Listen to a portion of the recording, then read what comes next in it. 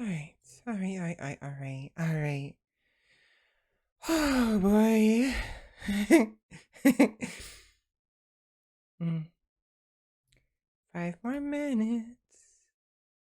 5 more minutes.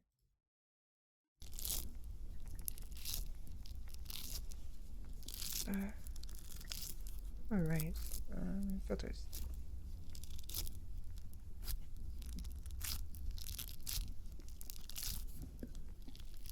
Expander.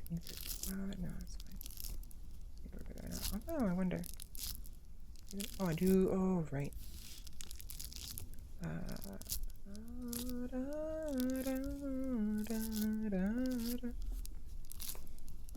Just it real quick before I forget.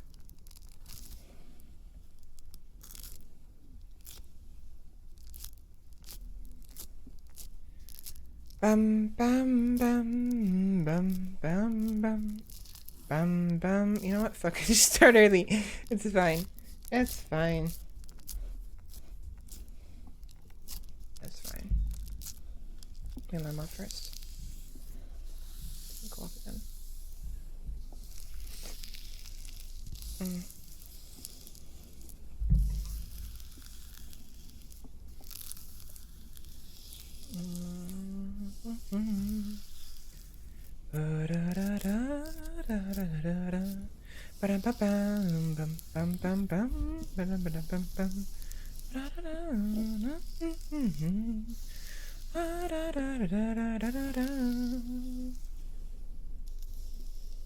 Okay.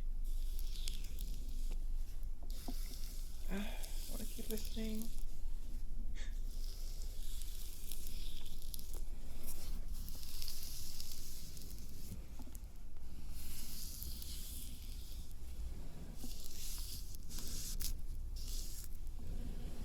I got it. You know what? Yes, please.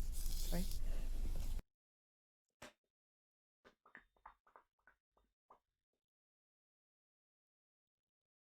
Oh boy. Okay. CPU 50%. See if I can make this easier on my computer.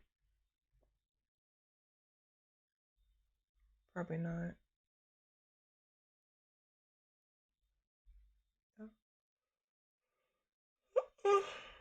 The only thing taking up anything is going to be these ones.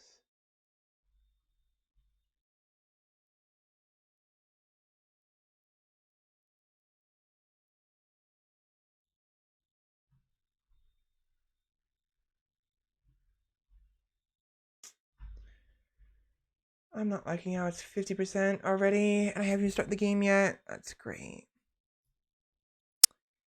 I mean, OBS is 30%, better than 20.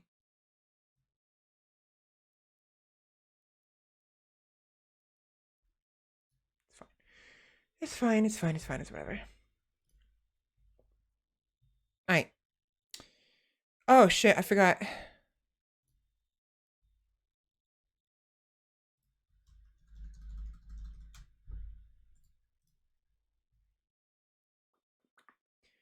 I'm glad I started recording early then.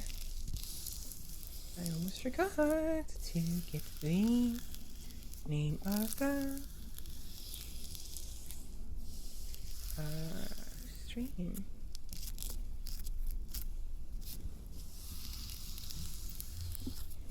There we go.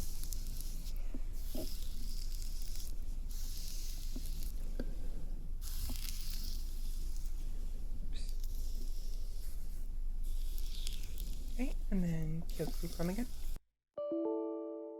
Huh?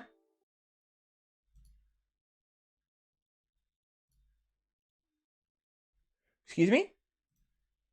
Oh, it scared me. Freaking test manager, I hate you sometimes. Whatever.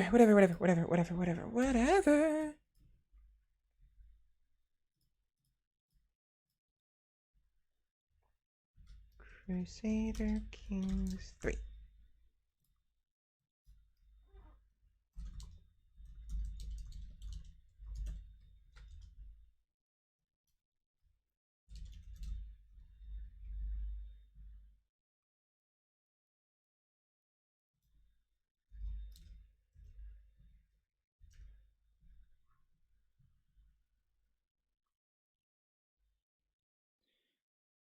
And then I just came out. Let's play some CK3. Hopefully they'll blow my computer. Awesome. Awesome. Awesome, awesome, awesome. And let us go live.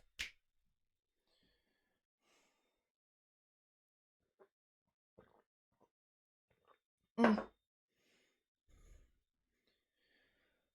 right, all right, all right. And it's already lagging. Wow.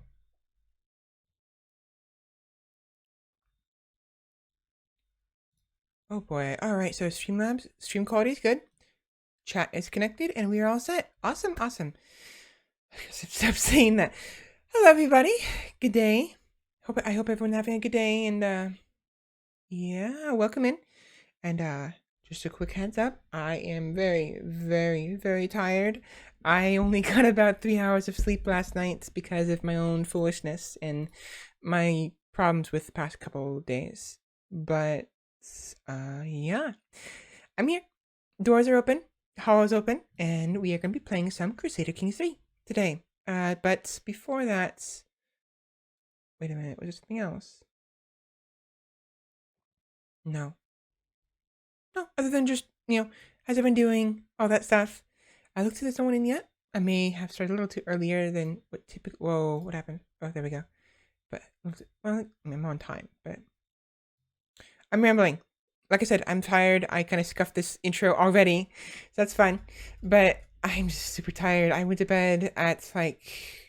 I was in bed at 7:30, and I probably fell asleep around 8 o'clock, and I had to wake up at 11. So, about 3 hours. And yeah, so let me just go ahead and boot up Steam real quick. And yeah, and I don't know why I did that, but okay. No, stop it.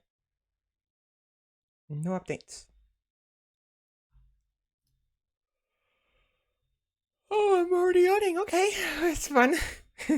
Yeah, my voice is gonna be a little off. I think it's gonna be sounding a little deeper than usual because of how tired I am. But we'll see. All right, so yeah, so Crusader Kings 3 is a new sequel. I say new, like past year. Like it came out last year, and as a result, it might cause me problems. I may not even be able to stream it. I don't know yet. I probably should have tested before, and I should have done that. Wow, I should do that. I should have done that yesterday. So yeah, if it doesn't work out, we will have to play something else. If it gets too laggy, then it just gets too laggy and won't be possible. But we'll see. I have nothing else on except VC Face and Streamlabs and Alienware and Steam. You know what? Speaking of Steam, let me go ahead and get the settings. Where's the in-game? Where's the one where it can allow me to remove? Oh, I need to move this over here. There we go. That way Streamlabs is over to my left. Alright, so interface, where is it?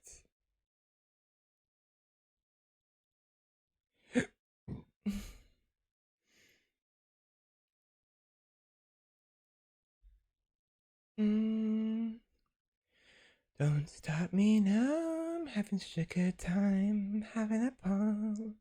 Don't stop me now, if you wanna have a good time, give me a call. Don't stop me now, stop me, I don't wanna stop at all.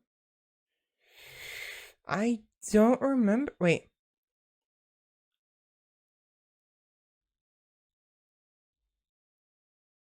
Oh.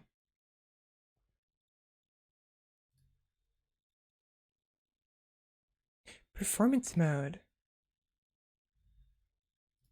Downloads. Yeah, sorry, I realized just now I'm gonna want to, like, this. I think there's a setting to where, I think there's a setting that will sort of quit Steam whenever you're playing a game. I don't remember if that's the case, if that's actually Steam or if that's the League client. I don't remember. I think it's the League client.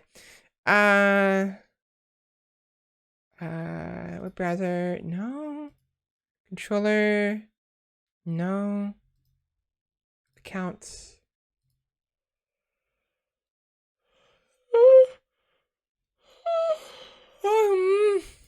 Mm. Oh, I'm tired. Stream of a game, picture mode, start game fear. I don't remember. I don't remember. I know there's a way to... Whatever, it's fine. I'm taking too long. 5 minutes in, I still haven't started the freaking game.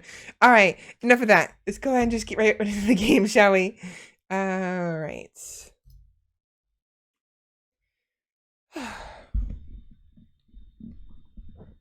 Yeah, so, I mentioned this, I think, last time, but at some point I am going to get a separate sort of,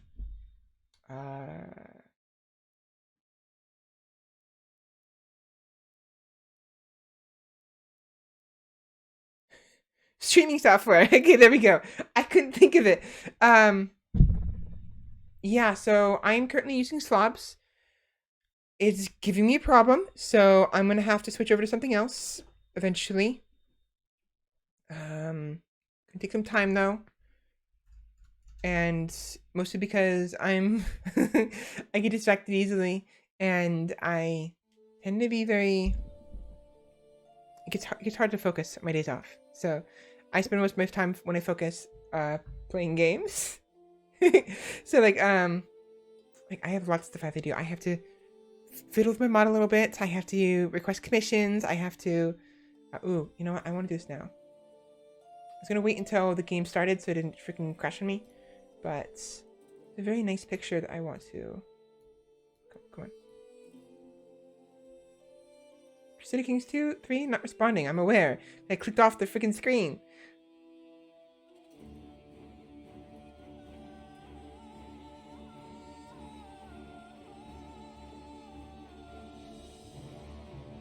There we go.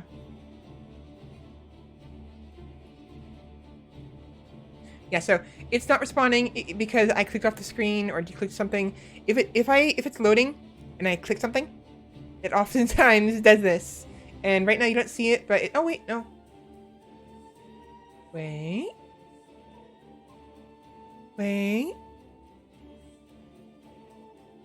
No.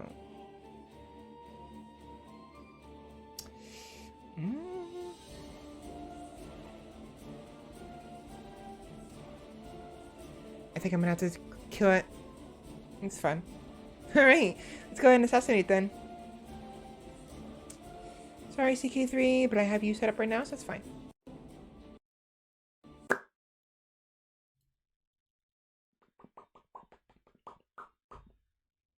Alright, let's try it again. Round 2. Yeah, ideally, if I don't press anything, we should be fine, but we'll see. Oh, more. And since I have it set up to show on the computer now, it should show up properly.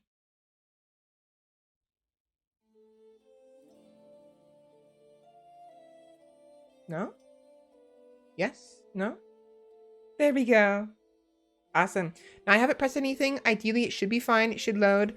Again, this game is a bit demanding in regards... I mean, I say again, I didn't specify. But it's a bit demanding when it comes to graphics to an extent because it's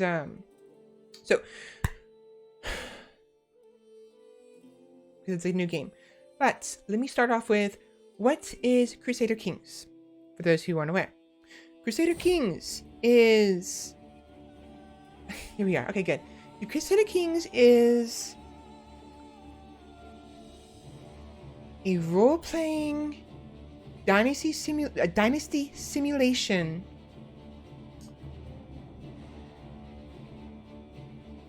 4K? 4X? Role-playing dynasty simulation, grand strategy, sandbox game. And I specify sandbox because there's a lot of stuff you can do that would normally not be, like, you know, you can mess with it a little bit if you want to go that route. But yeah, it is in a role-playing game. a grand strategy. So there's gonna be some strategy in this game, and it's dynasty simulation. So the thing about ignore this. I had a new save or old save I was playing with the other day because I played it the minute not the minute, but the day it released the new content. I was like, yeah, I'm definitely playing it. But yeah, so the interesting thing about Crusader Kings is it's a strategy game, but it's about you playing as an individual lord or lady, like a ruler. You know, you are the Duke of Vratislav, or the Petty King of Murchad, or the Duchess of Matilda, of all these places. Or like, for instance, the Carol, I can never pronounce this, Carlingians. King Lothair II of Carling, he's the King of Lotharingia. Charles the Bald, also Carling, King of West Francia, and then of course Ludwig the German, so also Carling. They're brothers. He's the King of East Francia. So, oh, and also Carloman, and then King Louis. I forgot about these two. They're all brothers. So, no. Actually, these two, I don't think these two are brothers of these. These are the brothers, and these I think are cousins. I think. We're going to find out in a minute. But basically, the point is, you are playing as a ruler, and you can choose predetermined, made rulers, or you can choose to play as your own individual one. Now, I prefer to play as my own, typically. And in Crusader Kings 2, there were some limits to like making your own character that required what's called the Ruler Designer DLC, which, was nice, but you can't earn achievements by using it. And you can earn some achievements, but not all of them. In Crusader Kings 3, not only do they make it 3D, so you'll notice that the models are 3D. They used to be 2D, they're just portraits. But in Crusader Kings 3, they're 3D, and the Ruler Designer, you can redesign any character, I think, or most characters, and you can earn achievements properly. You don't have to worry about not earning them. So let me go ahead and see if I got this right. Go just fix this real quick. Oh yeah, so again, this takes, one thing I should mention, this takes place in the medieval times, as you probably noticed from the date to the top of the screen, or like this, January 1st of 867. So, also I forgot, yeah, it's a history simulator too. I completely forgot. It's a history simulator. So this is taking place in the 800s and ends around 1444? No, 1400. Around the time when another game made by Paradox, the same company who made this, have another game starting. So like, for instance, the Europa Universalis starts in 1444, I think. Or the 1600s. One of the two. Something like that. But, yeah, so, gender equality. Gender roles are determined by gender laws and faith doctrines. So, yeah, because of it being in these times, there's going to be a lot of, like, I mean, it's patriarchal, I mean, society nowadays is still pretty patriarchal, but there's a lot more freedom for women. In this, it's supposed to be close to history, and there's a lot of, slower, conversion slate. It's a lot of, what's the word? Extreme aspects to like religion and gender and sex and all of that in this game, because it's supposed to replicate to a very, very, very rough degree, very, very broad degree of what it was like in those times. Again, it's a simulation, it's a role-playing game, it's, most importantly, a video game. So it's about having fun.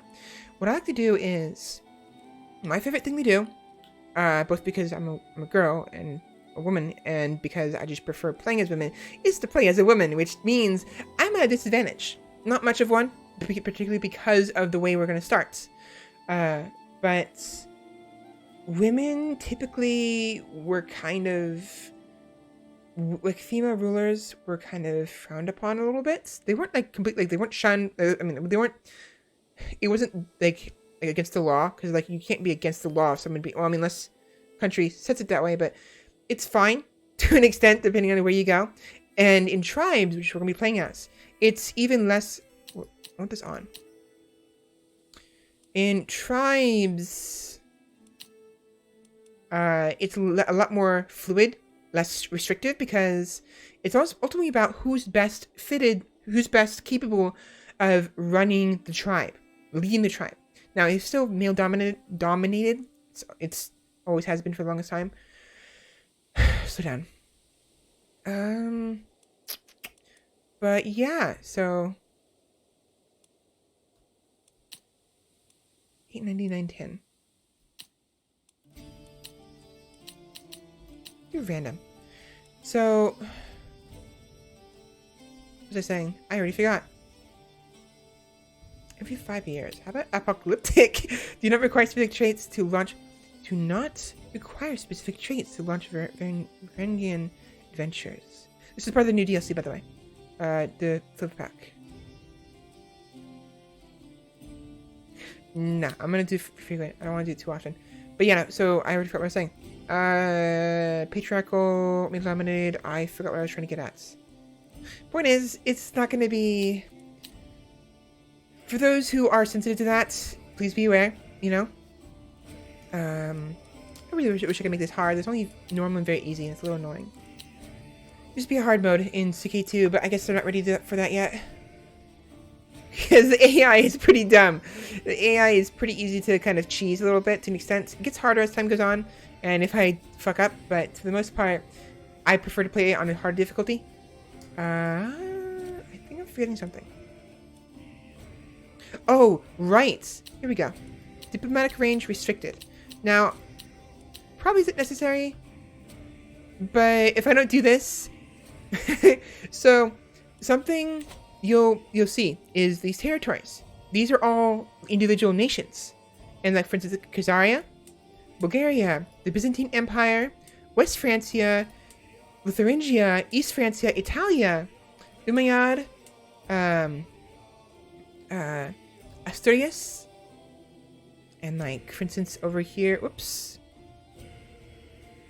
hold on, like the Indian area, like Pratyahara, Pratyahara.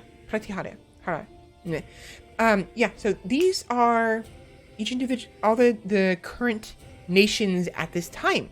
Now again, it's a game and history isn't always accurate, so accuracy is difficult to accomplish sometimes, especially when you want to make it fun. But for the most part, the idea is that all of these nations, or rough estimates, is the ones that were alive and thriving around January 1st of 867. So you can notice here, this is West Francia, not France. And that's because at this time, actually, let me go back. Oh shit, I already messed. Whatever. Let's go back. So, you see, it defaults to this. So, the Carolingians. I can press that. So, here in the starting menu, I mean the new game menu, there's some like different settings you can play it in and play in, and they give a kind of like synopsis of what's going on there. So, regarding France, where's the water?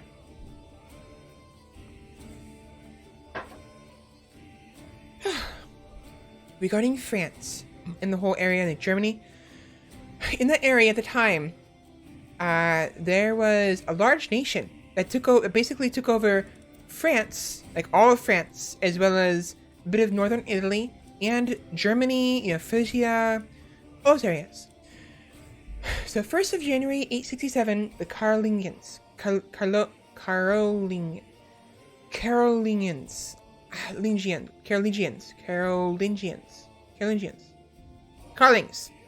Carlings, okay? The Carlings. The dynasty of the Carlings. So, after the passing of Louis the Pious, I think of Louise, but it's Louis. Louis the Pious, the once great Carolingian Empire was divided up into 3 separate kingdoms of East, West, and Middle Francia. Excuse me. Since then, these realms have only splintered further as wars, rebellions, and inherent variously cause instability and fragmentation. Are any of the Carlings strong enough to reunite their empire, or will their family squabbles leave them vulnerable to exploitation by opportunists? So yeah, Louis the Pious had this entire area from these three nations in his grasp. And I believe these two were cousins. But when he died, it split into three among his children, among his sons. And the reason why this happened was because of the succession laws at the time. So there are three separate kingdoms, I think. And there's this succession called Gavelkind. And Gavelkind basically, I mean, it's like partition. It depending on, like they named it something different in this game. But it's basically the idea is, if you have multiple titles, those titles will get split among your children, those who can inherit anyway, because it was a male-dominated society. That means it would be split among your sons. If your nation and your religion accepted women, like equal rights between men and women, it would instead be split among all your children, men and women alike. But for the most part, it's usually sons. So, wrong button. I should have loaded that, shouldn't I? Damn it. Let me just go ahead and go in this real quick so I can give you a better idea. Oh boy, my throat hurts. So. Oh boy, 15 FPS is not good. So, oh, I also forgot. Boop. There we go.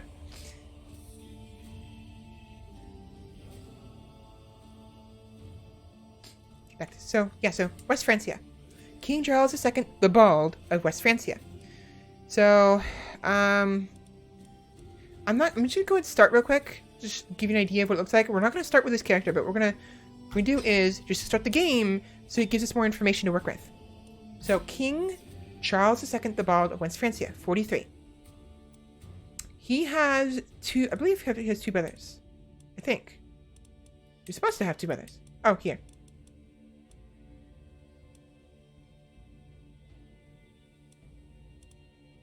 King Louis I of East Francia had East Francia, Italy, West Francia, and the county of Pavia and Tortona. So Italy, he gave, no, don't quote me on this. I'm pretty sure he gave it to his son, King Louis II. No, he gave it to King Lothair of Italy. And he died at the age of 6. Yeah, okay, so. What? Wait a minute, what?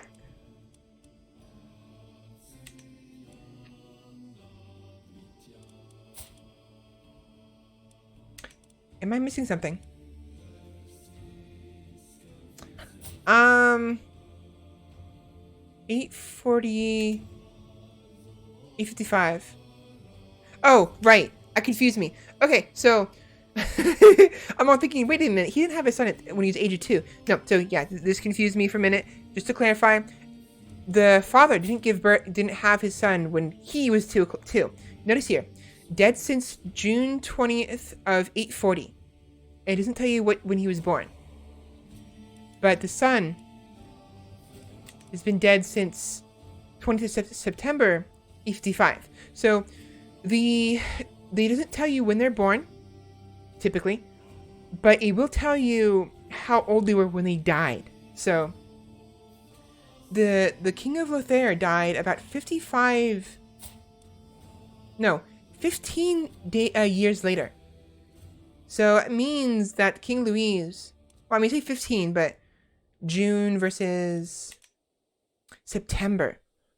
So King Lothair King Lothair was born when King Louis I was 16 or 17. That's the age of when you're an adult, when you can be married and you can have children in this day and age. So 16 is basically, so for instance, she's 15, 14, 16. So she's of age. She's an adult, whereas she is not. So, for instance, what matter? I'm not gonna keep this. Let's do. proposed that Princess Rotaire of West Francia and Ablesse de Poitou get betrothed since one is a child. A child is a character younger than 16. So yeah, so characters are of age at the age of 16, and so the King Lothair was born probably when his father, King Louis II, was about 16 or 17. And the mother, who died at the age of 38, had two children. Princess Gisela, I cannot pronounce that right. Wait a minute. Oh, no, so wrong mother. That's, Judith. Queen Mother Ermengarde of East Francia died at the age of 43 with 5 children. King Lothair of Italy, Prince Pepin of East Francia, Princess Rothschild of East Francia, King Ludwig II of the German of East Francia, and then Princess Adelaide of East Francia. So, so you can click on any character and kind of go through their history a little bit, and as well as who the parents were, who the children is, their brothers and sisters, and their grandparents. That's how much info you have here is parents, grandparents, children, and siblings. You don't have nieces and nephews. In order to see those, you have to either click on the sibling and then see the children, or click on their house coat of arms. So for instance, I think it should give me, here we go, open dynasty tree. This is basically the whole meat of the meat. It's one of the main parts of this dish is the dynasty. The Carling dynasty is huge. It is enormous. And if you're playing a particular character and you want, or just even if you're not, if you want to see someone's nieces and nephews, this is probably one of the ways you can do it. So, for instance, King Ludwig II, your half-brother and rival, King Charles II, this is us right now. These are all of our children. Pressing the plus button will bring us a list of people who were born to this person. Now, if they were bastards, or if the main parent is of another dynasty, then it'll show the children who are your nieces and nephews, but it'll show them as being part of a separate dynasty, and thus it will not show their children. Meanwhile, if there's someone of your dynasty, directly your dynasty, in this case the Carling dynasty, it'll show all of their children, regardless of how far away they were, regardless of whether or not they were cousins or second cousins or third cousins. So in this case, for instance, our father, King Louis II, had a brother, King Pepin of Italy.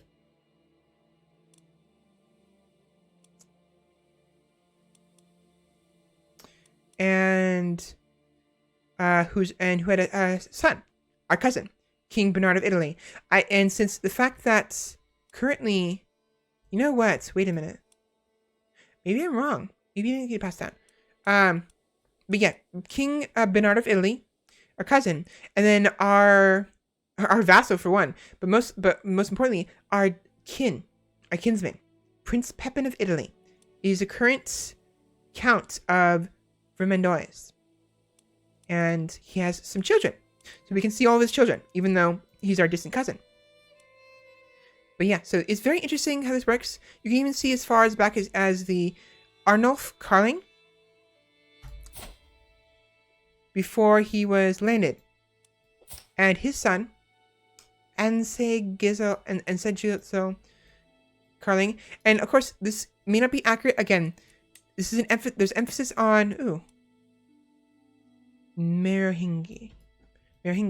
This is again, history game. It's not accurate completely. It's gonna be some limits, but for the most part, the developers, they try to get it as pretty accurate as possible. Pretty sure they did some research. So before King Louis, I keep saying Louise. It's the girl of it, the feminine version. Louis. Because Louise has an E at the end. Louis is Louis. Louise is Louise. I believe. You know, so before they became like emperor, king, right. Okay, so King Louis, their ancestors didn't have any land, but Count Pepin was granted land, and he eventually got control of the county of Ile-de-France, county of Brie, Française, yeah, county of, I was trying to think, Française, and I remembered, right, that C, it's supposed to be as Française. So, county of Vermandois, and county of Beaumont. So, I don't know which one he's given first. Probably county of Ile-de-France, because the first primary title is usually the one in the very far left corner. These ones he was either granted as well, or he eventually conquered or got through succession.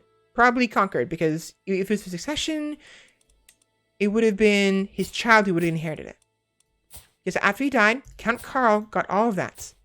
And eventually, Emperor Pepin probably also got all of these lands, and then either worked his way up through, you know what?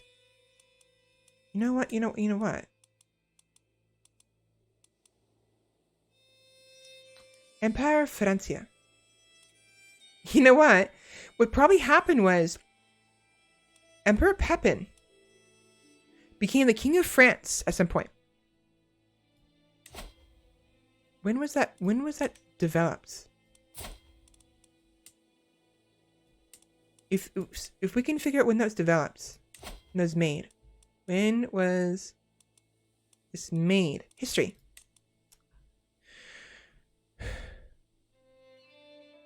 King Clovis of Lotharingia inherited 1st January 481. King Clovis of Lotharingia. These are all interesting. Merovingi had it first. Oh. And then Emperor Pepin.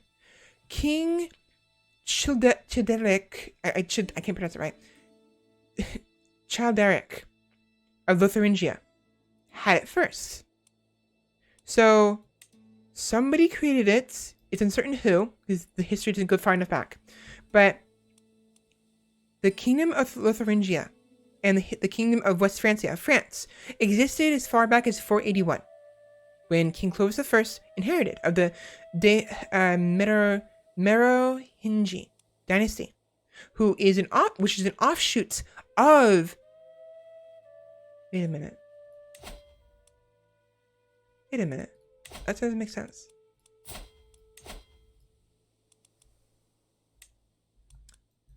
Oh.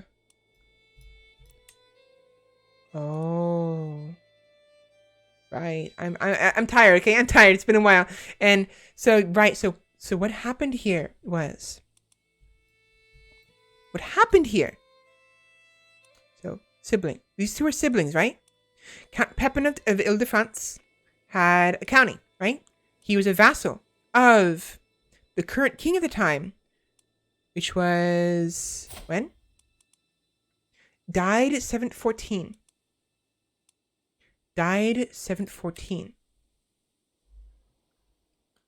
He was a vassal, became a vassal. Died 714. So he was a vassal of. Wow, there's lots of inheritance going on. I'm pretty sure they probably killed each other. He was the vassal of King Dagobert III of Lotharingia, right? And his sister, I believe. Check that. Hello, and BRB, gonna watch some anime now? Yeah, no worries. Welcome in, and see you soon. So, Count Pepin became the Count of Ile-de-France. He's age 78. He's age 60. Meanwhile, his sister, Childis, I probably didn't pronounce it right, married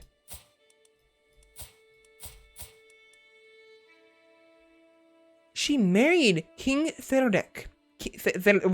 Don't say that with an accent. Theodoric. Oh no. Theodoric. Theodoric. I can't pronounce it. So she married the current king of Lotharingia at the time. He was king of both West Francia and Lotharingia.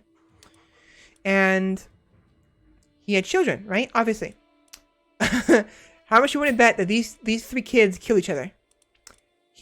So King Clovis III of Lotharingia died January 1st, 695 of unknown causes. So it's interesting how you go back in these and you can kind of do like a digging of the history. Like, okay, this must have happened. This might have happened. Oh, what happened here? Oh, this person died because of this reason. Oh, this person married this person that. This person inherited this title because this person died, even though they're not the same family. So King Clovis III, a very young king, age 14, died. So, oh right, this says me they died. I'm an idiot. Yeah, this is how you figure out how they died. So, King Theodoric died of unknown causes on April 12th, 691, age 37. His son, King Clovis III, inherited it at that time, right? So the son inherited it on 12th of April, 691. He then died 695, 4 years later. He was 10 when he got it, right? So he died at 695. His brother, King Clotaire, so born January 1st, 682. 681. So his 13-year-old brother, Clovis, or Clotaire, took Clovis's brother, Clotaire III, took over, right? And he ruled, so 13, he ruled for about 24 years. And then he died of unknown causes. I'm gonna correct myself in a minute, but yeah, hold on. Then his next brother took over. King Childebert took over. When was he born? 83. 82. So they were all 1 year apart. So when his brother died at the age of 37, 719, that's when the King Childebert took over. So he was age 711. So that of unknown causes at 719. 711. No. Interesting. Childebert inherited first. He took, so King Clovis III died. He was the oldest at the time, and he was at the age of 13. King Childebert of Lotharingia then took over at the age of 12. Oh boy, that must not have been fun. So died at the age of 14, right? They're all year apart. King Clotaire is a year younger, and King Childebert is 2 years younger. So Childebert. I can't remember that right. Childebert died of unknown causes, 14th of April, 711 at age 28. So he ruled for 16 years until he died of unknown causes. Then the other brother took over.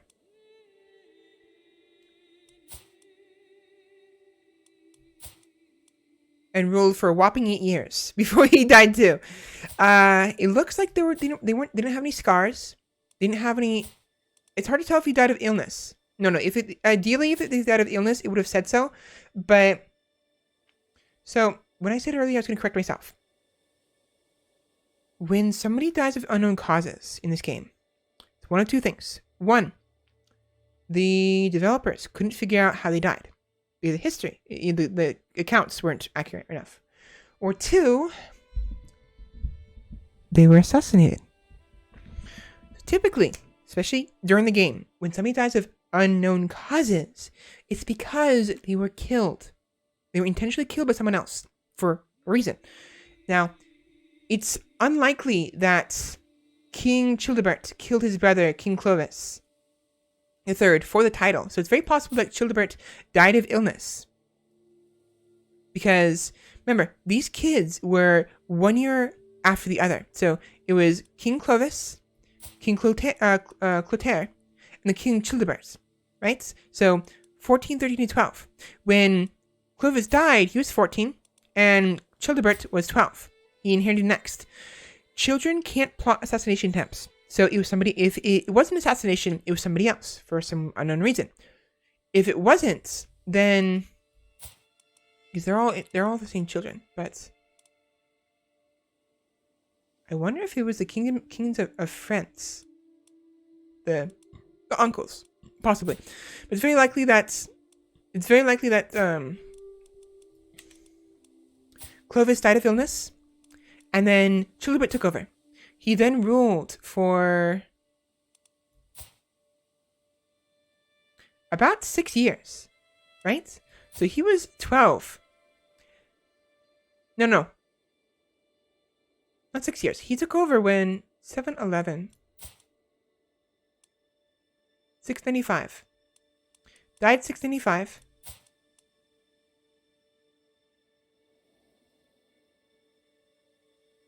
Ten, 695, 05, 11. 10, 15, 16 years. I said it already. 16 years. Right? So he ruled for 16 years, then died at the age of 28 with one child. Wait a minute. Then his child would have taken over. 715. Died at the age of 715, age 16. Died 711. 715.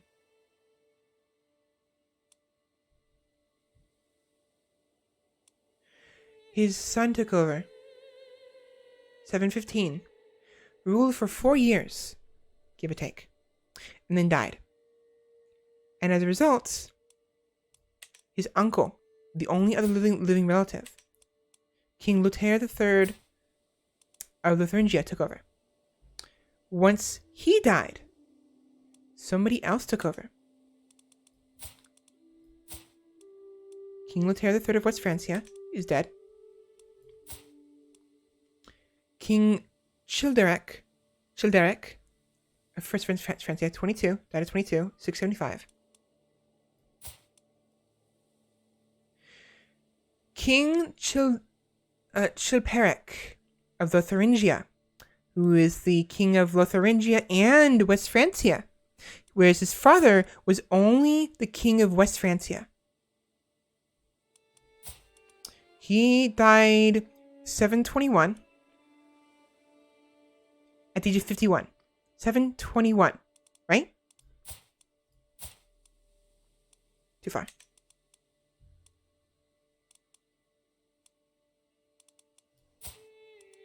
He died 721. He died 711. He died 719. 21. 721. So either eventually the King Chilperic, his cousin died, and then King Clotaire, and then he took over of King of West Francia. No, of Lotharingia, I mean. Either because of illness or because King Chilperic killed his cousin. Now, King Chilperic, again, I'm probably not pronouncing this right, Chilperic is a sadist. He's just and he's brave. Now, because he's a sadist, I want to say maybe he killed him, but he's just and he's brave.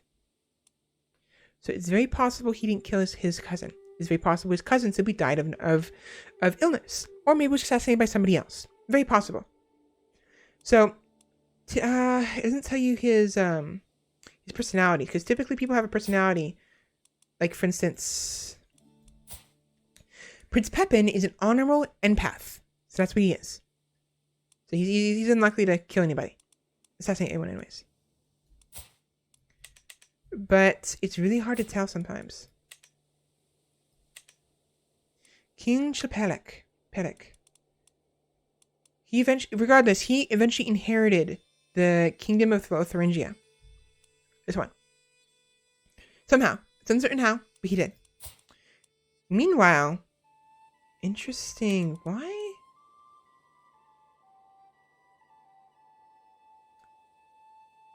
But King Chapelek.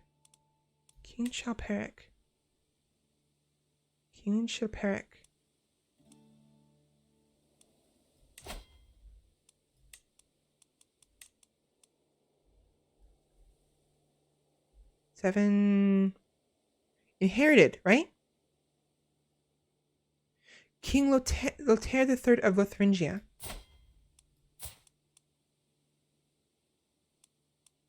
Died 721. So King Clotaire III, he gave it to his cousin. King Chaperic gave the kingdom of West Francia to his cousin King Clotaire III. Right? Meanwhile, his son took over for him when he died, right? And he was an imbecile. So he probably wasn't very favored. But why didn't his son... Oh, his son died. 1st of January, 760. 1st of January, 755. Born 750. So he died when his son was 5 years old. Either he died with the title too, which means that his cousin took over because of a possible succession law. So there are succession laws in this that will allow you to basically, it basically causes your titles to be, like, it's called elective. You elect someone to inherit the next title. It's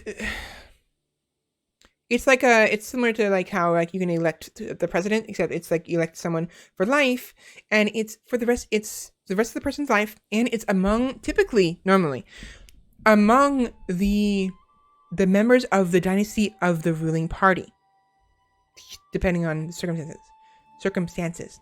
So King Childeric of Lotharingia died age 41, and his kinsman, I believe his cousin, King Clotaire III, inherited the title of Lotharingia, even though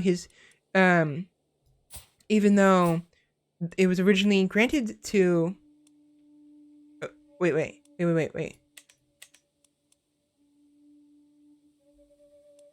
Yeah. I think. Wait, no. I'm confused. Who had Chaperic, 719? I'm confused here. King Clotaire III. Oh.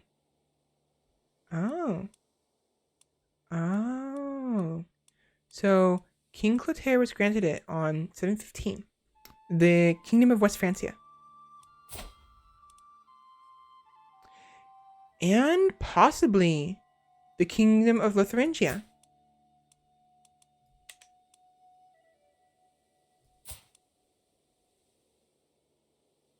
(719).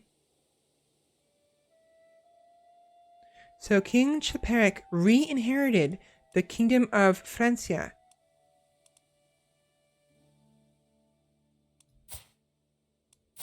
Some like time shenanigans going on here. Unless I'm being dumb. So 717, 719 for West Francia. How about Lotharingia?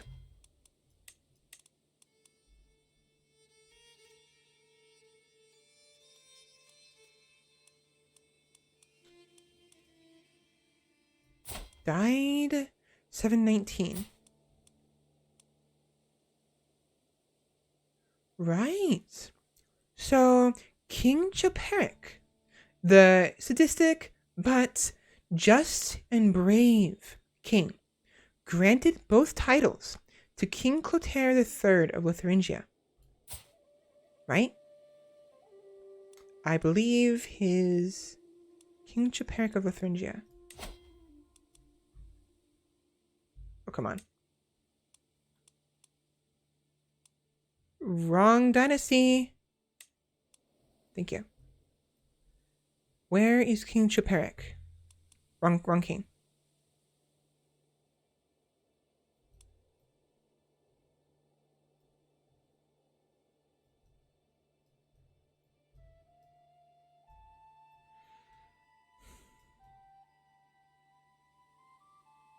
Here we are. King Chilperic. Oh yeah, and it looks like his Oh. Oh, whoops. Oh. It looks like he was the child of the incestuous lovemaking of two cousins. The wife who was no, never mind. Okay, so yeah, it was technically incestuous because they're cousins, right? So King Childeric and his cousin, Princess Bilhilde. It looks like after the King Dagoberts died. So she was originally married to King Dagoberts. 697. No? Huh?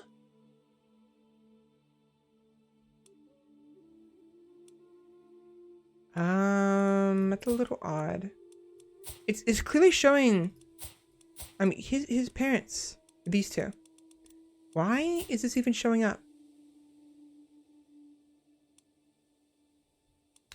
He died January 675. 75, but died around the same time. Again, accuracy is not always accurate. 679. December, January versus January 1st. So there's some weird shenanigans going on here. I don't know why it's doing this. Either this was unintentional and is a oversight by the devs, or at some point, Bilhilde had married King Dagobert, but he should have died before she did, if she ended up marrying King Childeric. So either he married her, divorced her, and then she eventually married Childeric, or these dates aren't accurate. It's very possible. So regardless, eventually these cousins married. They had King Childeric, right? The just king. He granted the title to King Clotaire, his cousin, right? King Clotaire died, and then both titles went back to King Childeric.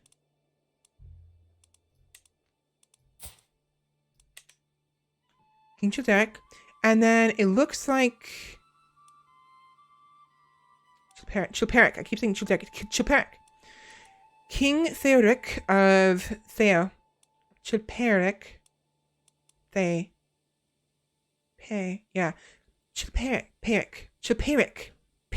Childeric. I'm pronouncing it wrong. Theodoric of Lotharingia inherited it next. And then after him was King Childeric, which is his son. So this king, he keeps passing on the baton. He keeps passing on both titles to somebody else, and they keep dying, and he keeps getting it back. So, or this is his side of the family does. So, Chilperic gives it to Clotaire. He dies. He gets it back. Then he gives it to King Theodoric, I think. Died 721. No.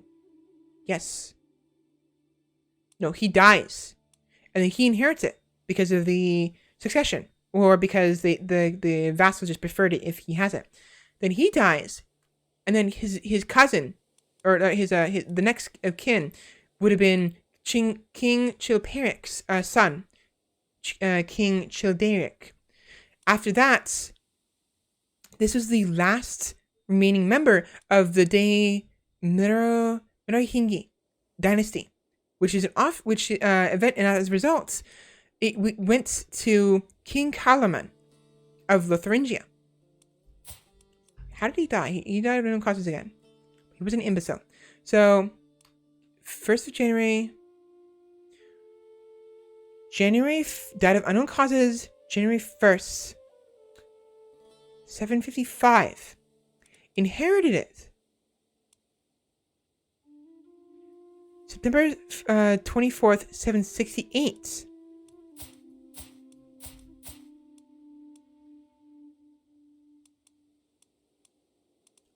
Where did the title go? He died 755. He got it 768. That is odd.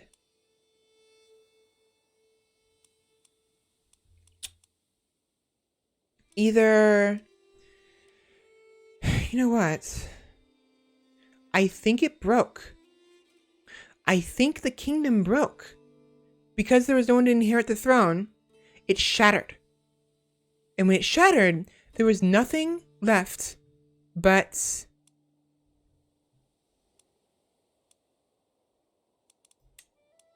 Lotharingia. It shattered, and all the vassals became independent, I think. Then King Carloman of Lotharingia,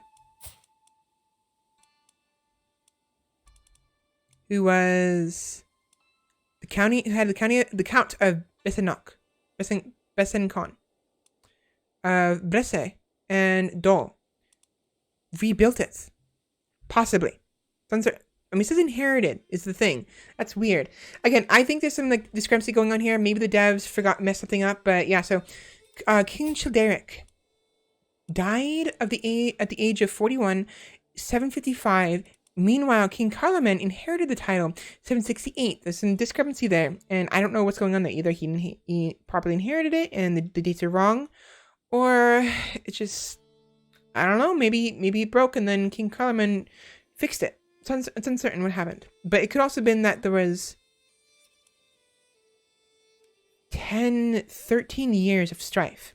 13 years of when no one can figure out who could have the throne. It's very possible.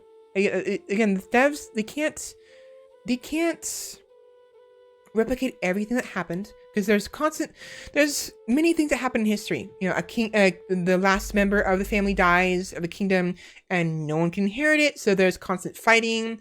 Maybe there's like a giant civil war, possibly, for like 13 years. Or maybe it took them, the vassals, the counts and the dukes, it took them 13 years to figure out, all right, who's going to be the next king, which actually happened a couple times, as it's happened in the past, in history. So it's very likely that it was an inheritance issue, and they just couldn't figure out who to be king for 13 years. And eventually they decided on King Carloman. Or there was a war for the throne, a la Game of Thrones style, where everyone's fighting each other for the throne, and King Carloman won against all the other counts and maybe dukes. So it could be possible. So this was the start of the Carloman dynasty being a king, I believe. Yes, the king of Lotharingia. At the time, who had, so 743 and 768, who had the king of France? Kingdom of France. 743, right? Emperor Pepin of Francia.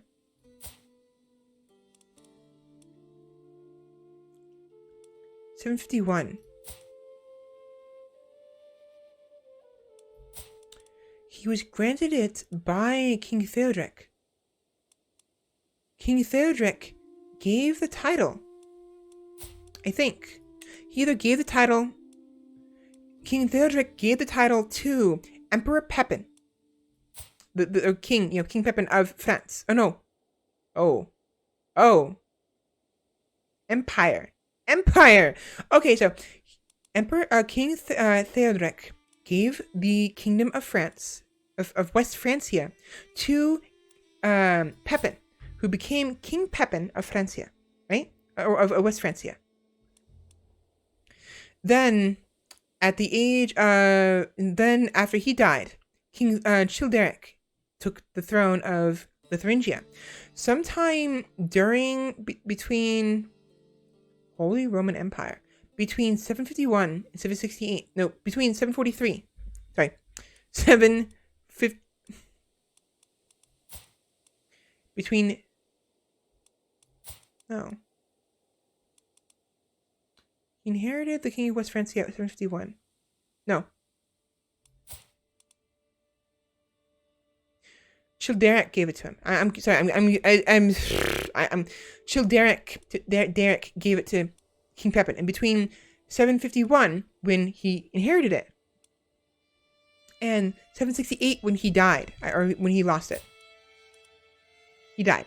Between 51 and 68, King Pepin took over the rest of France, this France area, because West France. Oh, he was given West Francia, and he took over Aquitaine, right?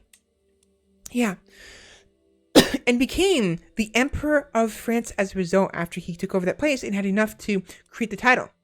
I'm here, sorry I'm late. Welcome in. And I am back. All right, welcome in both of you. Hope you're both having a good day. And my voice hurts because I've been talking the past hour. I've been basically doing a history lesson, sort of, like not history. I've been having fun, like going through the dynasties, the history of these families to figure out what happened here. So we've determined that at some point in the past, the two families, Merovingi and Carling, had the kingdoms of West Francia and Thuringia, which are currently, at the time, right now, are in the hands of the Carlings, these two brothers. Now, in 743, it is currently 86. I have not slept at all. That sucks. Well, I sympathize with you. I only had about 3 hours of sleep, so I'm a little out of it right now. But yeah, I hope you both had a good day. By all means, let me know how your day is going, and I will continue. I'm so sad I missed the first hour of my history lesson. Hope it's not on the test. It's not. And it will be a while before it's in the VOD on YouTube, but if you want, you can always check it later. And it'll be on the VOD on Twitch. It'll be there for 2 weeks. But yeah, so we determined that at some point, the family of de Merovingi, King Childeric. So King Theodoric gave the title of 43.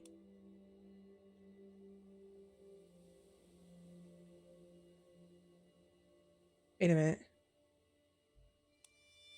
I already forgot. I'm getting confused.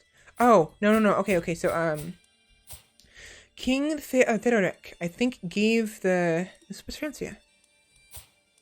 He died 737.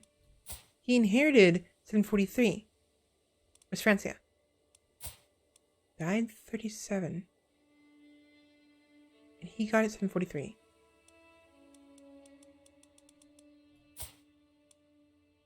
'51. Died 55. Right. Okay. So, the Kingdom of West Francia, which is, excuse me, this. After King Theodoric died at the age of 22, 737, I think there was a succession problem. Possibly. It's either it broke and then... No. Yeah, it's possible that what happened was...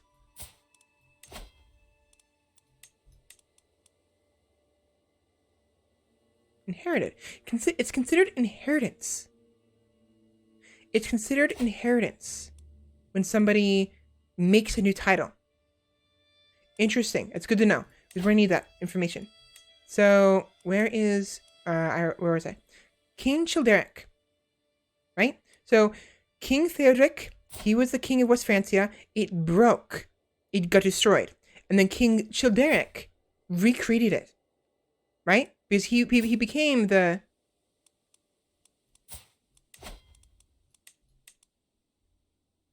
743. He inherited 737, 743.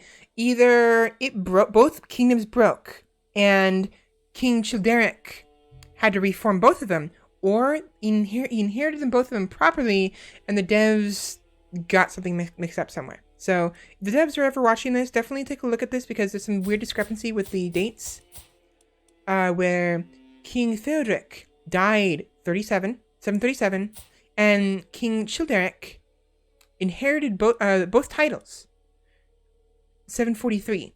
There's a good 6 years of no one holding these titles. 6 total years of no one having them. And it's possible that they both shattered. Hope you two sleep-deprived individuals are going to be okay. We'll see. We'll definitely see. I'm doing okay. I'm a little hungry. I haven't... Oh, wow. I have a full shake. I have not been drinking. I should be drinking that. Okay, let me take a break real quick.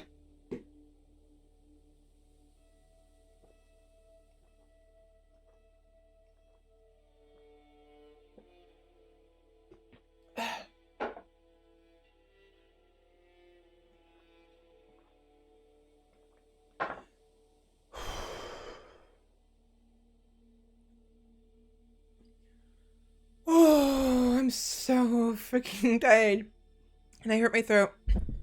I'm just too passionate about this. I'm too excited. I'm having fun with this, and it's killing my throat. So,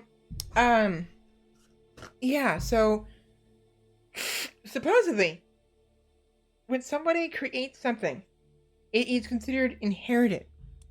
It says inherited on this. So, I think what happened was, after King Theodoric died in 737, both kingdoms broke. They shattered. And either there was a fight for the thrones, which is very possible, and eventually King Childeric won. Or the kingdoms were still there, but everyone had to figure out, okay, who's going to be next king? And eventually everyone agreed to let King Childeric have the thrones. After that... So, inherited 678. They broke again. No, Lotharingia did. Lotharingia broke. And then King Carloman of Lotharingia eventually took it in 768. About 13 years later. Either because it broke and he had to reform it, or because there were some wars, or there's like a 13-year succession crisis, and eventually they agreed to give it to King Carloman. Now, meanwhile, the kingdom of West Francia, at the same time that was happening, right? In 68. No. 43, right? Because 43. At the same time. So, 751... right before King Childeric died, he granted the kingdom of Francia, West Francia, upon Pepin of the Carlings. So he became King Pepin of West Francia. And so he became king, Kingdom of Lotharingia. Carloman. When did he inherit that again? I'm already out of it. He inherited 768. Okay. 51. So, King Childeric granted the title upon Pepin of the Carling dynasty. And he became King Pepin. And then eventually, in 751...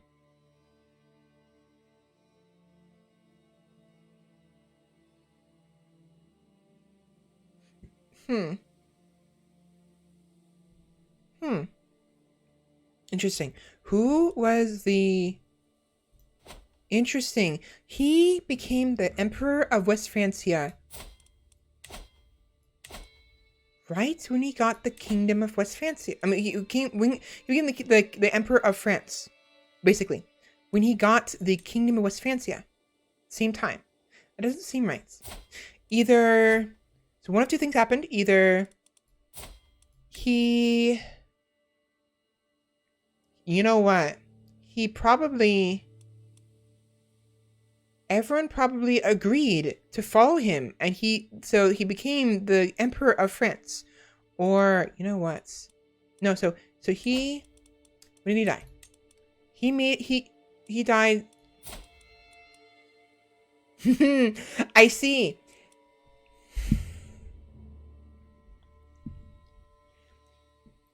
King Pepin, self-proclaimed emperor of France. Created the title of Empire of France, even though he wasn't a true emperor and didn't have all of the prerequisites. He just decided, I am now Emperor of France.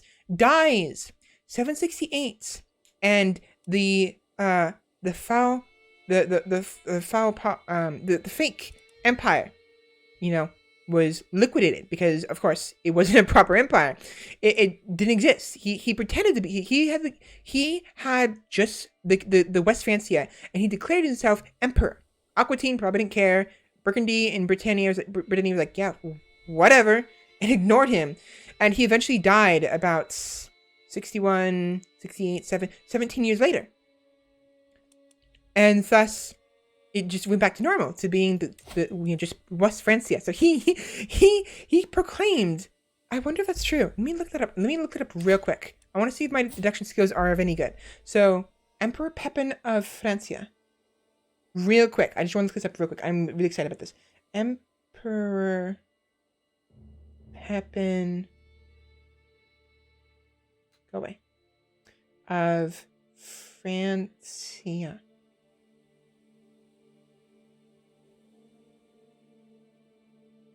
Pepin the Short was the king of the Franks from 751 until his death in 768. He was the first of the Carolingians to become a king. So yeah, that's accurate. Pepin the Short. So I guess he was really short, or maybe he was a child. No, he wasn't a child.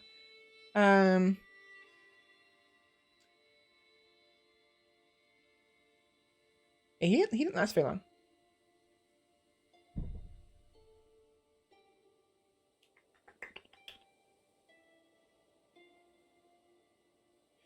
The younger son of the Frankish prince Charles Martel and his wife Rotrud, Pepin's upbringing was distinguished by the ecclesiastical.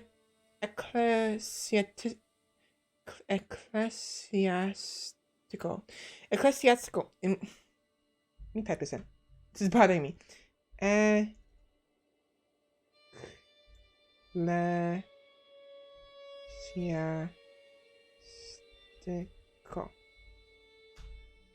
That word.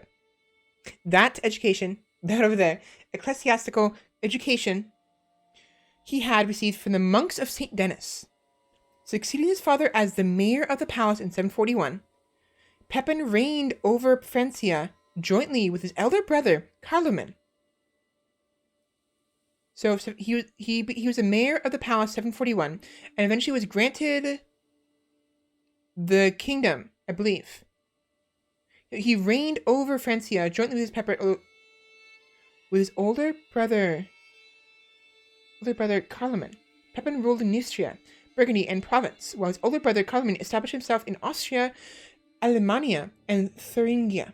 The brothers were active in suppressing revolts led by the Bavarians, Aquitanians, Saxons, and the Alemanni in the early years of their reign. In 743, they ended the Frankish interregnum by choosing Childeric III, who was to be the last Merovingian monarch, as figurehead king of the Franks. Okay, so I was kind of accurate. I was close. So,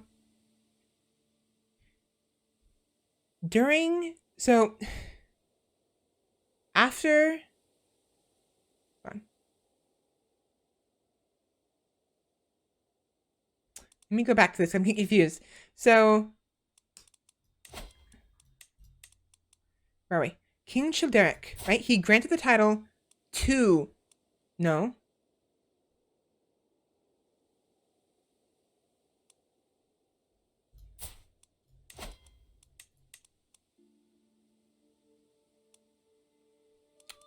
Wait a minute.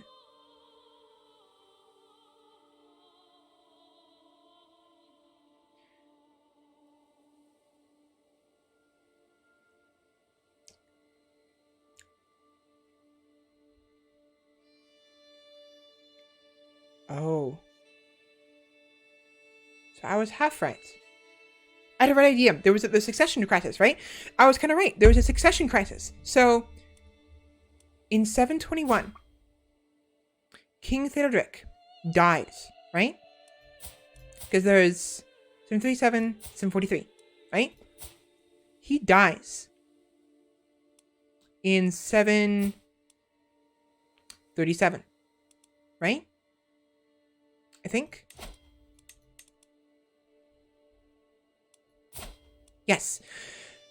So King Theodoric III dies 737, right? King Childeric gains at 755. So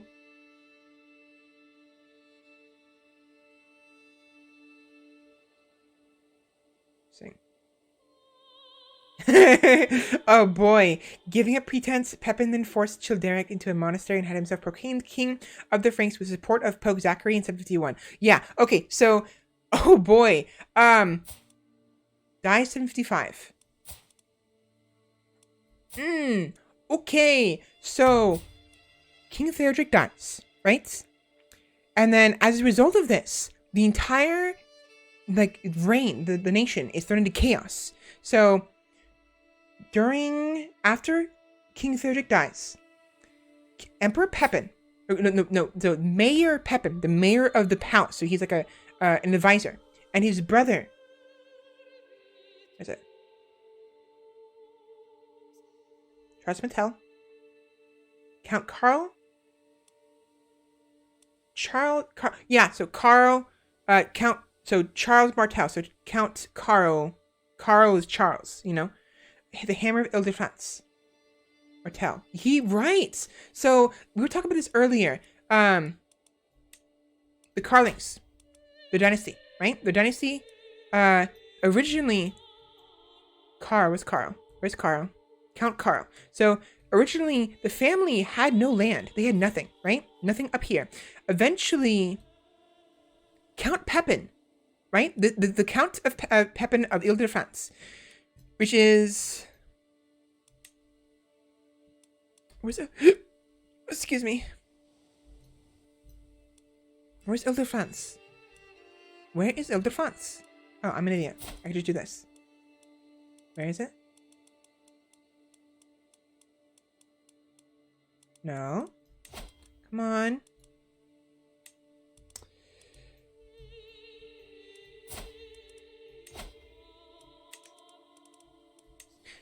Oh, so the county that Paris is in. No. What?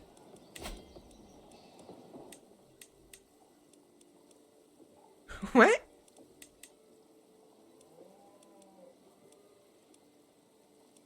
Right, because of the Duchy of Valois is this entire area right here. You see highlighting? But the county of Ile-de-France was the county that the capital was in, I believe. The Paris. I mean, maybe not the capital then, but the capital of France eventually. But again, remember, the kingdom of Lotharingia and West Francia is right here.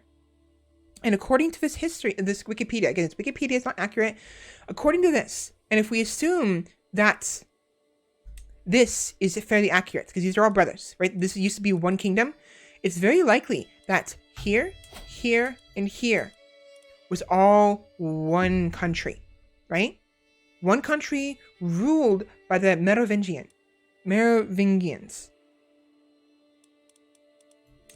Who were... No. I was wrong. Right. So, I mean, again, I think they still were one country for the most part, but the only kingdoms that were developed at the time, that were proper kingdoms, was West Francia and Lotharingia. Those were the only two kingdoms that were, at the time, proper, like, oh, these are the kingdoms. But they had influence over the Aquitines. Like it says here, yes, the younger son of the Frankish prince, Charles Martel, the prince, who was the counts of Paris, basically. And the Ile-de-France, which is where Paris was. And who was probably one of the advisors, right? Where are we?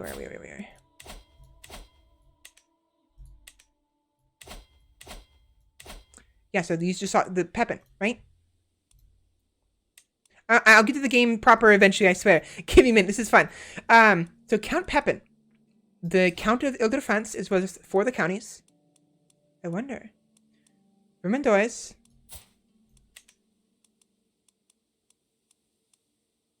Oh.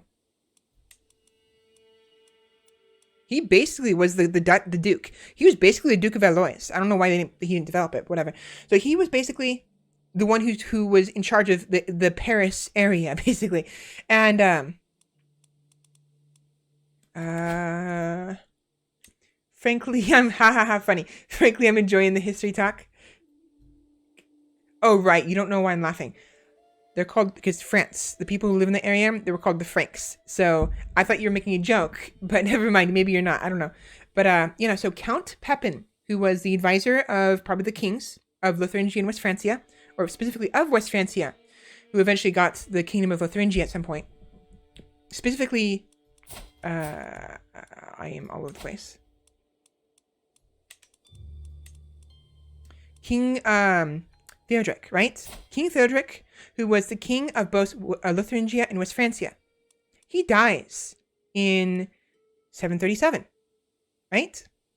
And in 743, King Childeric takes the throne. At least of Lotharingia, no, of Lotharingia, oh yeah, of Lotharingia and West Francia. Meanwhile, Pepin, the son of Charles the Hammer, Charles Martel, who so Charles Martel was a Frankish statesman and military leader who, as Duke and Prince of the Franks, so he was a Duke, so he was the Duke of Valois, which means this should have been he should have the dukedom properly. This shouldn't be saying only counts. I don't know why it's not saying that, but the Duke as Duke and Prince of the Franks and Mayor of the Palace, was de facto ruler of Francia from 718 until his death. Oh, that's why. Oh.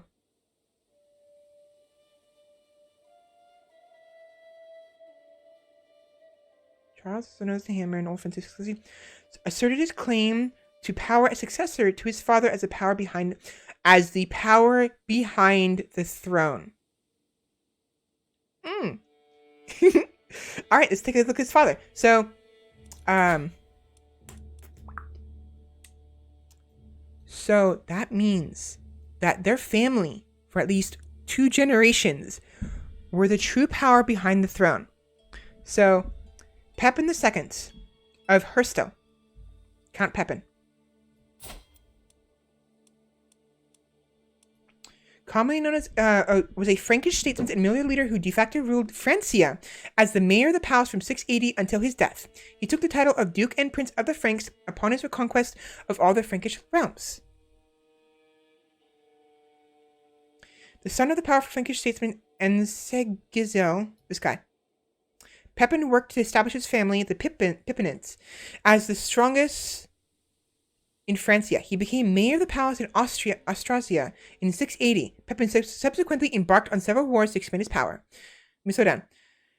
He united all the Frankish realms, by the conquest of Neustria and Burgundy in 687. In foreign conflicts, Pepin increased the power of the Franks by subjugation of the Alemanni from the Frisians and the Franconians.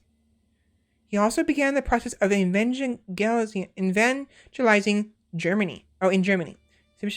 Further domination. Oh. Pepin's statesmanship was notable for the further diminution. He basically reduced the power of the Merovingian royal authority and for the acceptance of the undisputed right to rule for his family.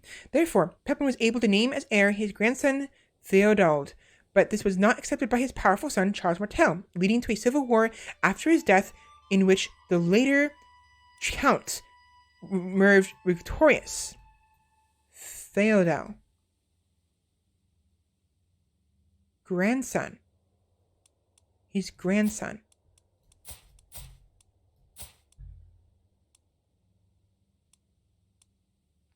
Probably one of his other sons. Theodald. Theodald.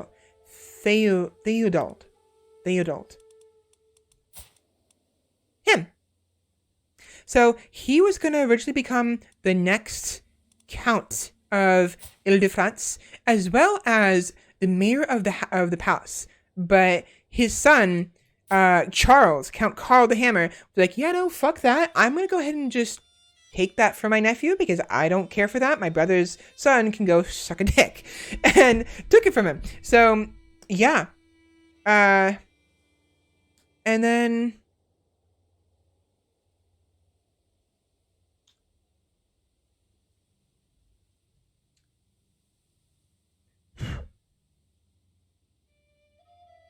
yeah, so apparently Count Pepin, the Duke of Valois, basically, Duke of the Franks, which, by the way, culture. No, culture. French.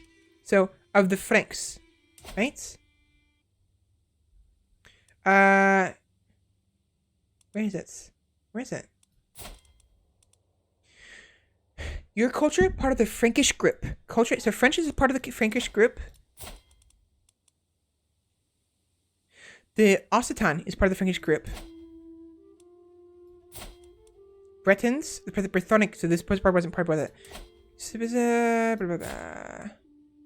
Latin. Swabian. Swabi. Germanic. Franconian, obviously Frankish. No, Central Germanic. Dutch. So... God damn it. Fun. So, Count Pepin helped bring about the unification of probably some of this, right here, into one country. Technically an empire, but it wasn't established as an empire, so it was just as is. And it was established as the kingdoms of West Francia and Lutheran. No. Oh. Right. Where is it? Here we go. Lotharingia. Who had Lotharingia first? It was still the same family. Maybe. So I can't tell for certain, but basically point is, the current Carlings, the Carling dynasty, right, started with Arnulf, but eventually they became by gaining power, they became the mayor of the palace, which is apparently a very powerful area. He's a statesman, and he was the Duke of Valois, and with his power, I believe, was Pepin, right? Was his son? Yeah, so Count Pepin, the son of Count Charles. Karl, I know, it says Charles in the Wikipedia. I don't know if that's accurate. He became the de facto leader, the shadow king, basically, of the entire, basically, Middle Europe area. Look how big this Carling dynasty is. So this entire area, probably not the entirety of Italy, but some of it. And so while the Varangians were while these people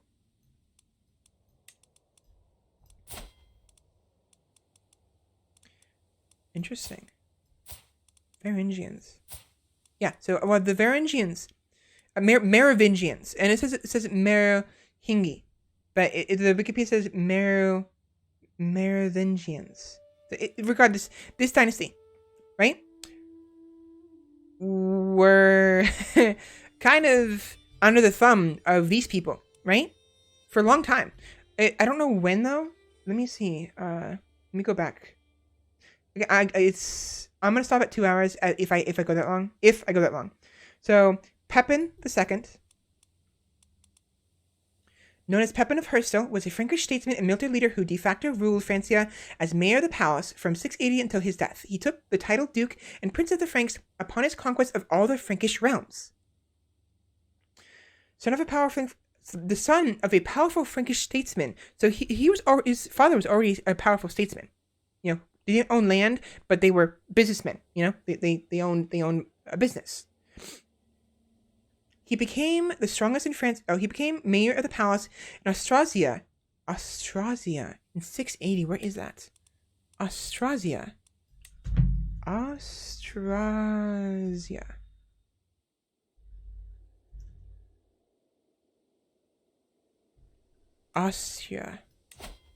That's a very. So I believe this is what the Austrasia. So he became mayor of the palace in Austria. Oh. Ooh. Oh. Oh. So yeah. This entire area. Probably this area, or the middle section. This was probably where the kingdoms were originally. And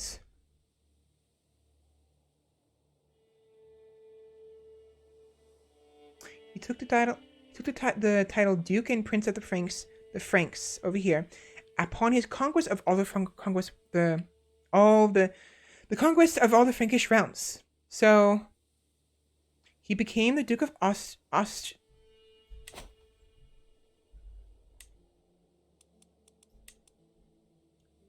He became the Duke of Austria, right?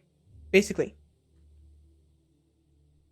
No, not the Duke. He became the mayor of the palace that was in Austria. The palace was in here. The palace of the entire realms, this area here, was in Austria.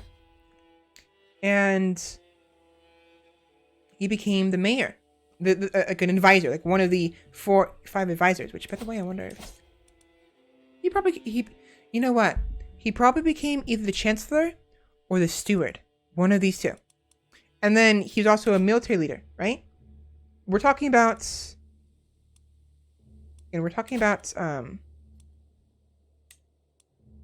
guy, right? This guy. He became the mayor of Austria. And then he united all of the Frankish realms by the conquest of Neustria and Burgundy in 687. 687. Where...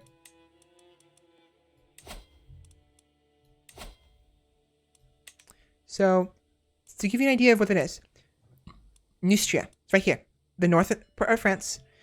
And I said Austria, didn't I? I meant Burgundy. I'm an idiot. Sorry. Let me say it again. So, Pepin, who was the mayor of Austria, he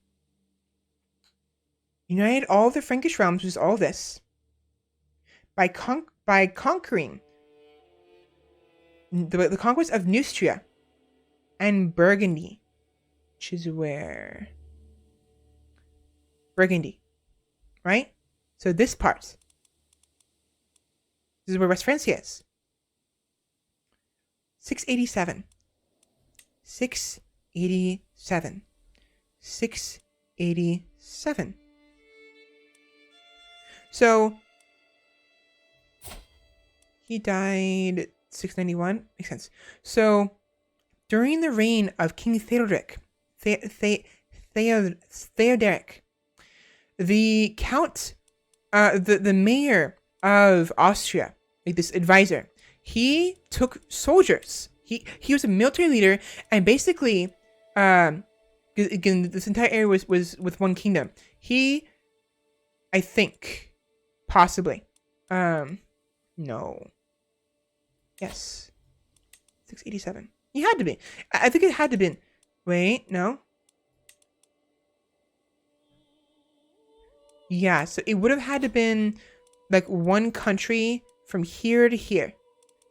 East Francia, Lotharingia, some Italy, and then this part of West Francia. And eventually, the mayor took over Neustria and part of Burgundy, which is part of the Burgundian kingdom. Doing so, he established himself as the Duke of the Franks, the ruler of all the Franks. So here to here, which means that,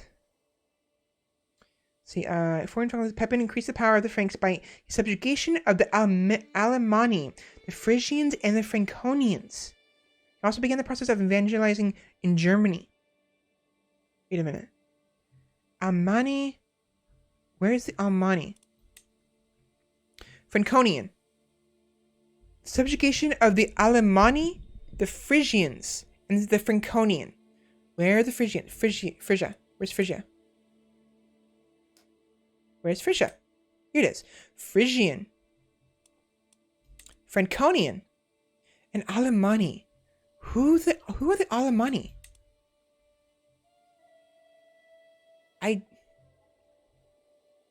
It doesn't make sense, though. It doesn't make sense. Because the kingdom, wait a minute.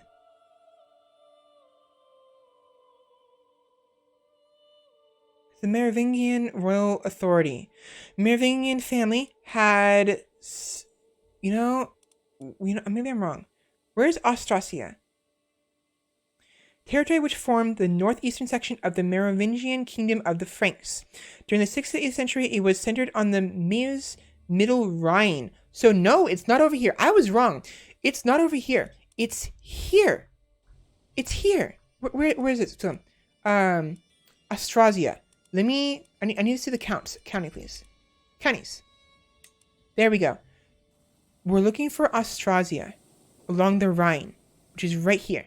This is the Rhine. Bar, Rethel, Chalons, Troyes, Reims.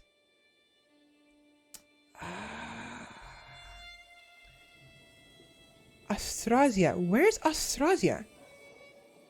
A territory formed the northeastern section of the Merovingian kingdom of the Franks.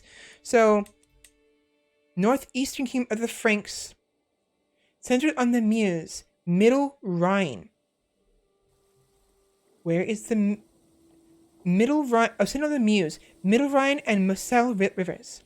History and making sense, those two things don't always see, but yeah, they don't. So, two rivers. Two rivers. There's a river here.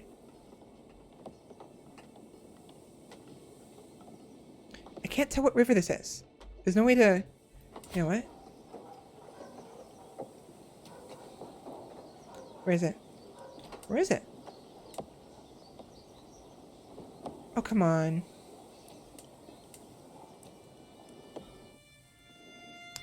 It doesn't tell me what the name of the river is unless it's like this. Oh, no, this is the Rhine. I'm an idiot. I apologize. This is the Rhine. I thought this was the Rhine for some reason. I'm stupid. No, that's not the Rhine. This is the Rhine. Oh my god. So, Middle Rhine and the Moselle River. So, Middle Rhine. Here, northeast.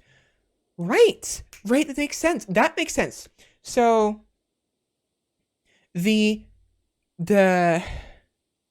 kingdom of the Franks was here, along the Rhine, here, right here.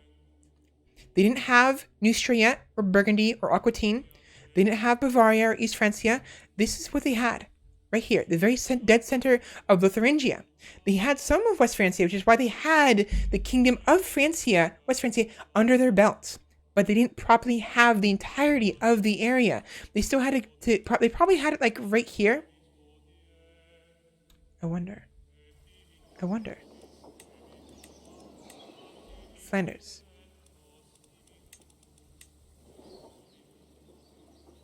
No, never mind.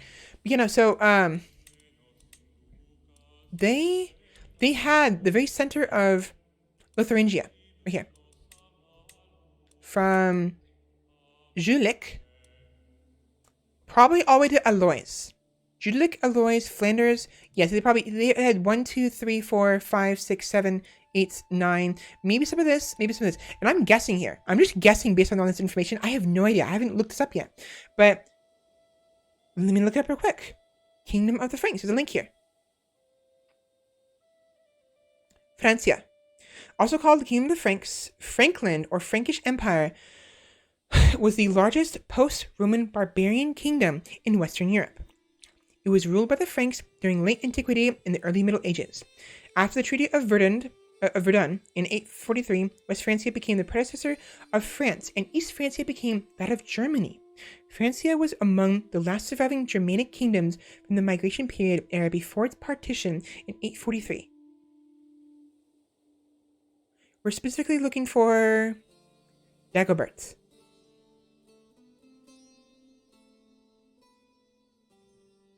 The core Frankish territories were inside the core Frankish territories inside the former Western Roman Empire were close to the Rhine and Maas rivers in the north, up here. So the core territory was up here. After a period where small kingdoms interacted with the remaining Gallo-Roman institutions to their south, down here. Probably. A single kingdom uniting them was founded by Clovis I, who was crowned the king of the Franks in 496. His dynasty, the Merovingian dynasty, was eventually replaced by the Carolingian, I can pronounce it now, Carolingian dynasty, under the nearly continuous campaigns of Pepin of Hersto, which we're talking about. We're the focus of it right now, of our discussion, of my talk. Charles Martel, Pepin's son, Pepin the Short, Charlemagne, and Louis the Pious, father, son, grandson, great-grandson, and great-great-grandson, respectively. The greatest expansion of the Frankish Empire was secured by the early 9th century, by this point dubbed as the Carolingian Empire. During the Merovingian and Carolingian dynasties, the Frankish realm was one large kingdom polity subdivided into several smaller kingdoms, often effectively independent. The geography and number of subkingdoms varied over time, but a basic split between eastern and western domains persisted. The eastern kingdom was initially called Austrasia, centered on the Rhine and Meuse, expanding eastwards into Central Europe. So centered here, expanding eastward. Where is Meuse? This is the Rhine. I wonder if this is the Meuse.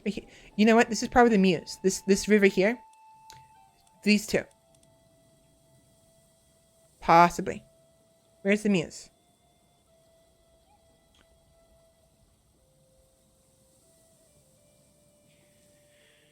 The major European river rising in France.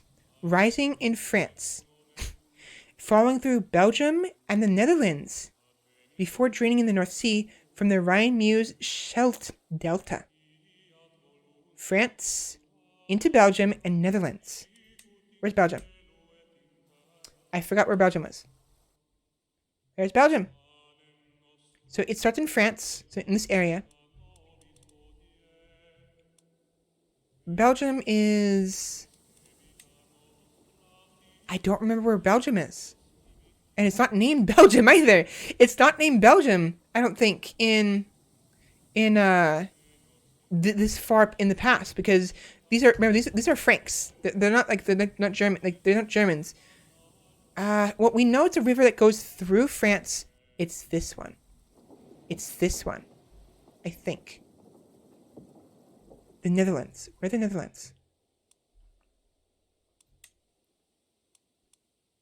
Bar, Upper Lawrence, Luxembourg, Brabant, Netherlands. I don't remember. Oh gosh.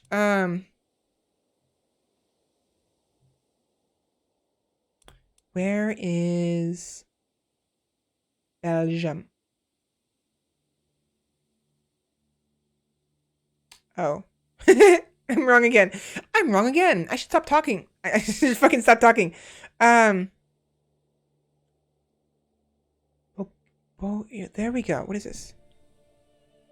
Berger. Namen. I'm looking for Namen. The county of Namen. Verdun. Where's Verdun? Verdun. Verdun. Stop doing that. You know what? What's geography? There we go. There we fucking go. I couldn't. Oh god, that pissed me off. Here we go. This is Muse. No. Yes. No. I'm an idiot. Okay, never mind. I take it back what I said. I'm an idiot again. I gotta. It has to connect the. Alright, let me slow down. Okay, curves over here. Over this way. This is where it ends. This river. Let's go all the way down. Has to go all the way down. This way.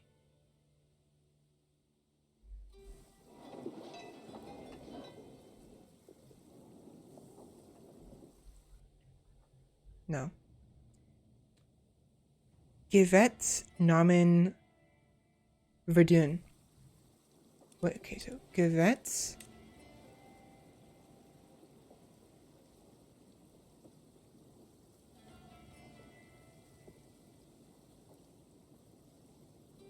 Namen. Where's it? Verdun. Verdun. Verdun. Verdun, Verdun, Verdun. Well done. Verdun. Okay, so I can't figure out which river it is. I think it has to be the very end of the Rhine River, which is this. This is the Rhine. The very end curves inwards. The only one that curves inwards from the Rhine is this river here. And then it goes down. Keeps going west as far as possible. Wait a minute. Wait a minute. It splits off into 3 at some point. Vanille. I am so freaking hell-bent on this. Oh my god. I need to freaking stop this. I'm almost positive it's this river right here. I'm almost positive. It has to be. It doesn't have to be. But I'm pretty sure the Muse is right here. So here to here. All the way down here.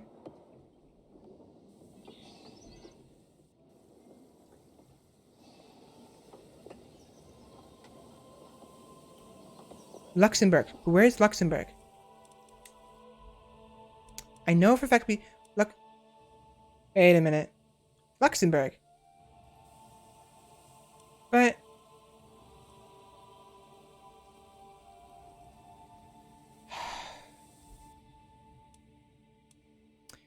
so there's Luxembourg here, Luxembourg, Deutschland, Frankrijk. That doesn't make sense though. Unless I'm overestimating it.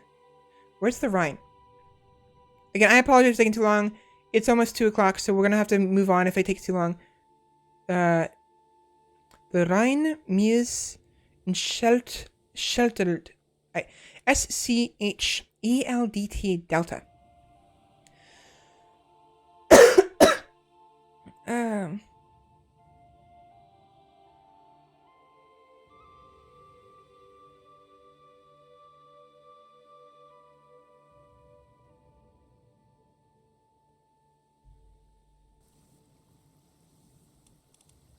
These are the Netherlands, by the way.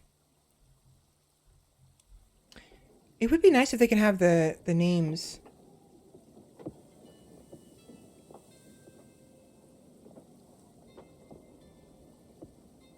Yo, oh, I see my problem. Let me see, there's another one? There's another one. This is the Delta. This is the Delta. Right here. I'm pretty sure. I think the Scheldt.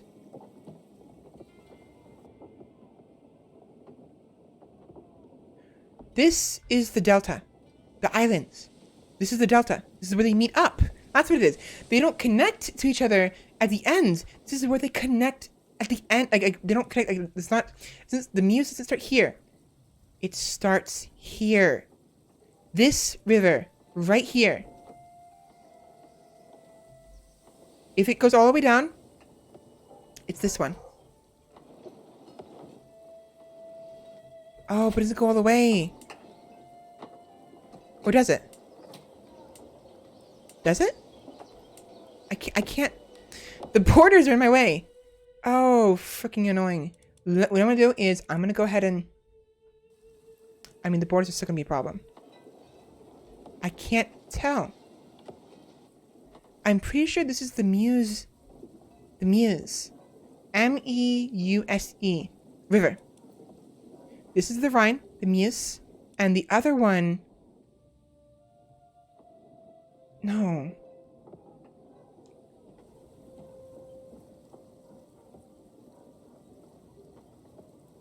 Three main flows, two of which change names rather often. The largest and southern main branch begins as the Wall and continues as the Boven Merede, Upper Merede. The Beneden Merede, Lord River.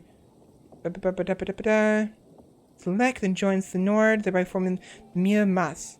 The northern flow keeps the name Ligiselle till it flows into Lake Ligisellemere.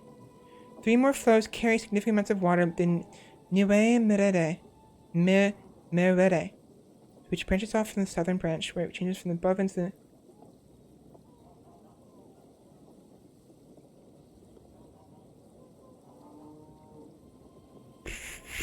I am having a real hard time with this. Partition of Rhine and Meuse water among the various branches of their delta. Scheldt in the lower left. Scheldt in the lower left.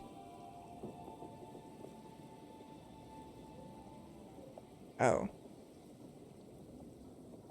I guess Maas. Where's the... Here we go.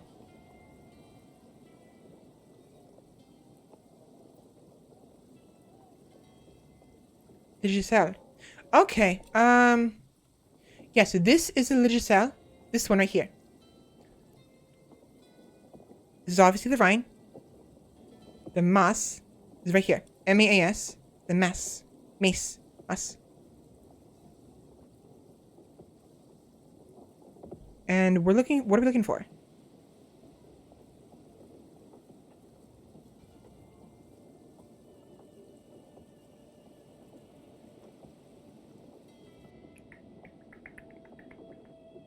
Where is the Meuse?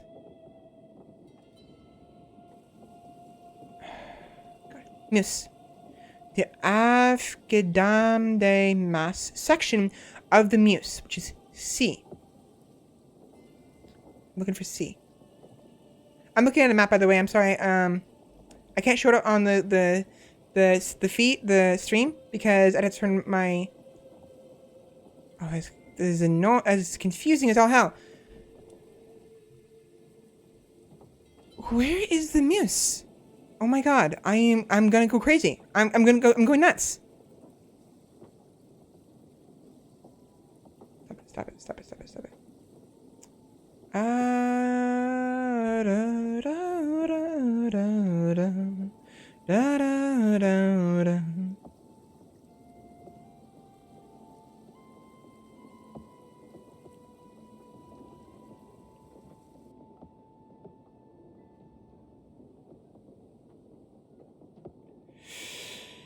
Yeah, we're almost done. I have to finish. So the point is, I'm so sorry for taking so long. Point is,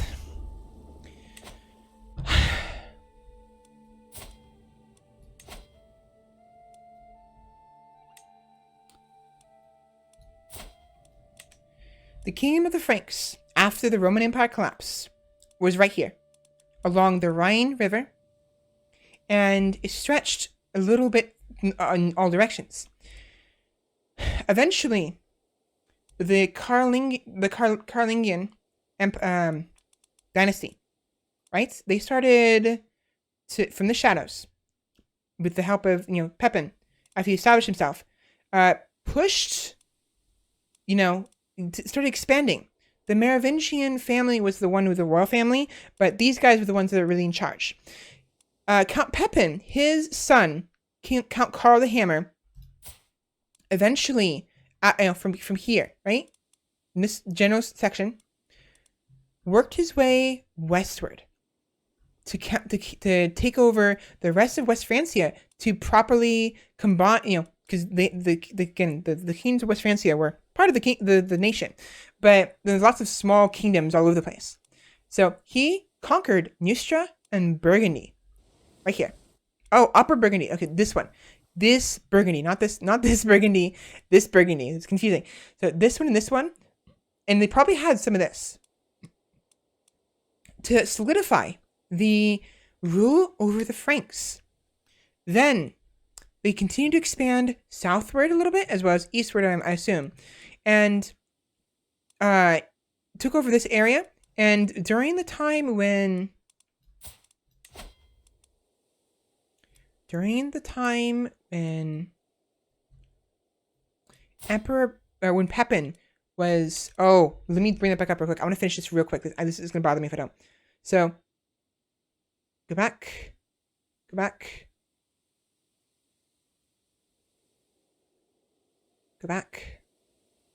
Austrasia, territory from the eastern section of the Merovingian kingdom. So, Austrasia was right here, in this area. Give or take. Austrasia? I want to finish this. I'm super adamant about this. I wonder if it's a barony. Northeastern section. So northeastern, over here.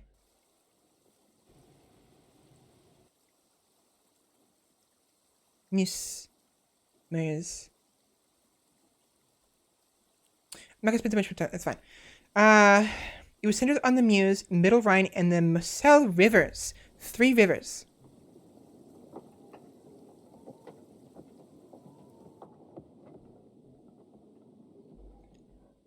On the Rhine, Meuse, and Moselle. That's why I was looking for this in the first place. I was trying to find the Austrasia territory. It was probably right here. In this general area. It was centered on this territory right here. What duchy is that? What duchy is... No, what duchy is that? Galray. Galray was probably... or at least this part, was probably the Austrasia territory.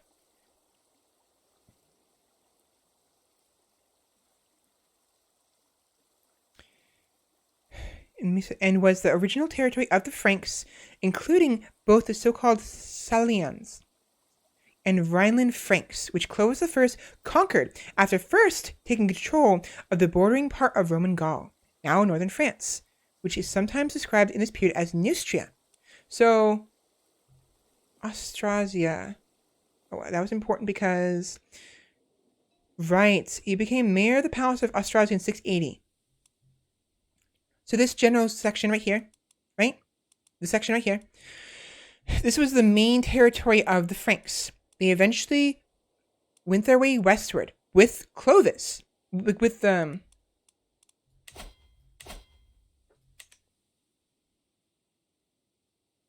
a minute. Clovis the First.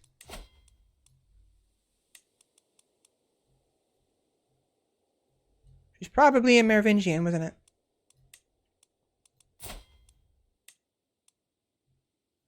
Clovis the First. Yeah, him.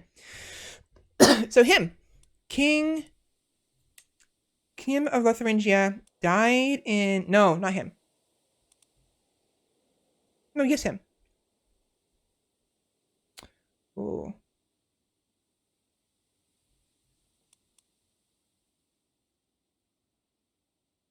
No, this one.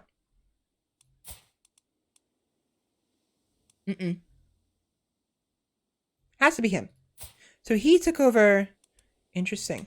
So King Clovis I, original territory here,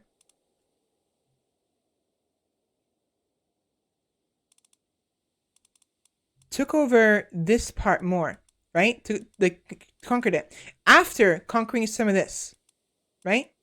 Not all of it, but most of where Neustria is. And then eventually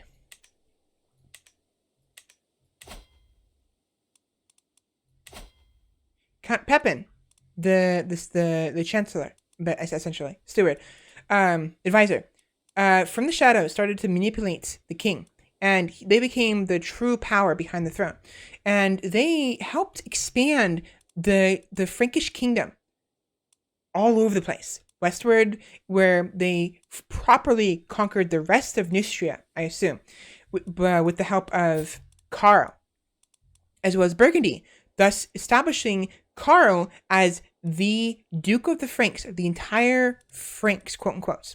Now, at some point, they took over the rest of this as well, because eventually, Emperor Pepin, and along with his brother, they had to fight off the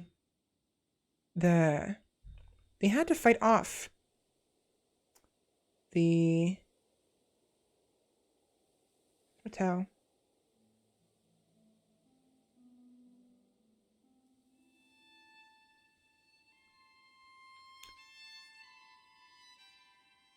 Oh, was it this one? Pepin the Shorts. Yes, this one. Pepin the Shorts. So, the youngest of French reigned over Francia jointly with his elder brother Carloman. Pepin ruled in Neustria, Burgundy, and Provence, which I believe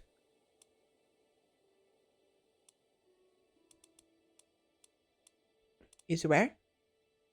Oh, Neustria, Burgundy, Provence. He ruled this section, this entire long section. Was older brother, established himself in Austrasia, up here, Alemannia, probably somewhere nearby, and Thuringia. Where's Thuringia? I feel like there's...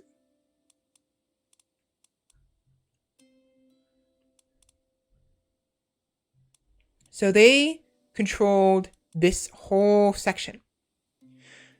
They were during this time. The brothers were active in suppressing revolts led by the Bavarians, which is Bavarians. Oh no, they took over this entire area. Never mind, all the way to the east. So they had a large chunk of land.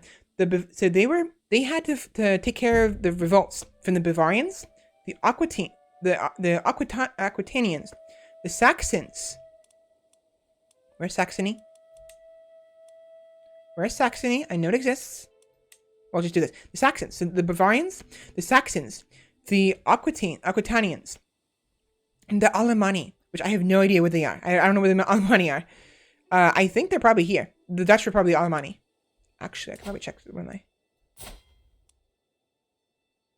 So the point is, this guy, with his brother, Carloman, had to fight off, he had to suppress this entire area was theirs. In the early years of their reign, in 743, they ended the Frankish interregnum by choosing Childeric III, who was to be the last Merovingian monarch, as figurehead of the Franks.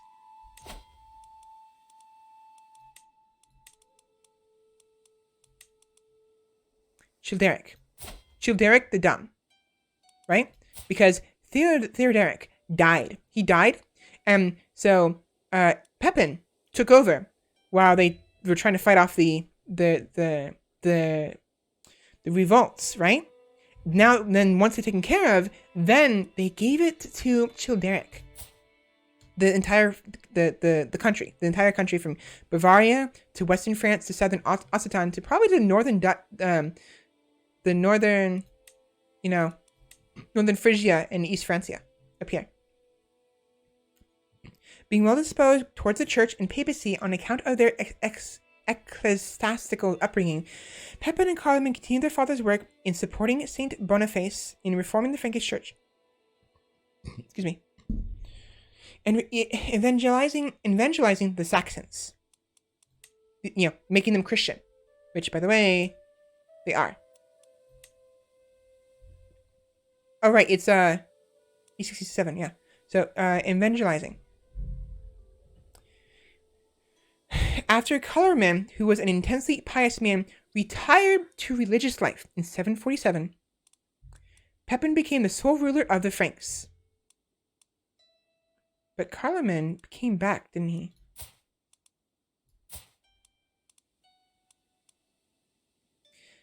(747). He became the king of Lotharingia when?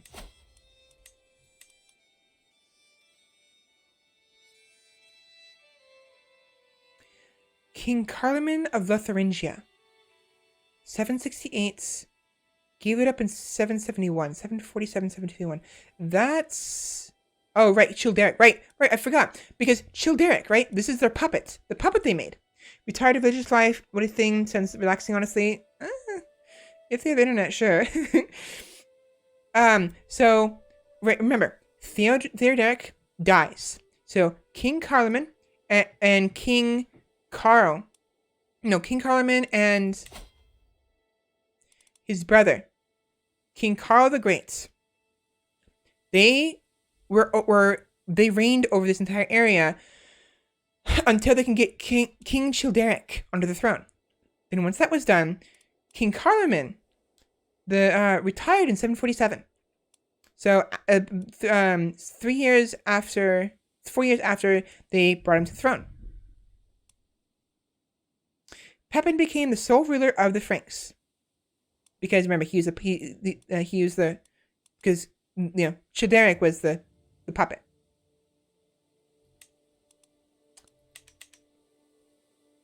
Emperor Pepin. Yeah, Emperor Pepin, he became the sole ruler of this entire area. And while even though he was Childeric, he was the proper ruler. He suppressed a revolt led by his half-brother, Grifo. Wrong one. Oh, no. This Carloman. I was wrong. Not this one. Let me backpedal a little bit. Not this Carloman. This Carloman. This one is one he ruled with. So, Emperor Pepin and this Carloman, right? They reigned together. The entire area. But he retired in 747, thus making his brother, Pepin, the sole ruler at the time. Right? Now, of course, regarding the game, it doesn't say that. It just says that King Childeric was the king in 743, and King Theoderic dies in 737. But there's no precedence. There's no way to kind of properly convey that there was a puppetry, that there was a lack of a king, because Emperor Pepin and his brother were busy fighting off the rebels before they can properly bring Childeric back up to the throne. So there's a succession crisis, basically, and just revolts. And it's like they had to deal with that first. So, yeah. So after Emperor Pepin became the sole ruler, King Pepin became the sole ruler, I guess you could say then he became the Emperor of Francia, and Francia being this entire of the Franks, right? The Emperor of the Franks. No, scratch that. Ignore that part. He became the Duke of the Franks, right? And was basically having King Childeric as his puppet. During this time, after his brother retired, he suppressed a revolt led by his half-brother, Grifo, Count Grifo of Ile-de-France. So the one who had this, and succeeded in becoming the undisputed master of all Francia. I see. So during the time when he was helping, he was ruling the country in the shadows behind Childeric. His brother still had some of this land here. That's probably why he didn't take over entirely. After suppressing it, and becoming the undisputed master of all Francia.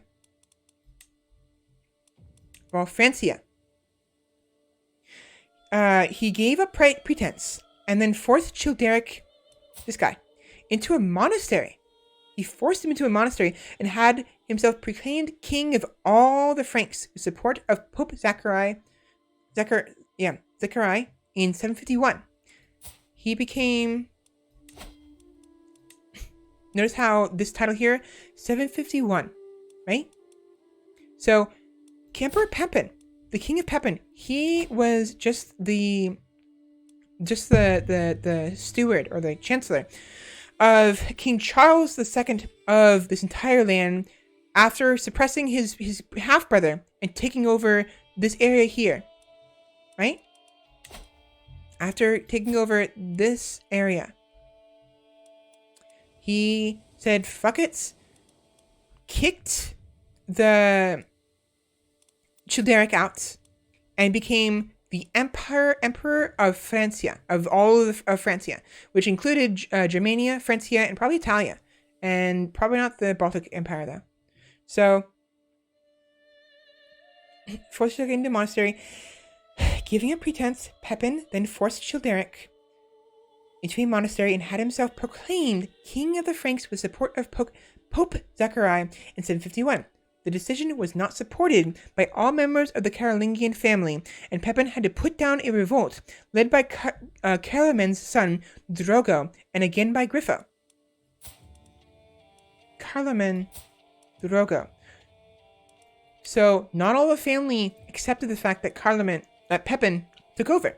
So what happened was, his brother's son Drogo, while his brother was still in the monastery, as well as his half-brother, again, Grifo, revolted again.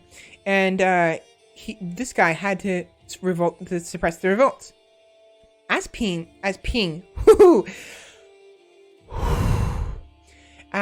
King, Pepin, that's why I got the words mixed up.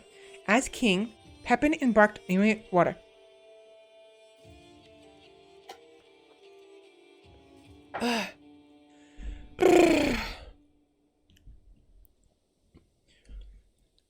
As king, Pepin embarked on an ambitious program to expand his power. He reformed the legislation of the Franks and continued the ecclesiastical reforms of Boniface. Pepin also intervened in favor of the papacy of Stephen II against the Lombards in Italy. Against the Lombards.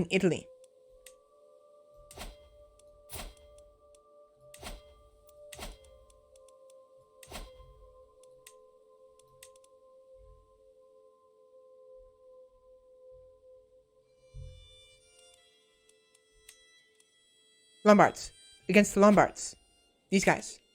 So he supported papacy against these guys. It's the Lombards in Italy, He was able to secure several cities, which he then gave to the Pope.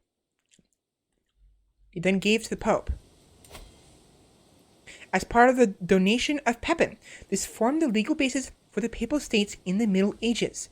The Latin. Which is what this is. The papal states.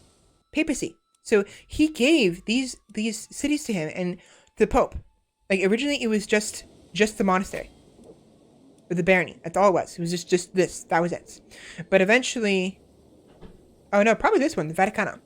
So yeah, so he gave this land to the Pope and established the papacy as we know it today. I think. At least in the Middle Ages anyways. The Byzantines, keen to make good relations with the growing power of the Frankish Empire, gave Pepin the title of Patricius. In wars of expansion, Pepin conquered Septimania from the Islamic Umayyads, probably down here, and subjugated the southern realms by repeatedly defeating Weofar and his Gascon troops, after which the Gascon and Aquitanian lords saw no option but to pledge loyalty to... Oh no, I was wrong. So... Septimania. Where's Septimania? I gotta stop. Septimania, I don't know where that is. But point is, he fought off the Umayyads somewhere. And then Gascon and defeated Weofar and his Gascon troops, after which the Gascon and Aquitanian lords Gascon. Where's Gascon?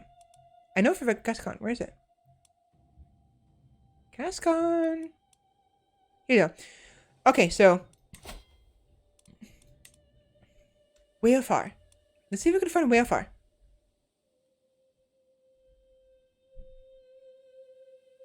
Seven something.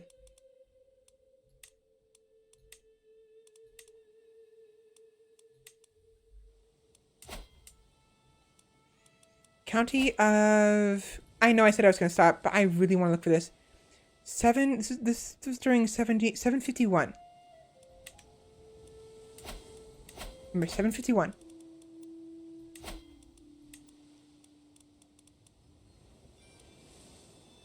Wulgrim.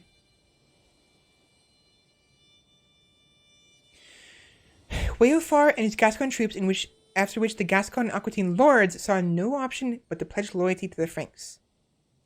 Aquitaine and Gascon. So these two people had to pledge loyalty to the empire. Whalefar and his Gascon troops. Whalefar. I wonder if Whalefar was here. Count Wulgrim. The Duchy of Aquitaine.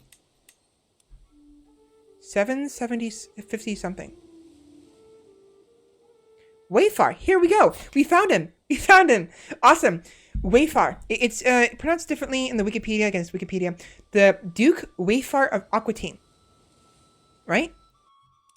He had Aquitaine and the Gascon troops, right? So there's probably another lord here. A separate lord. But for the most part, it was the Duke Whalefar of Aquitaine, right? He fought off the Emperor of Francia. Emperor Pippin. Oh, I'm done. How do I go back? I want to go back. Shit, I lost my place. I'm really hell-bent on this. I'm almost done. Another, at worst, 15 minutes. So yeah, so Pepin took over, fought the Aquitaines. Oh, you know what? He had this area. And this area. And he probably fought off the Umayyads down here. Right? Because then this area here was under control. His control, yes. I'm guessing here. This is all guesses based on my... Because he had this much. He had this much at the very least. So if he either had this as well, and had to take over this eventually, or he didn't have this, and this is where he fought the Umayyad off. Possibly. Pepin was, however, troubled by the relentless revolts of the Saxons and the Bavarians. So the Bavarians and the Saxons were having none of it. Right? They're constantly revolting. He campaigned tirelessly in Germany, this area. But the final subjugation of these tribes was left to his successors. Pepin died in 678, and he was succeeded by his son Charlemagne and Carloman. So his sons, Carloman and Charlemagne. Carl. Although unquestionably one of the most powerful and successful rulers of his time, Pepin's reign is largely overshadowed by that of his more famous son Charlemagne, who became the Holy Roman Emperor of this entire area. So the Holy Roman Empire typically takes out is this. So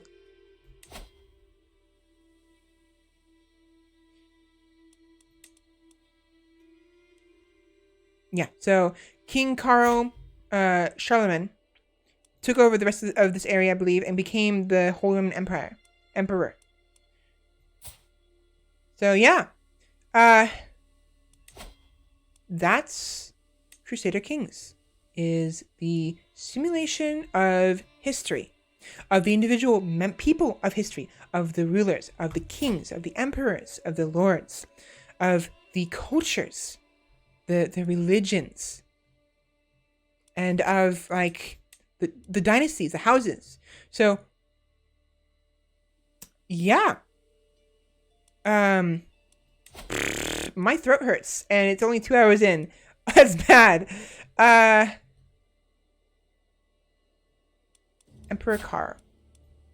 Yeah, so the emperor basically united all of this land, all of it, with the exception of Brittany. Apparently they were independent for some reason. I guess they was too small. They didn't care to take it over. But yeah, so they took over this place. The Carling family took over this, and oh boy, that was fun. I actually liked that. That was very fun. I might have to do that again in the future.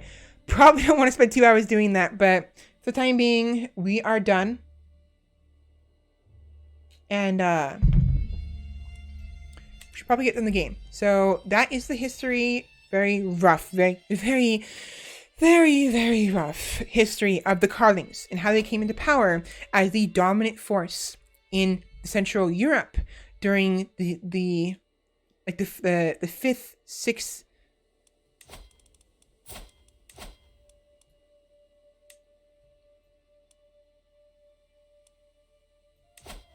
During the 7th century, they became the dominant. 6th to 8th century, right?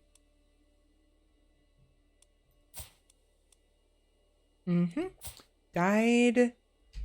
They became the. This is a very rough, very based on Wikipedia and a video game, both that are not probably aren't entirely accurate. History lesson of how the Carlings, the Carolingians, came into power between the 6th and 8th centuries, starting from a small statesman, mayor,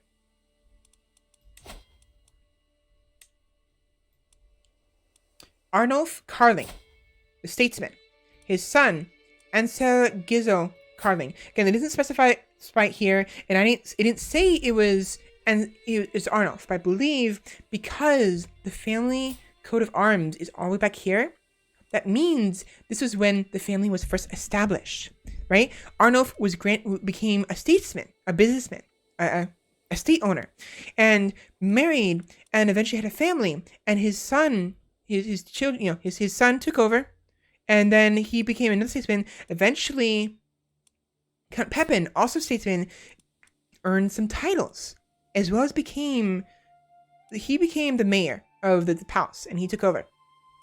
So yeah, so that's the history lesson, all the way from Arnulf Carling, the first of the family, to the current family, King Charles II and his brothers, King Ludwig II of Germany, and so King Lothair II, King Charles II the Bald, King Ludwig II the German, King Louis the Younger of Italy, and I think there's more. There's more of them, aren't there? No. So yeah, that is the current state in 867. Now, I already know for a fact I talked too fast and I didn't speak clearly enough. So unfortunately, a lot of what I said is probably going to be jumbled. I apologize. I need to learn to slow down. But imagine how much longer that would have taken if I spoke slowly.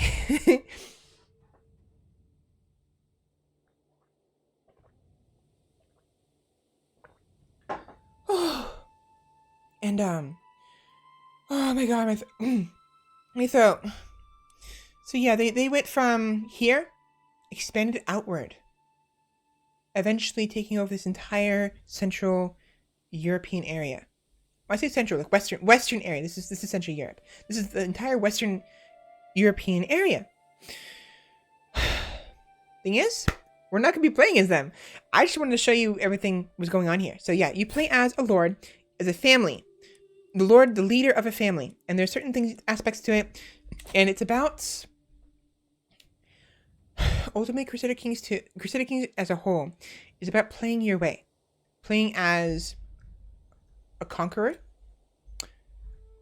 a family, a family, head of a family, an adventurer for those who want to go on adventures, perhaps great leaders who want to develop like alliances for a bunch of alliances, as well as like these the theocracies, the papacy, and these republics, the owners of like Venice, you know, for Venezuela. And, you know, like with, like, I switch character. The story of, you know, Romeo and Juliet and all that. So, remember that.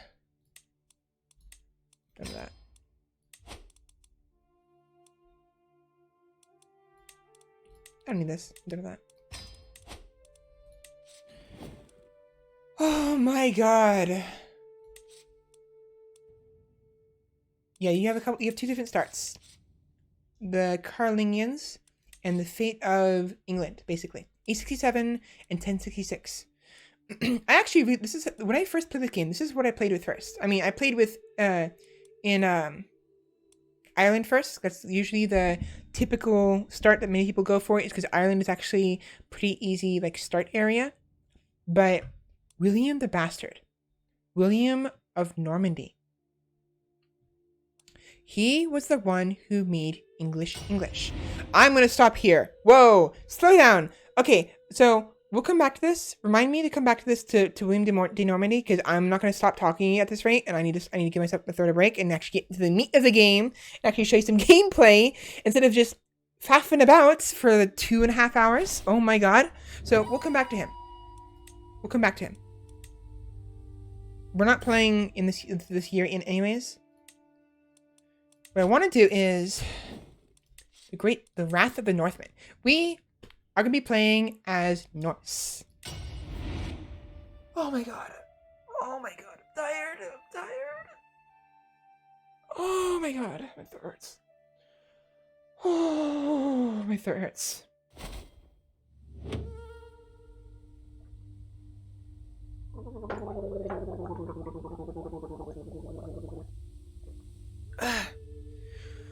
Oh my god. Okay. Oh, yeah, Viking time, definitely. My throat. I just started. Oh my god. What am I doing myself?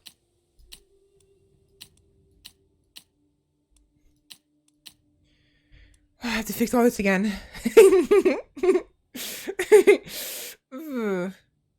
Mongol invasion.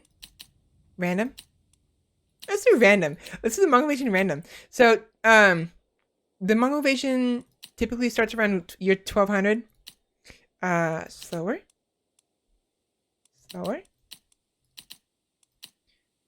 Restricted. Is requirement on. Because we did it for me. Not immediate. Why does it default to immediate every single time? I'm gonna do random because normally historically it happens around 890 and 910, so within 20 years. But I'm gonna have it random, so it can happen within 5 years, or it can happen at the very end of 910.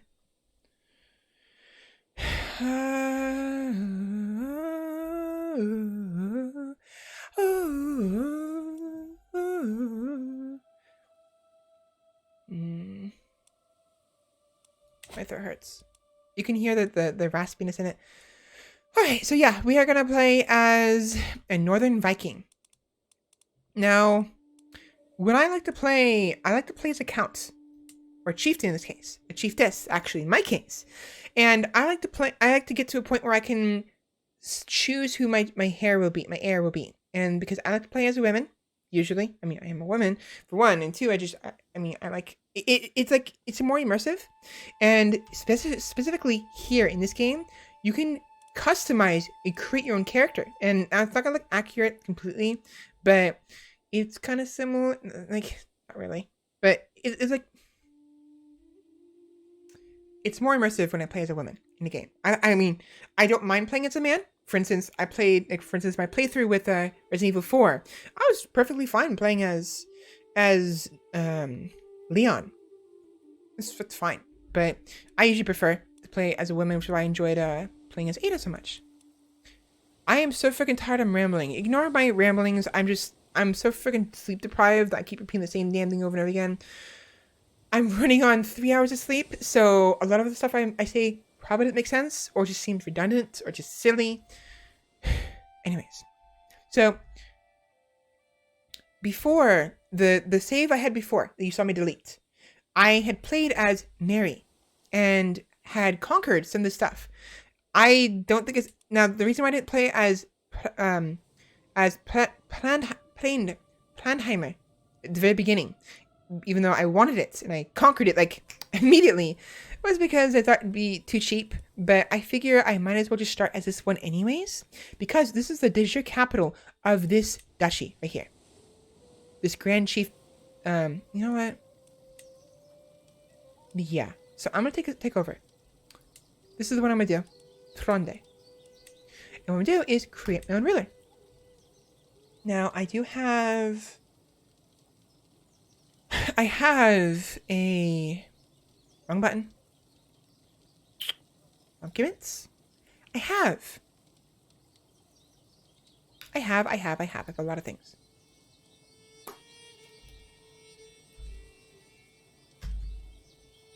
Should be fine. So, the ruler designer.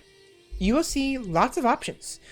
Sex, sexual orientation, faith, culture, character name, their dynasty, including their family name, their realm. So this is like the coat of arms. Their year, their weight. So like how much fat they have on them. Whoa. Yeah, lots of customization. It gets a bit much sometimes. Their traits. So their education, what they are. Are they a schemer? Are they like a chancellor who, you know what? Elusive shadow, intrigue. So someone who is in the shadows, who like assassinates people or tries to make a sort of like a spy. They're spies. That's what they are. They're the intrigue, the spy side of the government. The Great Eminence, the chancellors, they are in charge of greeting guests and like making sure that things go smoothly when guests come by, or like fostering relations with foreigners, with like their nearby realms. And they're the ambassadors, the indulgent wastrels, the Midas touch. They're the steward. They're in charge of money. They're in charge of making sure that the things run smoothly regarding the business and the running of the country, and as well as building stuff. So they're in charge of the bank, the royal treasury, basically, for the most part, as well as building buildings, like building the infrastructure of the. They are the backbone of the infrastructure. They're in charge of the infrastructure. The brilliant strategists, the marshals, they are your generals. They are the marshal. The marshal is in charge of all of your military affairs. From the individual generals that are below them, the champions, the soldiers, the retinues, the groups of specialized soldiers, or even the levies, the random peasants and farmers who are conscripted into the army at a given notice. So they're in charge of your military exploits, and they're actually very important. And then lastly, we have mastermind philosopher. And again, these are the maximum names of these, of these respective fields. And the philosophers, the theologians, they are your priests. They are your church. You know, they're the heads of your church, of your specific the church of your realm, right? Which are linked to the church of the entire like sort of faith, right? If they have a head of faith like the Pope, they basically answer to the Pope. They also answer to their respective liege of the country, but they also answer to the Pope. If they don't have a Pope, they don't have a head of faith, then it's only the liege they speak to, unless they themselves are rulers, in which case they're their own thing. They're theocracies. But each path has boosts: intrigue, diplomacy, stewardship, martial, and learning. And they have an increase in learning of the lifestyle, which we'll get to in a minute. The experience you gain, depending on what level. So for instance, you will always have at least a minimum of 10% extra towards any given lifestyle experience learning. Now, each aspect, diplomacy, martial, intrigue, learning, and stewardship, affects, your realm. Diplomacy is a skill representing a character's ability to charm, negotiate, and persuade. Diplomacy directly affects the opinions other characters have of you, so how much they like you. It's also used to further diplomatic schemes. So your ability, maybe if you want to scheme so you can develop a friendship with somebody, or if you want to, get an alliance if possible. The corresponding lifestyle diplomacy. Now, martial is a skill indicates how good a character is at waging war and leading armies in battle. A high martial skill is important for army commanders since it improves their advantage in battle. Again, this is also important. And I believe it ties into their prowess, which we'll get in a minute. Stewardship, skill that helps rulers manage their domains, and it directly increases taxation, making a very useful skill for all rulers. Very useful. It increases how much money you gain each month. The corresponding lifestyle skill, every 5 points of stewardship increases the domain. Oh, right. Also, it determines how many counties, how much land you can own at once as a ruler. And if you go too much, you have to either give some land that you conquer or you earn to other people so they can become your vassal, or suffer a penalty. Every 5 points of stewardship increases the domain limit by 1. Slow the fuck down. Oh my god, what is wrong with me?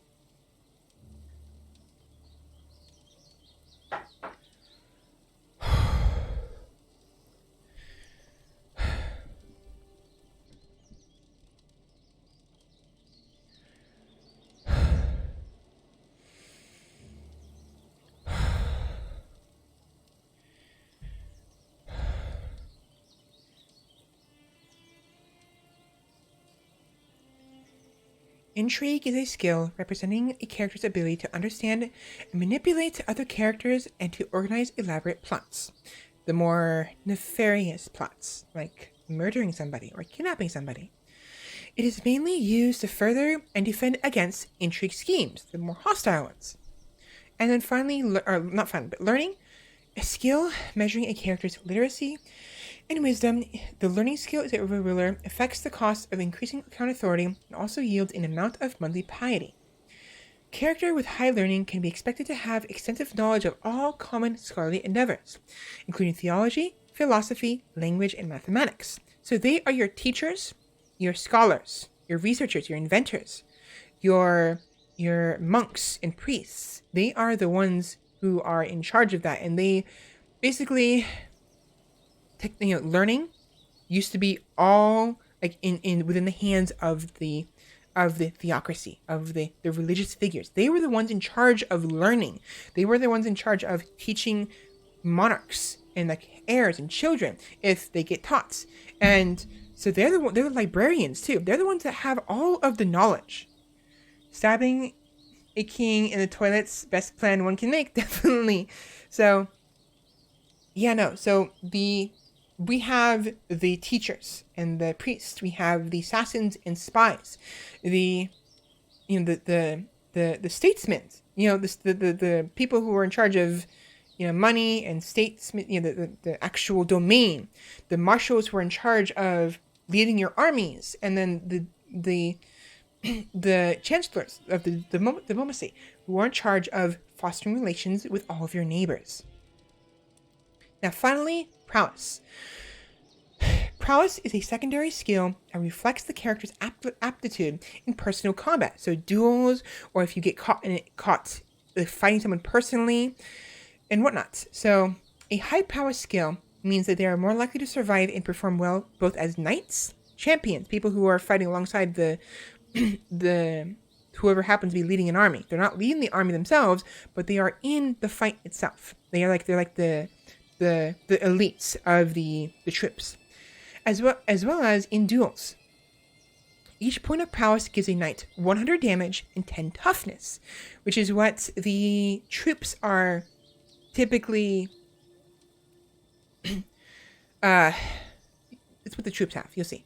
Increasing prowess will increase the character's muscle mass, so it'll actually increase how much muscle they have. Which is nice. Oh my god. So yeah, those are the typical trait stuff for your character. You can choose to be married or choose not to be, and regardless, you can choose how many sons and daughters you have.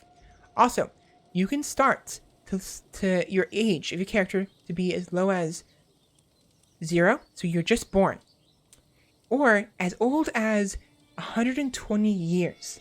So your character can be 120 years from the very start, which means you're probably going to die immediately if you don't have an extra health perks, traits that boost your health. Speaking of, we have personality and traits. With personality traits and then other non-personality traits. So personality, you have things like lustful, chaste. You have gluttonous and temperate. So people who are very horny, like most VTubers. You have chaste, which are people who are not really into having sex. It affects their fertility and their intrigue. So obviously it has something to do with, you notice how these traits do something. They change the stats of the character. Their intrigue, their skills, their fertility in this case, seduction, scheme, power. So this is interesting. Seduction, scheme, power. So this increases the ability to scheme, to want to like make out with somebody or like have sex with somebody behind the bushes or something behind the stables, or eloping with somebody, taking somebody your lover and escaping the country, right? So that is what that is, right? So we have all these different things, and also opinion is very important. Opinion modifiers. So other lustful characters, if you're lustful and you meet someone who's also lustful, you're gonna like them. Oh, like you're kind of neat. We're both horny. And so you like them more. Meanwhile, people who are chaste who aren't horny, you're less likely to like them. You're like, you're not as horny as me. I don't really care that the fact you aren't. So whatever. Of course, the opinion modifiers aren't that great. You're obviously not going to hate somebody. Like, VTubers don't hate each other who hate VTubers who aren't horny, obviously. It's like whatever, right? And like, realistically, in real life, it's probably more like +10 and nothing here in real life, in my opinion. But meanwhile, chaste is the opposite. So people who are chaste like chaste people and don't like people who are lustful. Again, this is a game. It's very broad. It's not perfect. It's not going to be like, oh, this is definitely to life, So, like, for instance, you can be both lazy and diligent in real life. I am both lazy and diligent. I'm a hard worker. This character, so diligent. This character does not shy away from hard work. I don't typically shy away from hard work, but I am very, very lazy at the same time. So, yeah. And I can be angry at sometimes, but I can also be very, very calm. I'm very patient as well. But I'm sure you've noticed in the past, I've actually also shown lots of impatience. So obviously you can't have both, because if you choose lustful, I can't choose chaste. Chaste cannot be added because character already has the opposite trait, lustful. So obviously it's not going to be perfect to life, but here's what it is. We have lots of different traits. I'm not going to go through all of them because I'm going to let you discover them on your own when you play yourself. But for the most part, it's about, unless you watch me play and I go through it, but there's different things like paranoid and shy and like fickle and stubborn, compassionate and trusting and callous, forgiving, zealous, cynical, which is basically like zealous is someone who's very, very, very strong, when it comes to faith and like their God, they're very, very zealous, very passionate about their faith. Cynical is the opposite, complete opposite. They're like, yeah, exist. So basically, the passionate Catholics who very, very strongly passionate about it, who might keep talking about faith and will not calm down to say it nicely. And the cynical ones are the atheists, the people who don't care, Or no, that's not true. It's not true. You can be cynical and you don't have to be atheist. Like, for instance, I'm probably more cynical if anything, but I'm not an atheist. I'm agnostic. So I believe there might be something, possibly, but I don't really believe in one specific faith, even though I'm a Valkyrie, and you think I would. And the gods, like, I'm doing two things. I'm gonna be off character and on character. Off character, I don't know. On character, the gods do exist, but who's to say that Odin and Thor and Freya are the only gods? I mean, I'm afraid they're probably gonna kick my ass later, and they're gonna see this, and Freya's gonna have a strong word with me, but I'm sure she'll understand. Because there's plenty of other creatures like giants and like the Jotun, and the the dwarves, like, why would there be other gods? And like in God of War, for instance, the game, obviously that game is in a universe where there's multiple gods, like the Greek gods and the Norse gods. So why wouldn't that be real? So I'm more of I don't prescribe to any particular faith, but I do believe that gods may exist. I don't know for certain. Maybe they don't. Maybe when you die, nothing happens. Or maybe when you die, there is an afterlife. I'm not certain. I'm just going to find out when I die one day. Off character. In character, I'm going to the Valhalla. No, I'm not actually going to Folkvanga. I'm going to go to Freya's field because I'm probably going to be the Valkyrie, one of the Valkyries that follow Freya, because the Valkyries, there's two groups of Valkyries. One follows Odin, the one follows Freya. They're all, I think, Vanir, which is what Freya is. But they, with Freya's blessing, I believe, became like followers of Odin to help him get more warriors for his hall. My OBS just froze. Uh-oh. Am I still live? My computer froze. Oh, shit. Oh, no. Oh, no, no, no, no, no, no, no, no. Come on. Please don't do this to me. Don't do this to me.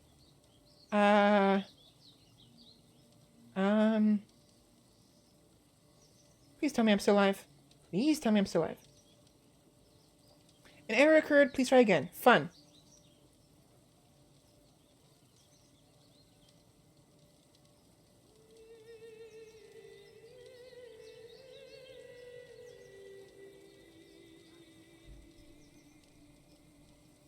Oh, God. Oh, shit.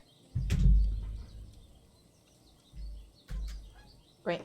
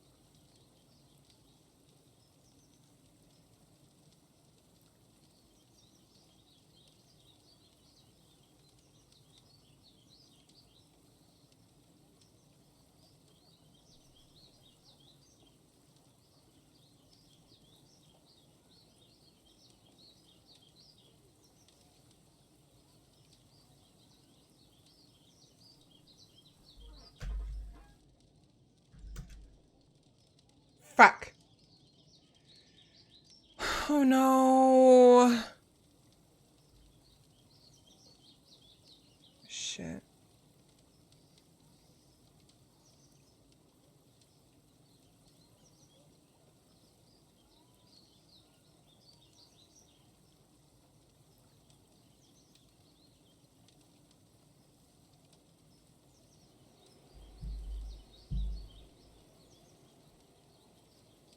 I'm back? Hello?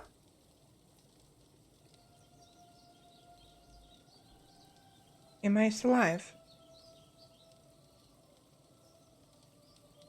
Come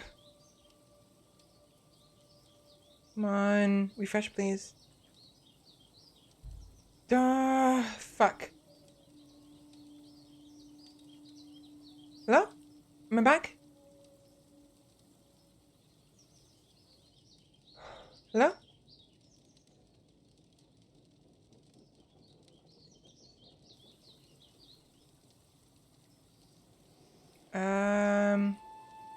I think I'm live.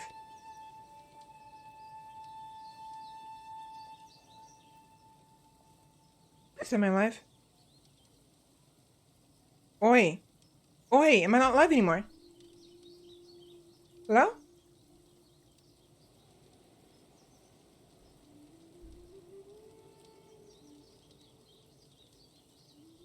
If there's anyone there, can you... Hold on. Shit. Oh no. Eye Candy, are you there?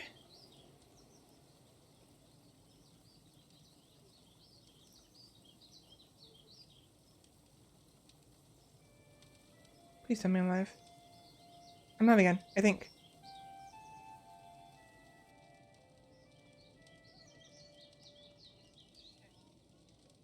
I am. Okay, good.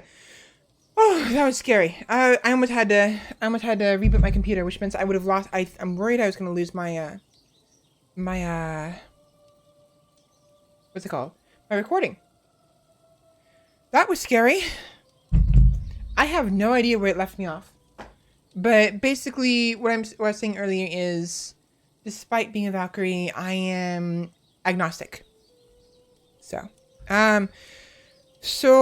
I'm a little worried because my computer froze, and that might happen more often. And it's because my computer's getting very, very, very, very hot. Not good. Actually, very scary. So I'm gonna have to get right into the game real quick. What I'm gonna do is make my character, and then go into the settings. No, you know what? Before I do that, let's do it now. Let me see if I can reduce the graphic settings.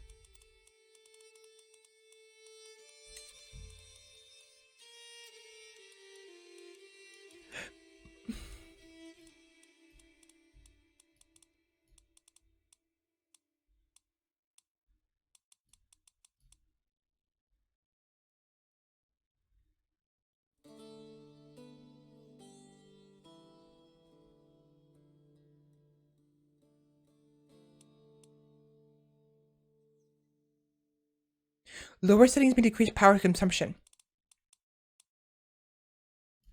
It's fine. For a game like this, 60 FPS isn't necessary.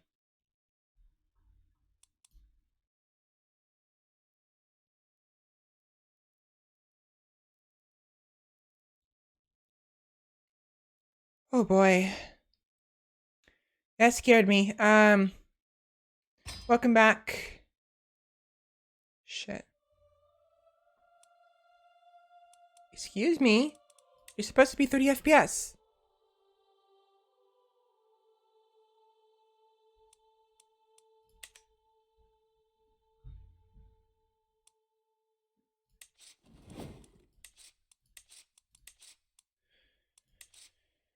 Oh my god.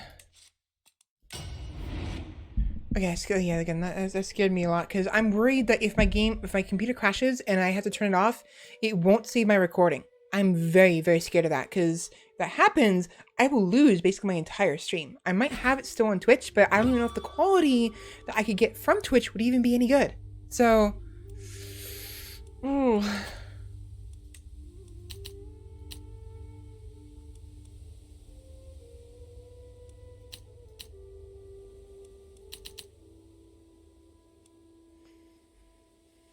Oh boy.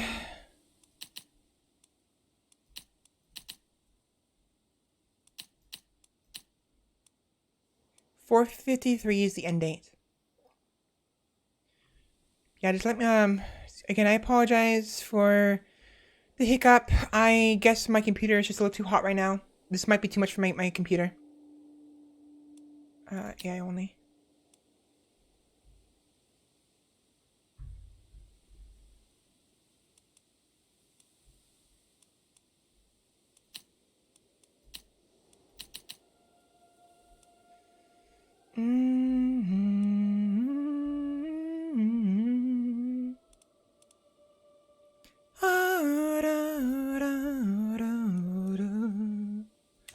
Alright, we're good.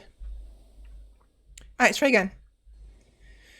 So, real quick regarding your character, you can choose to fiddle with this, and with the appearance, you actually have a lot of customization options. So you can choose your general starting ethnicity, which just changes the kind of base model. And then you can go in here to customize further, and you can change the body from like the body fats, bust size, height, skin color, head and neck, so the way your character, the heads look, the ears, the facial structure. So all of this, make sure to scroll down, by the way. Forehead height, jaw height and width, temple definition, chin height and width, eyes, the color, the shape, how high and low they are, the nose, the mouth, and the hairstyle. So all of this. Now, I already have, I have a copy of, so there's an option here, copy DNA and paste DNA. So if you copy the DNA, you can paste it into like a Word document or Notepad exactly as is. Do not mess with it. You know, don't like change the spaces or the paragraph like indentations. Make sure it's just copy paste and leave it alone. Save it. That way you can go back to that document, select all of it, and then copy it. So you can just paste it back in. This will save your previous design. So, for instance, I have this. This is mine. Now, again, this isn't necessarily how I really look. It's just how I want it to look. I like this. Looks nice. You know, it looks very. I look pretty. You know, like this, and I am not that well endowed. So you forgive me if I want to be a little more well endowed than I normally am. But I am actually a little higher than that though. Actually fairly high. Not super high, but we'll leave it at medium.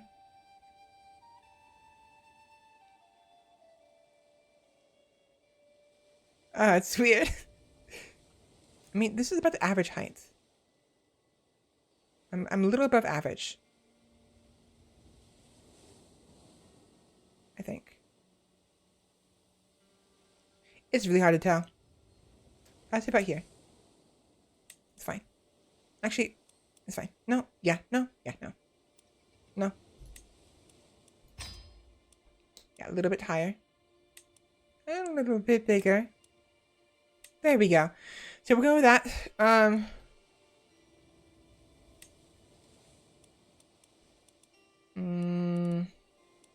It's fine.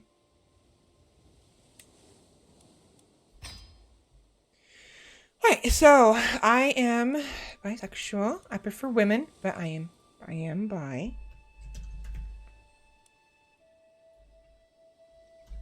Crusader. And now here comes an annoying part. And before we do this, actually, before we go to the annoying part, let's go over here, over the side. Wait is fine. What am I? I think I am an astute intellectual. Or insightful thinker. Insightful thinker is adept at most matters theological, but sadly, both actual skill and dedication seem to be lacking. I am somewhere in between these two. I'm not either one of them. I think the intellectual is too much, but I don't think I am lacking skill or dedication. Well, I mean, dedication maybe, but not skill.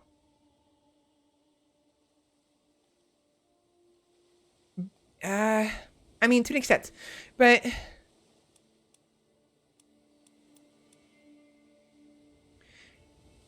a deep understanding of theology, philosophy, and all subjects of deeper learning.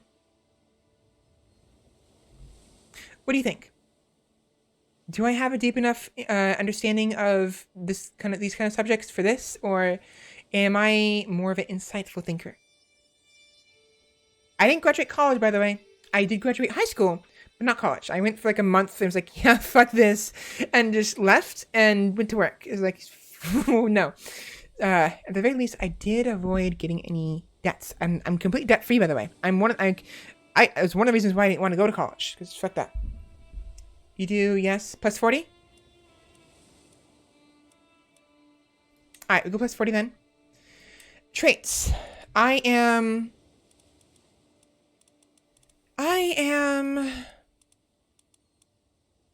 like to think I'm brave. Challenges or danger, this character faces nothing. Now, I don't know about danger. I am very cautious. I'm not craven, but I'm cautious. But I do like challenges. Thing is, if I'm cautious, I wouldn't die in battle, so I don't know if I'm brave. I did that before, but I'm pretty sure I'm not brave enough to go into battle recklessly. I am much more cautious than that, but we'll see. I mean, you probably saw how how cautious I was when playing in God of War freaking died 20 freaking times, like 100 times within one stream. So yeah, gregarious. I do enjoy the company of others. I am a bit shy though. I don't really. I need my downtime. I'm an introvert. I'm an extroverted introvert, but I definitely need my downtime, my alone time to recover. Ambitious, not so much. I'm actually pretty content, to be honest. I'm pretty content. Arbitrary, just. I would like to think I'm pretty just. To an extent. Caution was thrown away in God of War, definitely. Cynical. Compassionate. Sadistic. I'm actually very vengeful, to be completely honest. I think I'd be very vengeful, so we'll go with this. Vengeful.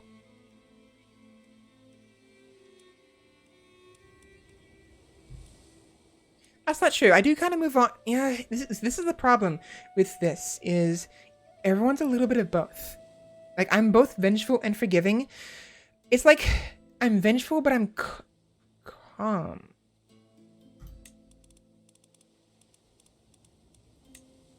Vengeful and calm. I'm slow to forget, but I take things in stride, leading a slow-paced life. I think that makes sense. I think that would fit. What do you think? I still have one more trait I have to fit. But vengeful, but calm. So I'm more likely to take revenge on somebody, but I also take my time with things, and I might not take revenge, you know, or maybe I'll take my time doing it, you know, or I'm trying to think. I think calm and vengeful would fit me. It's a lot of things would fit me. I can be both patient and impatient. I'm not actually that arrogant. I'm pretty humble. Which is not something you'd say if you're humble. What is wrong with me? Never mind. I guess I'm not humble. Honest. Fairly honest. To an extent. I don't really go out of my way to lie, though. That's the thing. If I do, like, don't want to say something, I'll either not say it, or I will just not say, like, I'll say something else, like half truths, you know. I won't like straight up lie. Yeah, I just won't say the whole truth. I'm fairly diligent. I don't shy from hard work, and I'm not actually particularly lustful. I do like to ogle a little bit. I do like, you know, I do like hentai. I'm not gonna lie about that. I'm gonna get that out of the way. I do like porn sometimes. It's just, it's like, I'm neither of these. I'd say like in between. A little bit more lustful than I am chaste, but definitely in between. I'm not gluttonous. I actually don't eat enough, if anything. So I'd probably be very temperate. I'd probably be temperate then. Vengeful, calm, and temperate. I think I'd be those three. But I'm also I'm both lazy and diligent.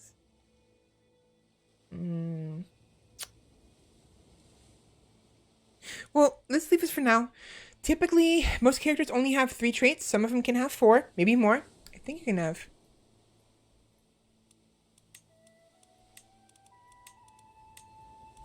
Yeah, there's no limit. You can have a bunch of them.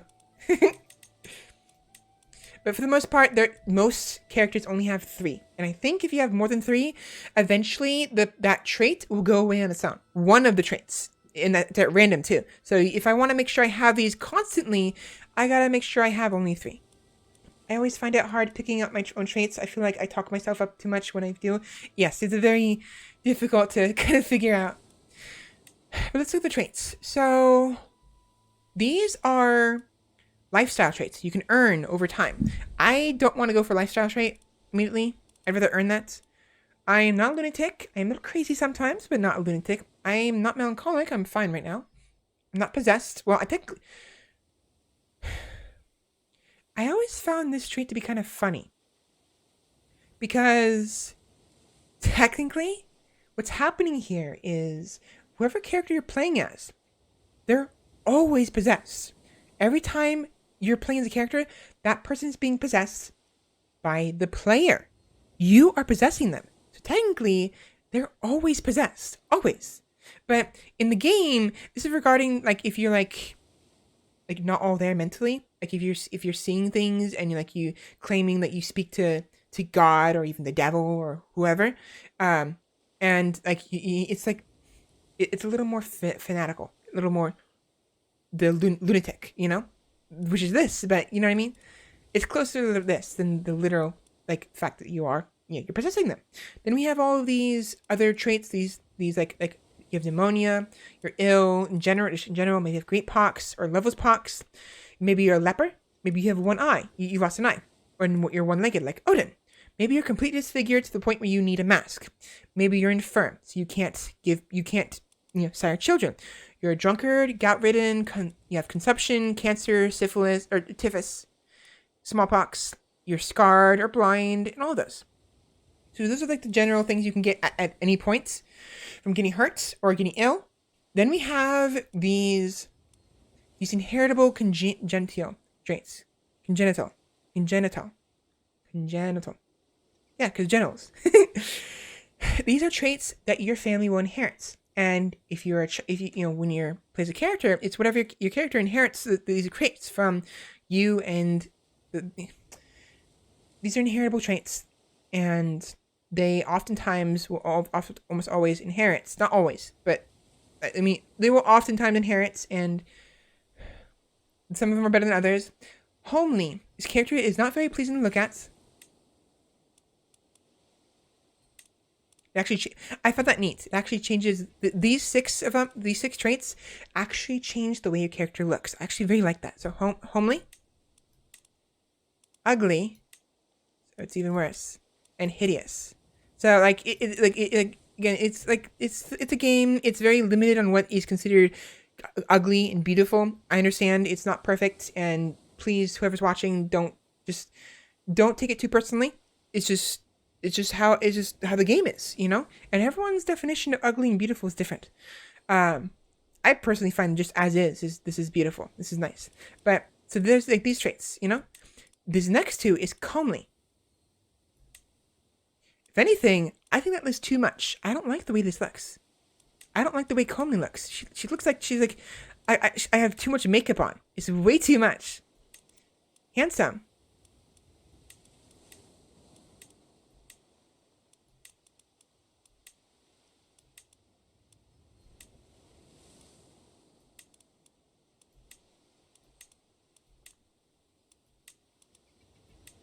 I don't like the way those look anyways. But yeah, so it's like again, don't take it personally. It's just it's a game. They have to have traits somehow.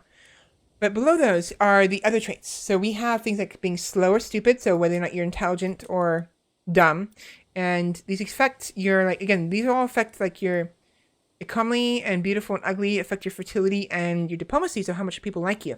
Slow and quick affect how smart you are and dumb you are. So like for instance, imbecile. That was the character from before. I don't remember the Carling, the Merovingian. The Carlings took over. The one guy, the last Merovingian, who was, I already forgot his name.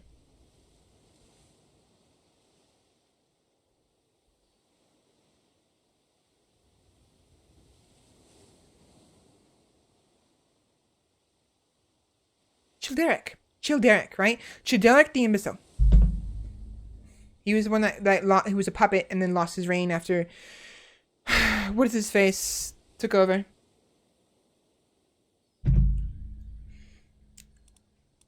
There's also delicate and frail and feeble, hale, robust, Herculean. Again, these are all inheritable. You'll know it's inheritable when it says congenital. So if this is congenital, it means it has a chance to be inherited by your family. And if your character has sex with a character who has a similar traits or the same traits, it'll increase the chances, if not ensure that they 100% chance that your children will have that trait. And furthermore, it'll increase the chances of them having a better trait. So for instance, if I have Hale and I have a husband and he has Hale and we both have children, the 100% chance that they'll all have Hale and like a 50% chance some of them will have robust or maybe even Herculean.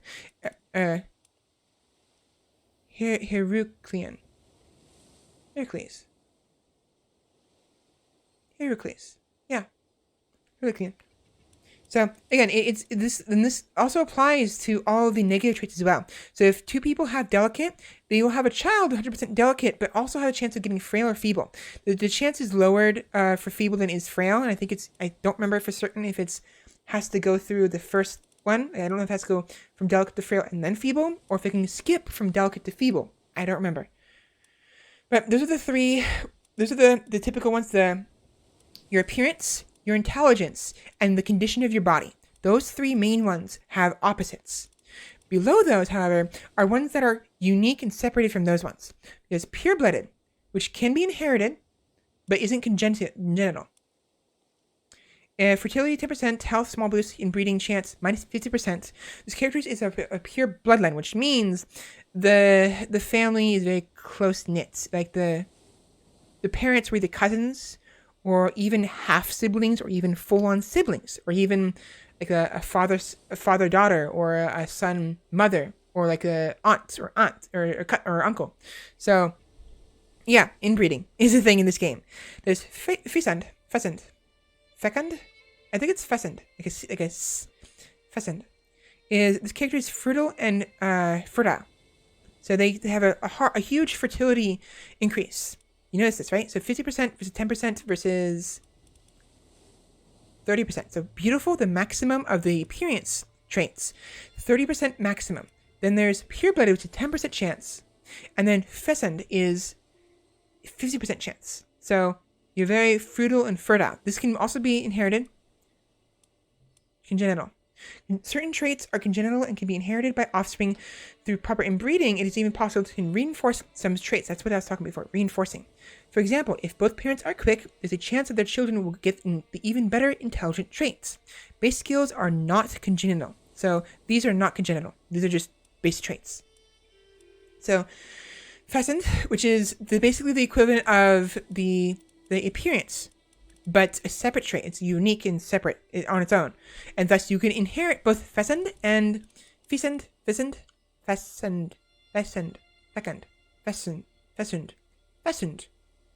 How the hell do I pronounce that? Fecund. Pronounce. Fecund. Oh. Fecund? Fecund. So fuck. Fecund. Open it, it's fine.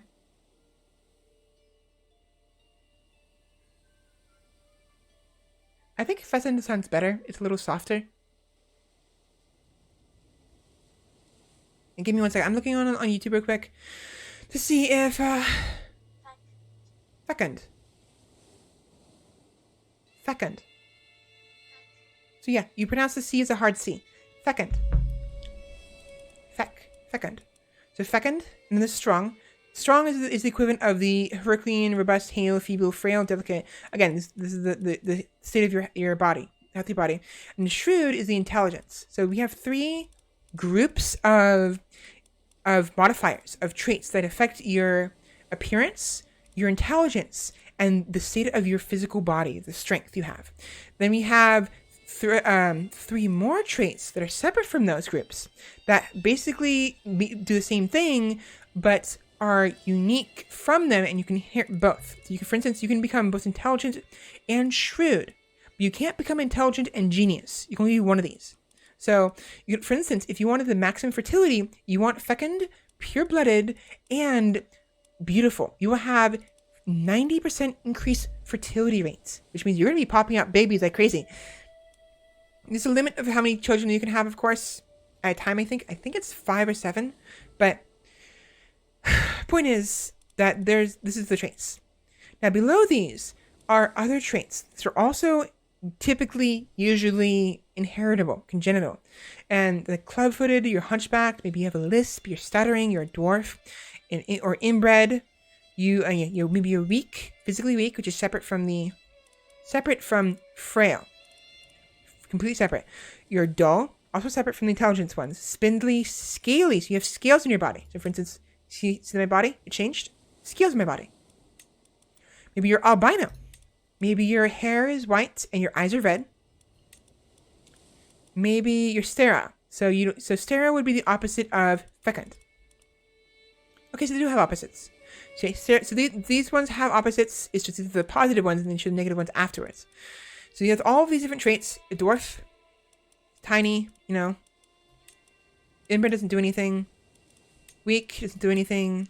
Dull doesn't do anything. Spindly. Spindly. See what the spindly does? So again, it changes all these traits. Change the way your body is in some manner. Some of them are inside. You can't see them. Other times, it will physically show on your body. For instance, there's times it doesn't. Like strong. You're strong, but it doesn't change anything. It gives you prowess +4. Medium boost. Oh, also, strong cannot be inherited. Nothing can shrewd. Only fecund can. Fecund. But most other similar traits can be inherited. Weak can't. Dull can't. Spindly can't. Scaly can. Albino, wheezing, bleeder, sterile can. So again, some of them can, some of them can't. Definitely read the traits when you're adding them to your character if you want to have them in your family for longer. But let's see. Pilgrim. Is this something you can get in game? So it's a waste to even do this. It's a waste to do Pilgrim, in my opinion, because not unless it's part of your character's background. But if it's not, don't bother with Pilgrim. You can just go on a pilgrimage and then get Pilgrim that way. You could do it like in the very beginning of the game if you wanted to. Syed, this is inherited. This is specific to typically Arabian faiths. I don't remember what it is. Like the. Oh my god, I don't remember. Well, I realized I have to stretch my neck. Yeah, so a lot of these traits can be earned. Other ones are inherited. This one, you won't get this unless you have children with somebody who has these traits. So if I wanted this, I'd have to put it in. But again, it wouldn't do anything. Syed, I think it's basically the child of the prophet. It's typically usually I can't remember the name. It's not Israelites. Arabian. It's the Eastern religions, the mid Eastern religions. As you can see from the design. So, but there's also these things you were born with that aren't inherited, but you just get because of circumstances. For instance, a bastard is someone who is born out of wedlock. So if they were, for instance, if the mother had a child but wasn't married, then the child would be a bastard. Legitimate bastard is someone who's a bastard, but has the right to inherit. Meanwhile, if you're a regular bastard, you cannot inherit titles. You basically have your own. You will if you're given a title, you will make your own kind of branch family. Not immediately, but you have the opportunity of doing such if you so wanted to.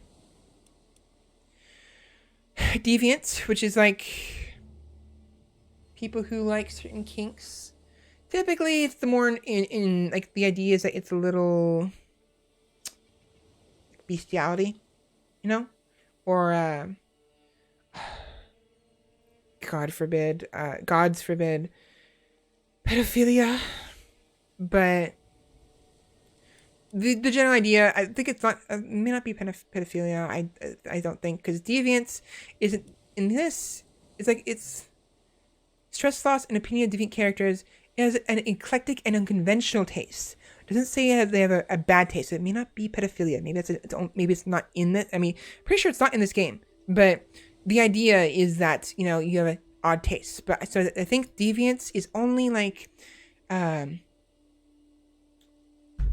already forgot. What was it? One of the animals? I just said it. Wow. Oh my god. When you have sex with animals, I guess, as well as corpses. Necrophilia and not pedophilia. What was the zoophilia? Yeah, zoophilia and pedophilia, bestiality, right? That's the word I said, bestiality. But yeah, so deviance are for those who are zoophilia, necrophilia, or the more eclectic stuff, or maybe they like, I mean, this is probably a little extreme, but maybe even those who like pouring syrup on their bodies and having their significant other lick it up. I think that's a little too much. I don't think people who have like a food fetish who do that would be considered deviants. It's deviance is usually the more extreme stuff, you know, like I said, necrophilia or zoophilia. Like you said, thank you by the way. But yeah, so again, I don't think it's pedophilia. It could be, but the implications aren't nice. And thankfully that isn't in the game here, even though it did definitely happen in the past. It always happens, unfortunately. Especially within the freaking Catholic Church, apparently. But whatever. There's cannibals. People who eat human flesh, you can gain this. You can actually get this trait under certain circumstances. But I can also give it to myself. You can be born in the purple is unique in that is someone who is born to prominent parents, a rich life. So I believe you have to be born. I think born in the purple is when you're born into the family of the Byzantine Empire. So if your father is the current emperor, you'll be born in the purple. I think there might be a way of getting it as well later from someone in a different country. Like if I form the Empire of Scandinavia, I think I might be able to have my children become born in the purple as well. I don't know for certain. I have to check that.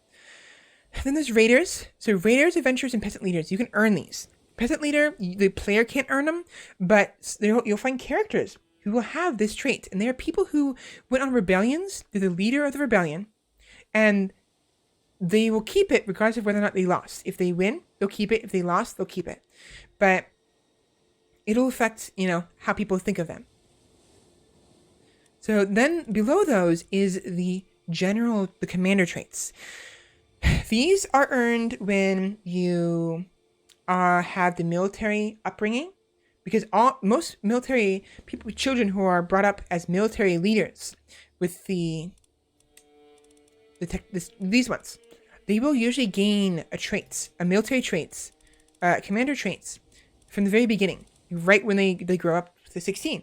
But you can also earn some as time goes on. So if you participate in certain battles. For instance, if you fight in the winter a lot, you will eventually become winter soldier. If you fight in plains a lot, you might have the one that gives you the plains advantage. If you fight in terrain a lot, like for instance, in like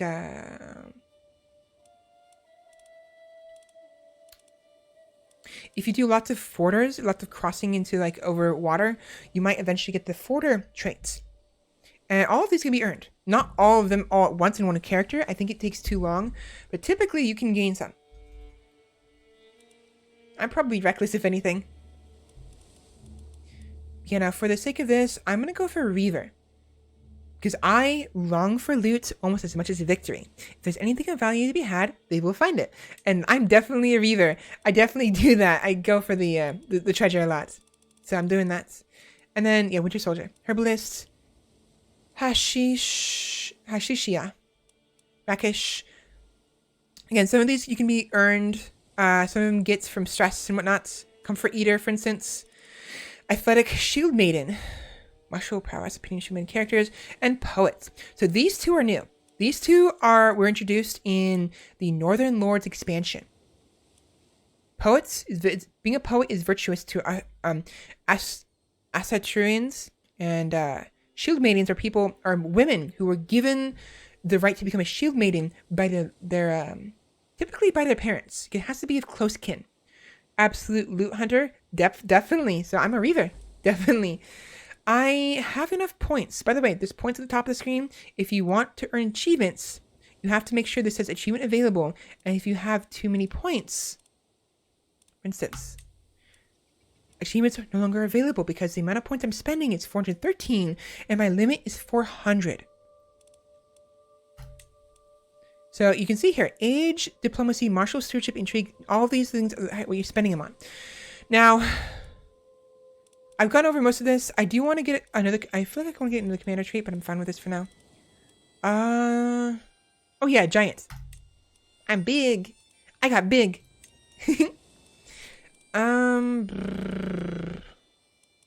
What do I want?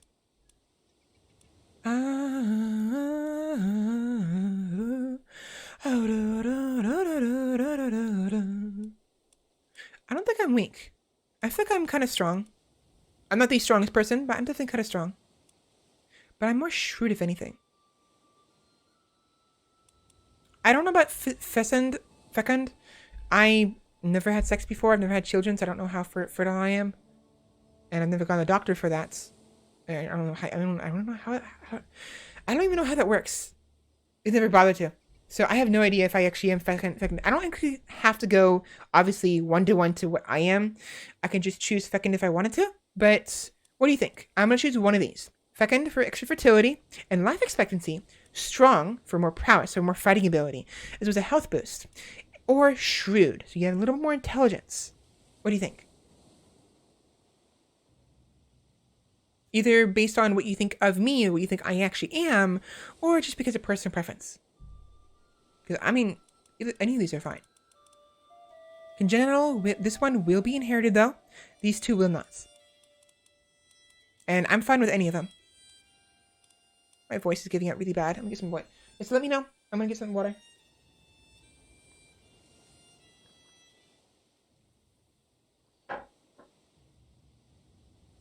Ooh. Fecund, like more of you around. Alright, fecund it is.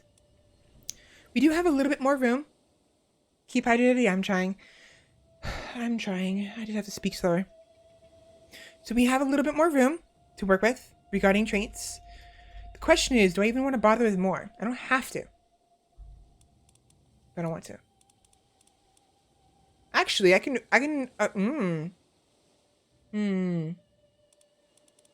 Let's do quick. Let's do quick. I'm fairly quick. I'm not the most intelligent person, but I'm definitely, yeah, there we go. Awesome. We're gonna do quick and fecund. So this way we have Reaver. I like loot. Fecund, I'm very fertile. Quick, I'm kind of intelligent. Not the most intelligent person, but I catch on quick. We have Vengeful. I'm actually very vengeful. We have Calm, because I'm fairly calm. And we have Temperate, because I'm not gluttonous. I do have a big appetite sometimes, but I don't gorge myself. Not unless I get, if anything, again, I don't eat enough, if anything, so it's a little too much. And of course, I am an astute intellectual. And for the sake of this game, because I want to play as long as possible, my character, I am going to be playing starting at the age of 16. I will eventually become old enough to look like this. For the most part, you see my appearance changes. God damn it. So yeah, I'm a 16-year-old, just recently grown up chiefess. Oh, I can afford 2 points in my base stats. So what do you think? Do you want me to put everything into prowess, or do you want me to put 1 point into something else? Looks like I can put it in one in each. Yeah. So diplomacy, actually, I feel like diplomacy. We should give it to the diplomacy, because I'm actually not that bad at diplomacy, if I think.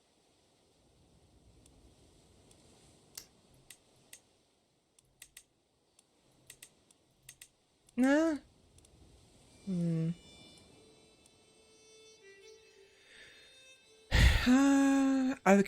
Manipulate other characters.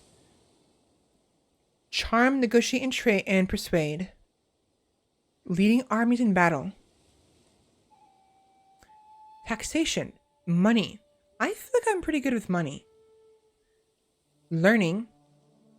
I could just more learning, I guess. Or actual battle. Actually fighting. Maybe capability of fighting. I feel like I'm pretty average. So I'll do 9. 9 sounds nice. I'll just do that one. It's fine. Hey, so here comes the annoying part. Getting a coat of arms for my family. I wanted that one, damn it. Yeah, so unfortunately, they don't have an option of just clicking it and choosing a picture, which is kind of dumb. They let you do that in Crusader Kings 2. I don't know why they don't do it here. There might be some coding issues, but like, why shouldn't that be an option? I should be able to choose from a list of designs and colors. It's actually quite frustrating. I actually spent like a half an hour on my previous playthrough the other night when I was trying to get this. So I'm going to try to do this quickly. I don't want to spend too much time. I don't remember what that symbol means. Definitely want some blue, though. Blue and gold. I'll take it. And this one. This one doesn't really matter because this is the title of the coat of arms of the individual land I own. You don't need prowess unless you're gonna battle. Oh, believe me, I'm probably gonna be battling a lot because I'm gonna be leading my armies. I'm gonna be a reaver. In order to actually benefit from the reaver trait, I have to actually command the army. So if I'm not commanding the army, then I won't be able to benefit it. If I am commanding it, there's a higher chance I'm going to be in the middle of a fight. Hence the prowess. By the way, welcome in. Hello, Minchop 3. Also, what is my... Okay, good. Making sure that my title was still fine. So yeah, we got a 16-year-old chiefess who has the learning education. She is vengeful, calm, temperate. She is a reaver who desires loot. Very fecund. She's very fertile, and a bit actually catches on pretty quick. She's very intelligent. She is an average fighter with average learning and intrigue, poor studentship and poor martial diplomacy, but she's not the worst. She comes from her own dynasty, Crusader dynasty. Her first name is Svela, and she's North Germanic of a culture, and Asa true true of faith. She is obviously a woman, and she's bisexual. Martial is for commanding. If you're a commander, you don't fight. That for the most part, that is true, but there have been times you do get caught out in battle. If you get caught out in battle, you are going to have a duel with somebody, and you want to make sure you have some prowess to actually defend yourself from it. Furthermore, if I'm vengeful and someone pisses me off and I become a rival, I'm going to want to duel them, and if I lose the duel, I may die. So prowess is still useful. I do understand what you're saying, though. Prowess isn't necessary if you're a commander most of the time, but it doesn't hurt to have it, and I mean, it's either 2 points in prowess or 1 point in everything else, and I'm fine with everything else. So it was just like whatever, because I was at 7 before. I feel like I'm also thinking just me personally, like in real life, I'm about average when it comes to, I'm not good at fighting, but I've got average strength, so I can be, if I was taught properly, maybe I'd be able to fight. Oh well, okay. Prowess is second to affect the character's aptitude in personal combat. I feel like average would be nice. Also, I do have average muscle mass, so. But again, I know what you're getting at, and hopefully my voice is okay. I see it peaking all the time. I'm a little worried about that, so I have to fix that later. But yeah, my voice hurts. So what we're going to do is I'm going to finalize this. And...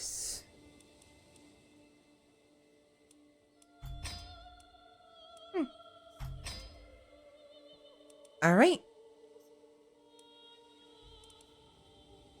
So, unfortunately, I have to take a break. I have to use the restroom really bad. I'm getting hungry. So you just got here in Minchop. I'm so sorry. I've actually been streaming for 3.5 hours. My computer froze on me and it killed my stream. So I haven't taken a break yet, and my throat hurts really bad. So I'm gonna get some solid food because I'm hungry again. My shake I have almost finished. I'll be sipping on it real quick. But yeah, I need to take a break. So let me go ahead and just start this real quick.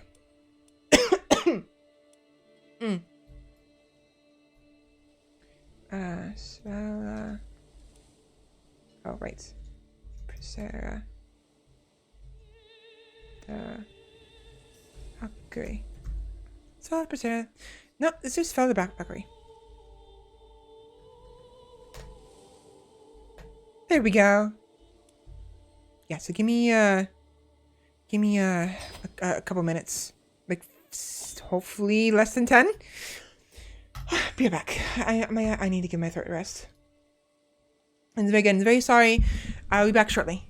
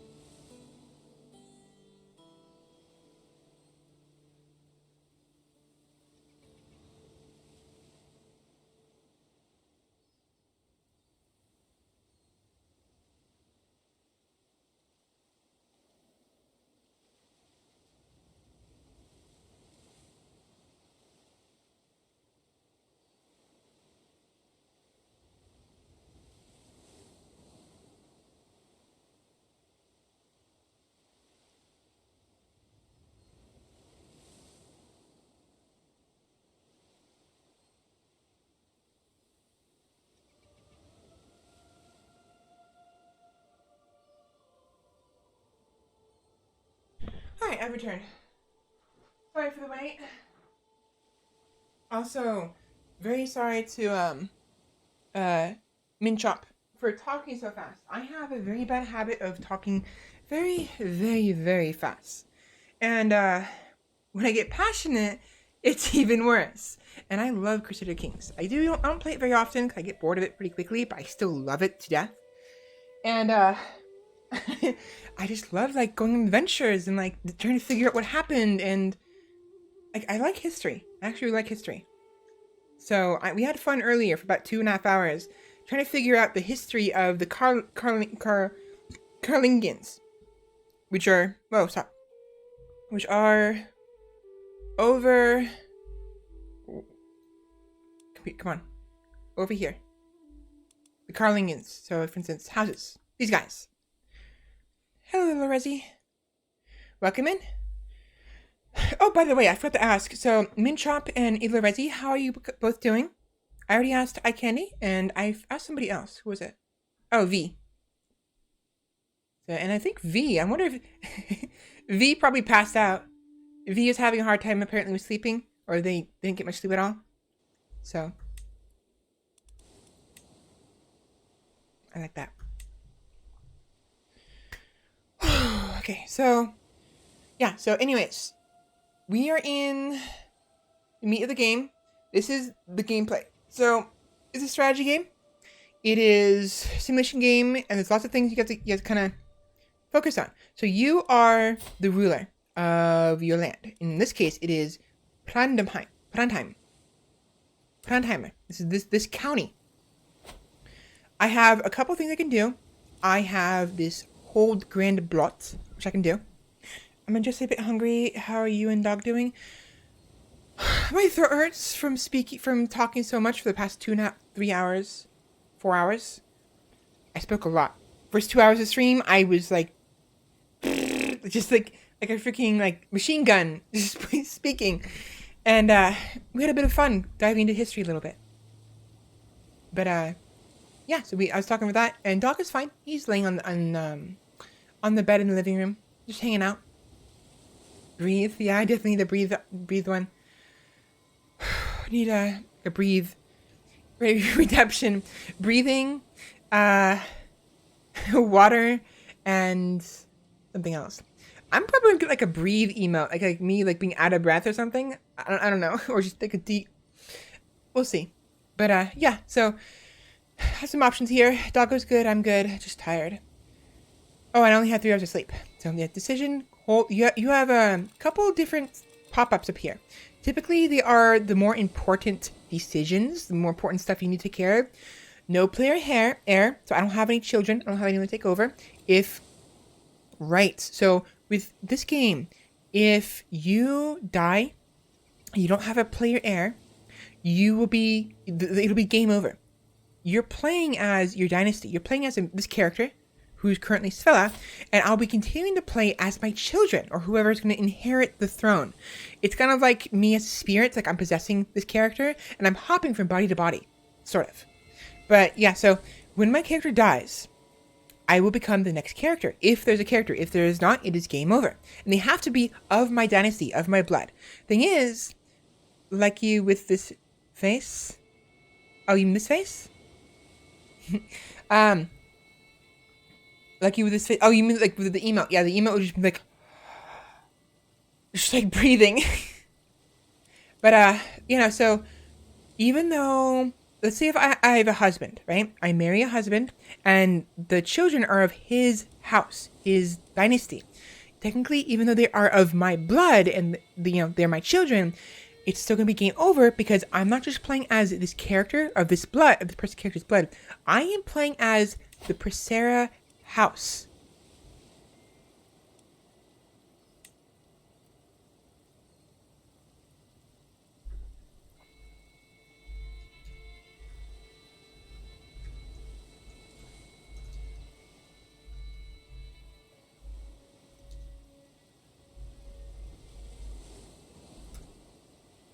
There we go. That's the house motto, basically, with glory and Freya's wisdom. Crusader is a fancy last name indeed. Yeah, thank you. It's actually supposed to be Crusader.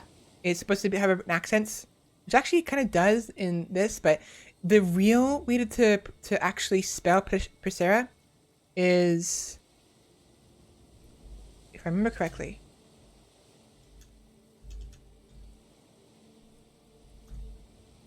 pretty. I thought there was no. How do I? No.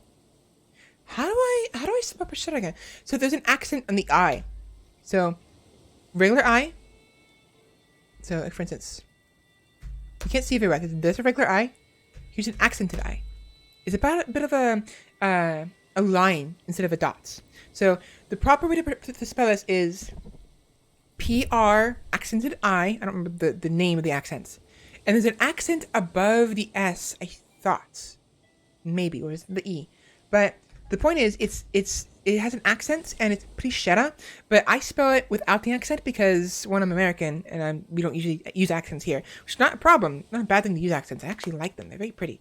But two, even though it is based off of the word, the name Crusader, which means basically like monster, sort of, or like beast, or like otherworldly creature or something. I have to look it up again.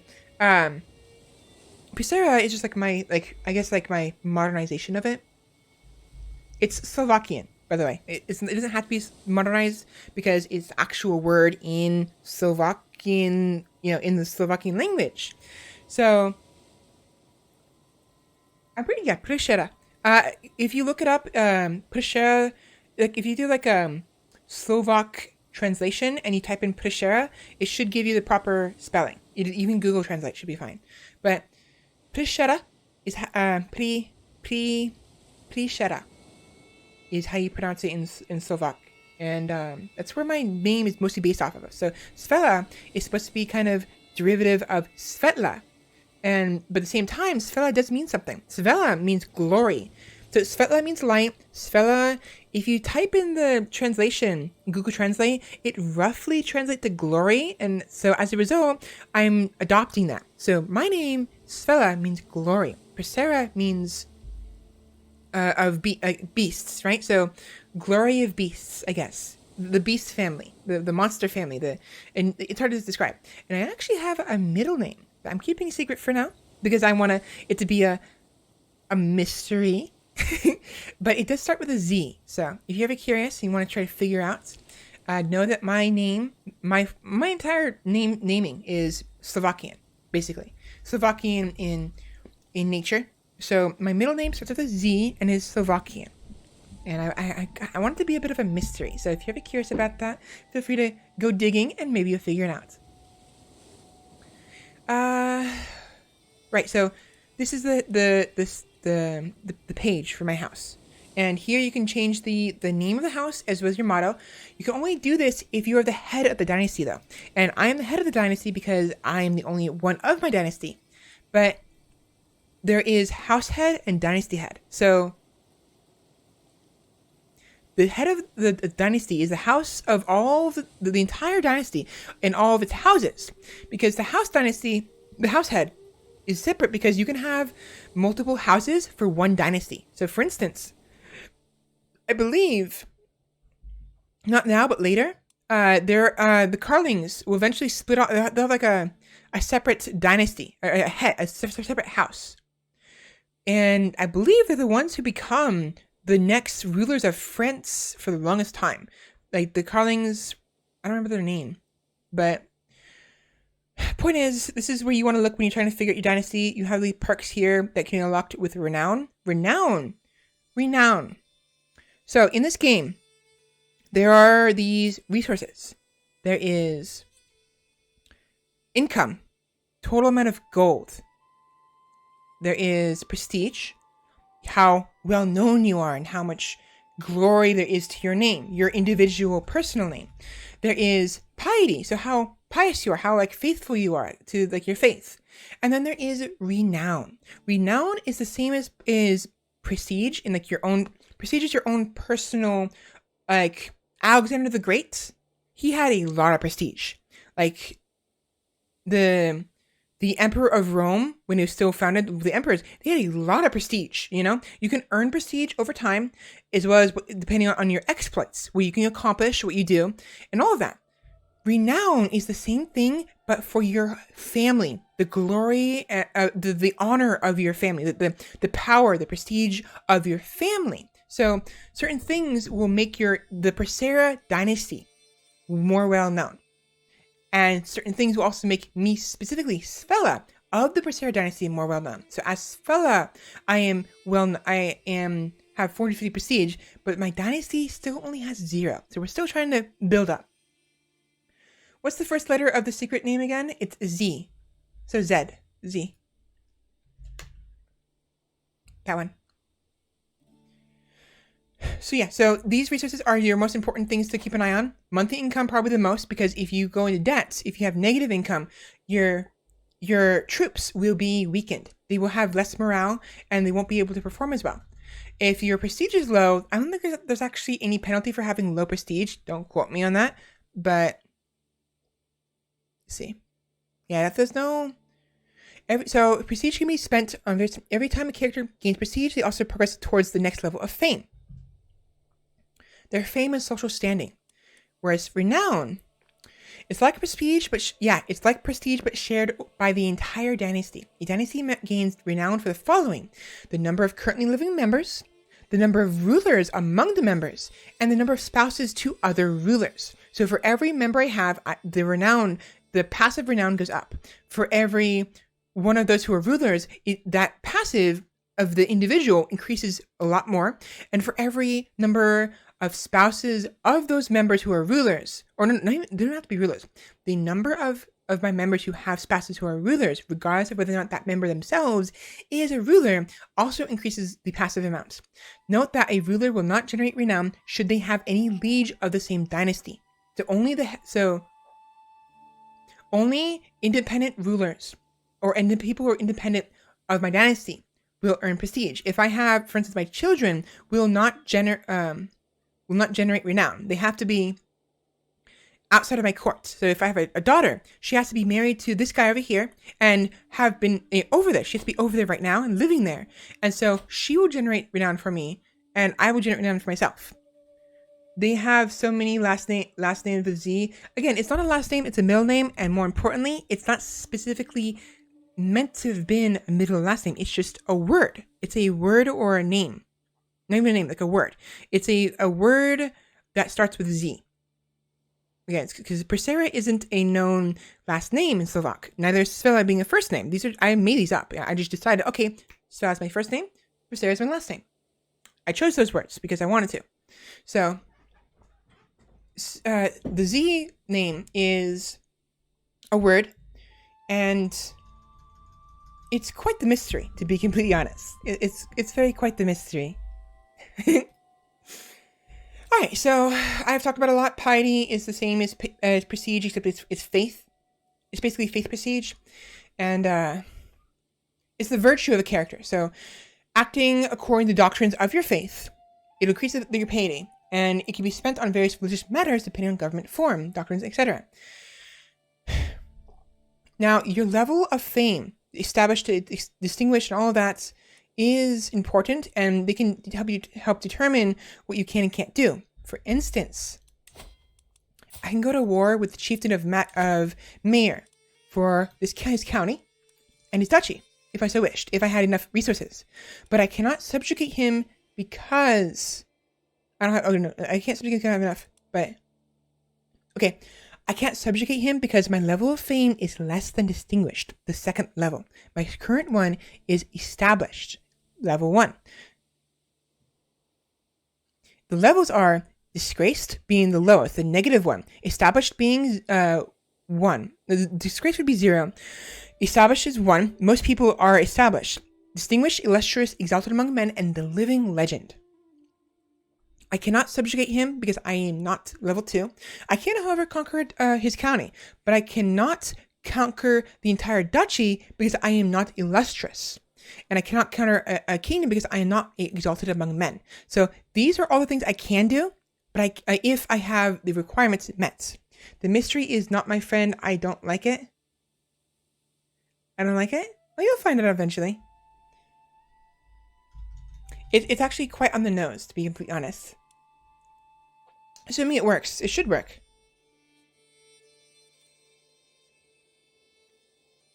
Here, hold on. Google Translate. My voice hurts so much.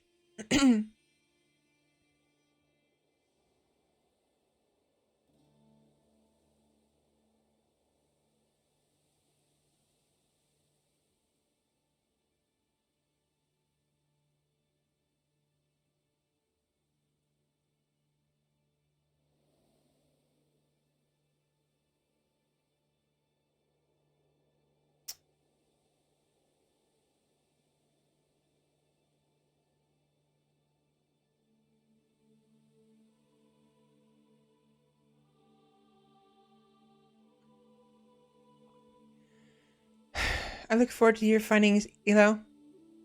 Try drinking water and speaking less. Please don't want you to get your mutes. It'd be very bad if I did.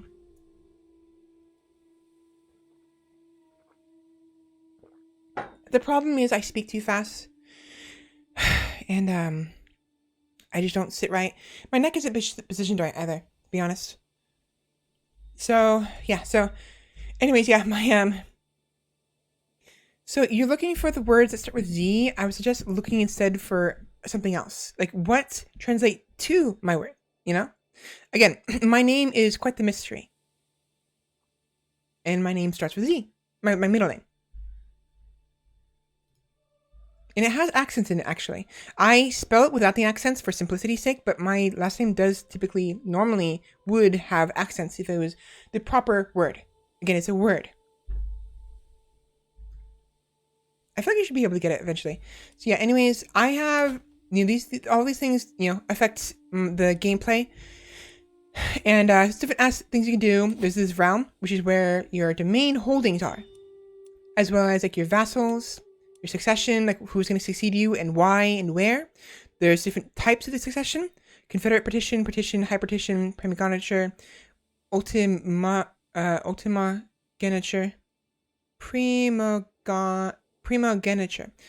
ultimogeniture, and house seniority. So there's different kind of successions you can have. And there's also the authority of your crown. So the more authority you have, the more power you have, but the less your vassals are happy about it because they like to have freedom. Yeah. If you want me to spoil it, I can. Let me know. I'm not that big of on keeping it secret. I'm trying to be coy as all. So let me know if you want me to spoil it for you. But again, my name is quite the mystery, and it starts with a Z.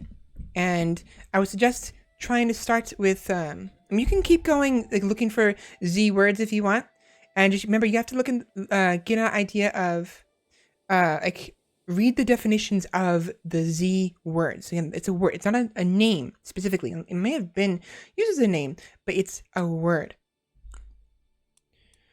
Hi, military. So here we have the military. We have the levies, which is made up of, you know, like peasant militias, ruffians, local stellar swords, and all of that, you know? We have the champions, which are basically your court, the people who are in your court who have some prowess. Even if you have 0 prowess, you can still be a champion, but the better your prowess, the better your survival, and the better you'll do in, you know, in battle, like you're towards, the whole fight, because again, it says here, for every point of prowess, you get 100 damage and 10 toughness. So this guy right here, he has 1,400 damage and 100 toughness. A levy only has 10 damage and 10 toughness. Meanwhile, we have all these special troops. They're the retinues, basically. They're the knights that you train specifically to guard you. Like they're specialized. You know, these people are like stout swords. Like, okay, gather out some men in the local tavern or town and bring them out. That's what these people are. The men at arms are the specifically trained ones by the crown. They are the royal knights. They are the royal military, the specific military. Is it Zweihander, Zweihander Passera? It is not. And actually, I don't even know if Zweihander is even Slovakian. Because again, it's Slovak. Slovak is the language.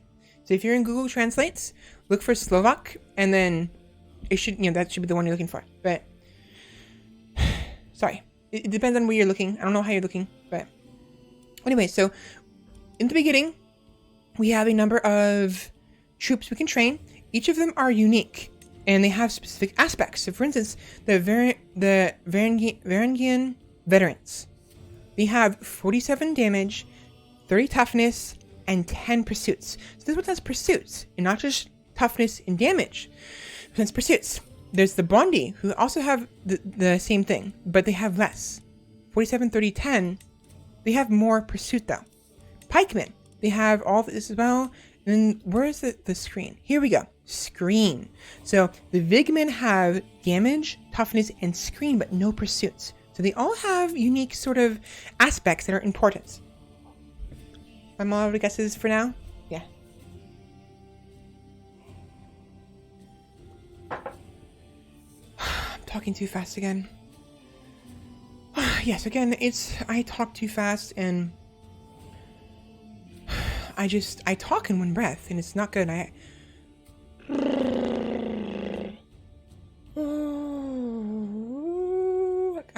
gotta relax my throat. Too passionate. Too excited. So yeah, we have a number of troops we can train, and it'll tell you what they are. Type: heavy infantry, spearmen, bowmen, archers, light cavalry, and skirmishers. Skirmishers are typically the one you'll see the most of. They're the ones you kind of want to be the front of the battle. They're it's not nice to say, but they're kind of the disposable troops, sort of. I mean, they're the layman. They're like the basic warrior, the basic knights. Whereas we have the Huskarls and the Varangian veterans. They're like the trained heavy soldiers. So the skirmishers have like medium, like light, like chainmail, maybe some plate mail, where the Varangian veterans would have, I mean, maybe not here because they're different. Like if we were a Western, like feudal governments, they would have armor. But it's likely that most of the people have chainmail. All of these probably have chainmail and maybe some like tough armor, like tough leather. That's about it, because we're tribal. We are a tribe, so we don't really have access to like full plate armor. We don't wear plate armor. We just wear chainmail and hard leather, and we use shields and helmets. Like armored footmen, these ones, they have like the armored helmets, but they still have the chainmail. So these are the basic ones that everyone has. But these ones, the Huskarls and the Varangian veterans, are unique to us Norsemen. So we want to go with those ones, particularly because of the fact that they're useful in the winter. And winter is actually a large player in this game now. It used to not be. It used to just be whatever. But now the weather will affect your ability to fight. And so having that capability, like if you don't have if you don't have these bonuses, you actually have penalties, I think. I could be wrong though. So you definitely want to have something. So I want to do, if anything, I want to do the Vigmen. I want one Vigmen, and I want veterans or Huskarls. Spearmen cavalry, spearmen archers, Huskarls. And I want more, but I don't have enough prestige for it. So player heir, married. I need to marry. Let's go find a husband, shall we? Now I want a husband around my age, preferably with some good traits, and also with a good alliance if possible. Now you can marry for alliances, or you can marry for traits. It's up to you. I also want him to look kind of good, because I'm a little. I mean, it's not always about their appearance, but it would be nice if my children look nice. And if they have a personality that's similar to mine, have certain similar personality traits, that'd be ideal as well. So I'm gonna go ahead and look for that real quick. I am calm, vengeful, and temperate. So someone who has at least, as long as they're not forgiving, as long as they're not wrathful or gluttonous. I should be fine. So it's fine. It's fine. That's fine. I kind of want to see if this. Oh, lustful though. If they're lustful, it'll increase the amount of how fast we can get children, because we're gonna be having a lot of fun basically not every single night, but very often. So Sunni, 18 years old. He's lustful. He's impatient. That's a problem because I'm pretty patient. We don't like each other just from the very get-go. But he's ambitious. And so that means we only have one issue. It's just that I am vengeful, and I am calm and he's impatient. That's the only problem. Not bad. I might go with him anyways. It's only a -3. It'd be like a minus, what's the negative? -10, right? -10. So basically, he will hate me for being calm, but he will like me for being vengeful. But he'll also dislike me because it's -10 for personal diplomacy, and again, it's male-dominated society. Get that breeding going? Yeah. Oh, my throat. Typically it is best to kind of have them, have the characters marry around the same age, because for women, the age of fertility ends around 45, and I think for men it's like 60-something, 50-something. So you want to have as much time as possible to marry, and if you have a 16-year-old guy who's marrying a 40-year-old woman, it's very unlikely they're going to even have any children whatsoever. They might have a child, maybe one, but it's very, very unlikely. So you want to marry young. I kind of want to marry now. I don't want to wait for him to grow up, so I'm going to ignore them for now. So we have Erica, who is patient.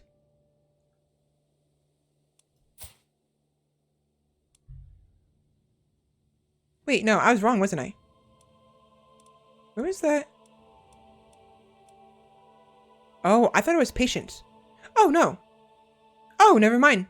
We're fine. We're not going to hate each other. Okay, so I might go with Sunni then. For his lustful traits. And then Greater, patient, fickle, and compassionate. He's a good negotiator. Prowess of 11. Make a good champion. Let's see. If I want a champion of a husband and an alliance, I'd probably want to go with Greater.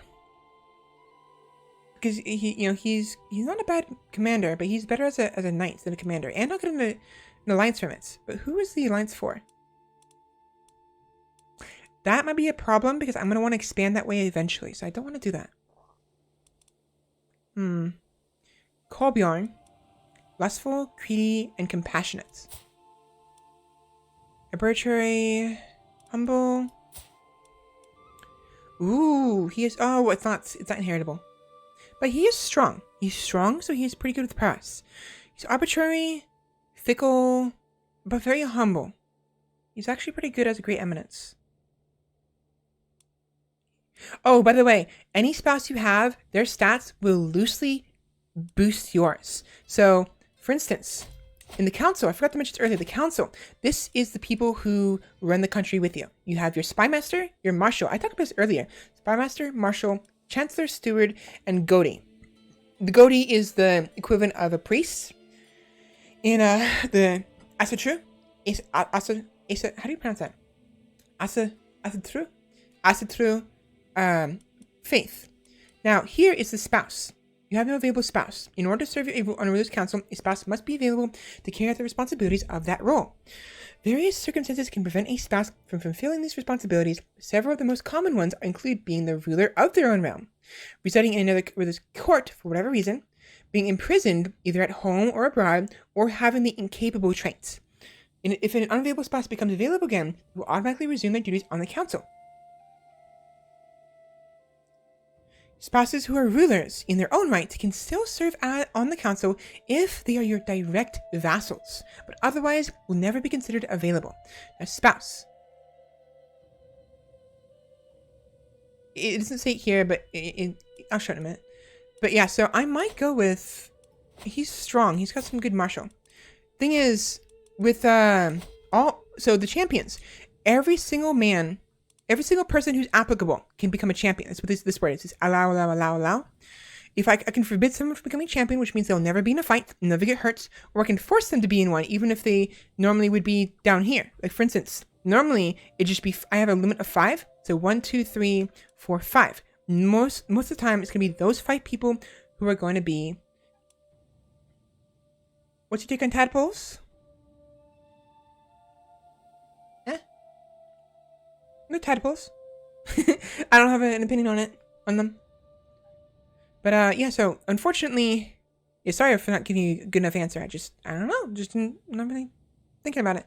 So I can force this guy, Vagan, to be a champion, which means he'll probably overtake this one. Bercy, even though he's allowed to, will not be a champion because I have a limit of 5 champions at a time. So Vagan will be forced to take the reign to become a champion.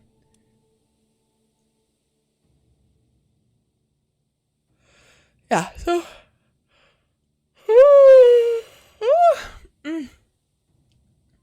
But for the most part, people typically, it's like top to bottom. Whoever has the most prowess goes first, and then it's usually the first 5. Or first 8. It depends on how many I have. What was I gonna say? Right, I'm looking for a husband.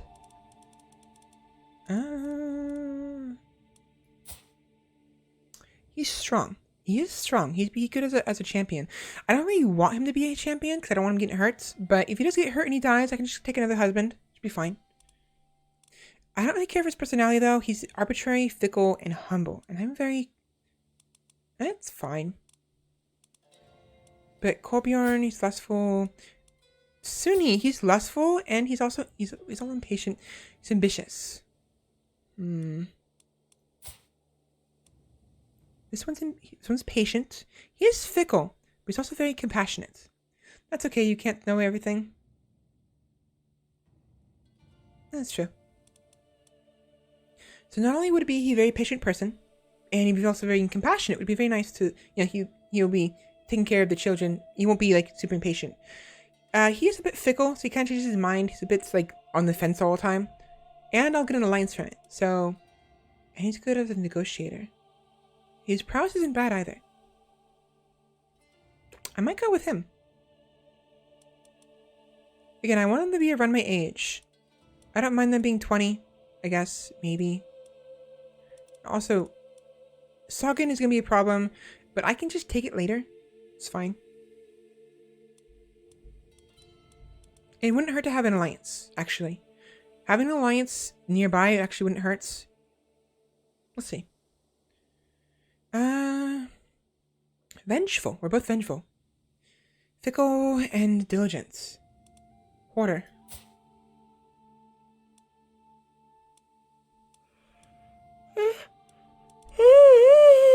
I definitely wanted the lustful though. I don't like that he's impatient though. And ambitious means he may have problems with me being his liege, because I will become his new liege. So, Gretter. I think I would go with Gretter. We'll still have plenty of children, I'm sure. Bard, humble, which is fine. Fickle, it's all fine. It's the arbitrary that's the problem. What is his stats? He's not bad at her. He's easy on the eyes, and he doesn't have very bad stats, except for martial. And yet he's still good with prowess. That's okay. Oh, because he's strong, right? I forgot. He's actually very strong. Ooh, he's strong. So let's see. Eriker. Bjard. He'll be able to princess carry me. Greater or Eriker? No, I mean, where's he? Bard. Baird. Baird or Greater? Both of them will give me alliance. Ooh, I think I want to go Baird then, because the fact that the alliance is up here. So with Greater, Sagan, Sagan will be the one I'm alliance to, but I want to expand south. My goal is to go down here. I want to go down here. Up here is fine, but I don't really care for it. I want to go south. So they'll get in my way. Meanwhile, if I get the alliance with the chieftain Bjorgulf and marry his son Baird, I will have someone who, unfortunately, is arbitrary, which is not the worst, who's fickle, but also very humble. He will actually like me because I'll be his liege. And he's also, so he's very strong. So he's got some good prowess. And he's probably also very strong in bed. Hope one day you'll be able to make a TED Talk about tadpoles. I don't know about that. Maybe. You know what? Maybe you can do the TED Talk. I never really got TED Talks. What are TED Talks? I have a general idea of what they are, but for some reason, I never bothered to really go and, like, listen to them much at all, or seek them out. I always heard of them secondhand. It's like, yeah, okay. But, like, explain to me, like, what you think a TED Talk is. Because TED Talk. TED Talk. Now, my name is not Ted. Well, none of those are mine.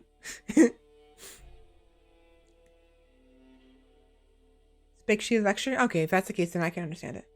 As long as those tadpoles grow into tadpoles hanging out down the locale. I mean, like, as long as they don't get in the way. I mean, too many frogs would be a problem, though. So, yeah, I think I'm going to go with Baird because the alliance is favorable. He's strong. Very strong. He's a good negotiator. So that's going to be very good because it'll help boost my diplomacy, my personal diplomacy, which I'll show you in a minute. And he's humble, so he'll like me. He won't hate me because he's ambitious. So, yeah, Baird.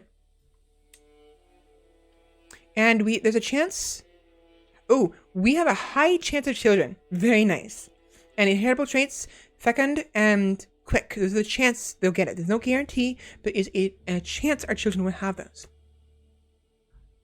Yeah, I like it. Ladpoles.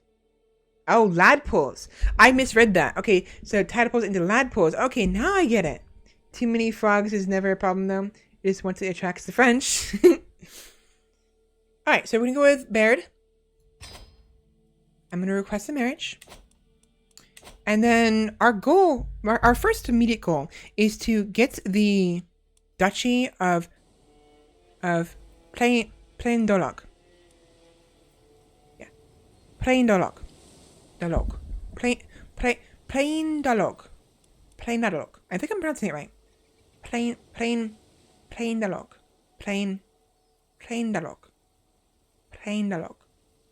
Duchy of Plaindolog. The Jarldom, actually. Wait, do French people eat frogs? Yeah, and leave the rest of it. You know how many frog wheelchairs are in... Oh, yeah. They eat the legs. They like to eat frog legs, apparently. I mean, I guess we can just go down here and go ask him, right? We can give old Charles II a ring. You know, hey, what's up? You got any frog legs for us? And while we're at it, we'll just go ahead and sack Paris while we're at it, you know? I'm sure Paris has plenty of gold. They can share some with us. It'd be fine. Just take a couple hundred gold and some slaves. Should be fine. There's no slavery in this game, but the idea is that you do take slaves. I mean, Vikings weren't particularly... Well, we're Vikings. We're pirates. You know, we're not... Raiding isn't a good thing. It's not a good... You're literally pillaging someone's town. So, no, frog healthcare got so expensive with pandemic. I've decided I'll hunt every French person down. I mean, have fun with that. Majority of England will join you in hunting the French. Got me in. Ooh, speaking of England. Ooh, good points. So, the new DLC. There's lots of flavor, right? So, what's interesting about this is there's a couple different things they added regarding CBs. Cessus Belli. I'm not sure if I'm pronouncing it right. So this person, if I'm targeting someone who's of a different faith and who's not tribal, I can go on what's called a Varangian adventure. A Varangian adventure against Alba. Renegade Adventure. This is a special type of war where the attacker intends to move their realm to the war target wholesale. My entire realm. So I can go from where I'm at now to Alba, and I will take over a duchy typically. Or a county, a duchy. And it'll become mine. Just like how the Norse, they came over here to Neustra. This here. Took over, they raided Francia. And basically went on an adventure to simplify it. And took over Normandy. And they changed Neustra with the Norse culture and the Frankish culture mixing. It became Normand. Right? They became the Normans. And they renamed the duchy to Normandy. Hence, the duchy became Normandy. And from here, they eventually traveled across the bay, thanks to William the Bastard. He conquered England for his right to the throne because he was a bastard of the throne. And the Norman culture mixed with the Anglo-Saxon culture. And the Norman and Anglo-Saxon became English. So, a bit of a history lesson there. English, like, technically, I mean, I think maybe not all British people, but you could argue that everyone who's English has both French and Norse heritage within them. Everyone who's English, if they're like ethnicity-wise, are Norse, French, and Anglo-Saxon. So which means they're also Saxon, and they're Anglos, because Anglos were here. So yeah, I love how that 100-year war lasted 116 years. Next time we wipe them out, we'll only tell us one day each French person. More of a Franken than you are a frog eater. I can get behind that. I mean, I'm not really a fan of frogs, eating frogs either. Just the idea of it. Not really. I might try it one day. Possibly if I'm in Paris, in France, but I doubt it because one, I can't go anywhere now, and two, I'm not really a traveling person. So yeah, so anyways, we are planning to do that actually. We're going to do exactly what history did. We are going to build up our forces. We're eventually going to go for Neustra. We're going to create the Norman culture, and then we're going to go across the bay, and we're going to conquer England. Because I want to create the English language again. And I want to create the Norman language as well. Now, I'm going to keep us as the Asatru. We're going to stay the Asatru faith. We're going to stay as this. Which means that I'm going to go in here. And I might be the target of some potential holy wars. Hopefully not, but we'll see.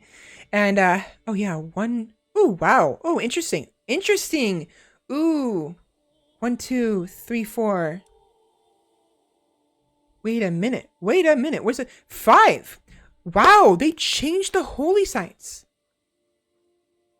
Okay, so give me good toe. Is that why British people are so white? Yes. So probably one of the reasons why the British people have such a light complexion is because, one, the Anglo-Saxons were already pretty white, but the Norse people who were in the snowy areas and who didn't have a need for pigmentation, darker pigmentation, like the people in the south, like the Africans, they had, like, basically the whole, like, idea is like you'll notice, like, people down here have darker skin, right? In India, a little bit lighter, but still dark. People to the east and south, they still have some lighter colors, you know? Go for the south and west, and you'll find people who are really dark skinned. Meanwhile, start going north, and you'll start seeing people with a little bit lighter complexion. Some of them will still have darker complexions, but like the east of, the king of East Francia, look how light his complexion is. And meanwhile, a lot of the Norsemen have very light complexions, and lots of them have blonde or light-colored hair. So white, blonde, very bright, like dirty blonde, or like the red, you know, white, light, brown, like blonde, brown. Sometimes they have brown, blonde. Meanwhile, everyone down here has more black, you know, brown, red, all those things. And like up here, I believe the people up here have more red hair. Yeah, so red hair, white, like brown. So again, just gonna hang out with my frogamy without the French reading with me. It's also because the sun never sets in the British Empire because it never shows up to start with, pretty much. Couldn't get a tan in England if you tried. My friend says that there only rains. Is it true? I do wonder about that. It probably does rain a lot over there because it's so the British Isles are surrounded by ocean. And when you're near the ocean, you tend to get lots of rain. At least it's a little more humid, a little bit less dry. And because of the fact that it's so close to the coast, the entire area, the entire Isles, probably gets plenty of rain. Meanwhile, if you go further inland, like for instance, like the far eastern portion of over here, you're gonna get far less rain. You can still get rain, but far less. And if you go south, you also get far less rain. Now, interesting is, I just saw this. It's like, oh yeah, that's right. I forgot. Somebody on like Twitter or Reddit or something turned the British Isles into an anime character. A lady right here with like a hat and like a wings. Statistically speaking, rain falls somewhere over England once every 3 days. So it rains like 4 months out of the 12. And England is pretty small. It is. Very small. A small little lady. Anyways, enough talking about that. I need to focus and actually eat some food, actually, if anything. Let me eat some food real quick. I'm hungry.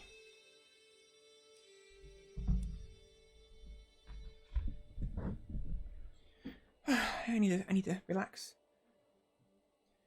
Don't want to stop at all. Oh, right. Last couple days, I've had the freaking song Don't Stop Me Now by Queen. It's stuck in my head for the longest time. Like, don't stop me now. I'm having just a good time. I'm having a ball. My voice is cracking super hard, so I can't sing it real. My voice hurts, but I've been having a real fun time singing it. Eat, drink, complain about the French. All core needs for a person in England. Pretty much. Should be good. Hopefully. Oh, right. I'm gonna eat with a fork because I don't want to get my hands messy.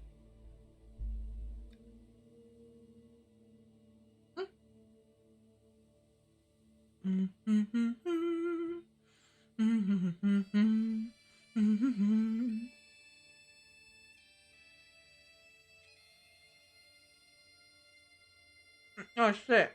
That's not good. There's another place you can order.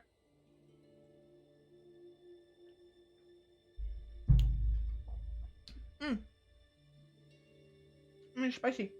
Spicy. I like spicy, but oh, spicy. Great jobs, fella. Yeah, your throat hurts. Eat some spicy food. I'm sure they'll go down nicely. Yeah. No. Fuck me. Ow. The French and English, a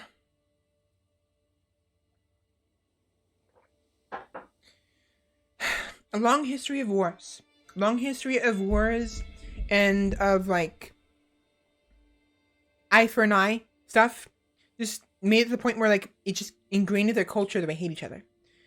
And, it's like how, in Romeo and Juliet, the families of both Romeo and Juliet hate each other because one family killed like the son of one of the other family like a couple generations back, and so in revenge they killed one of the offending family. And I don't know if it's by accident. Maybe the first kill may have been accident, but none of them are willing to cooperate with each other and forgive each other. And so it's just like a constant back and forth of revenge between these two families. And as a result, there's this blood feud, and that's basically what's happening with I believe, anyways, with France and Britain. Is there's just basically this blood feud between them that's been going on for hundreds of years, probably around this time, if anything. And there's that, and also just the probably that a couple kings probably just got hungry for power, hungry for territory. Like maybe a couple English kings just wanted France's land just because they wanted it, you know? And so they tried invading, and then vice versa. Maybe there's some French kings that wanted British land for all I know. I don't know, but there's a blood feud basically. The long-standing rivalry we have, the French nearly bankrupted their entire country just to join. I'm like, yeah, they did. That's the whole reason why over here where I am, the Americans got free. However, in both world wars and almost all major conflicts, England and France stayed together. Like they resisted joining the English until they went bankrupt. No, so they America declares independence. They go to war with England, and France, being their enemies, their rivals, their long-standing like blood rivals, they back America up, right? They come to their aid, and they help push back Britain from America. They go bankrupt in the attempt, and it succeeds, but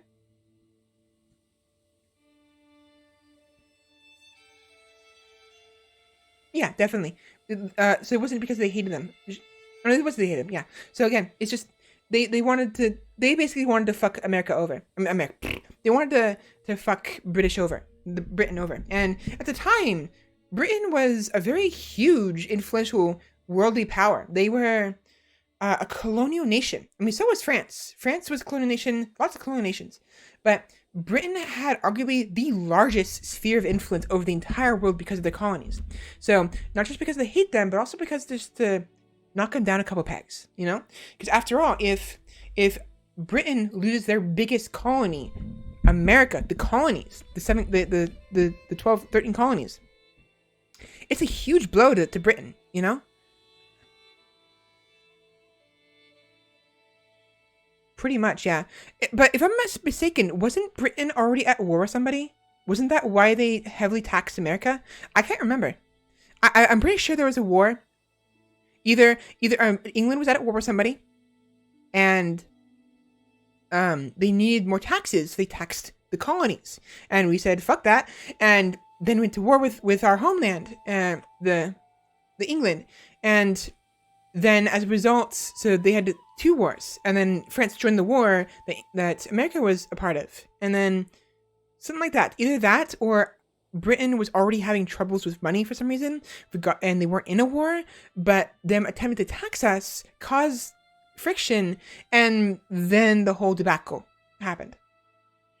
The Aussies I talked to hate the English. All the English I talked to hate the French. The one French I talked to hates the American. I like all of you.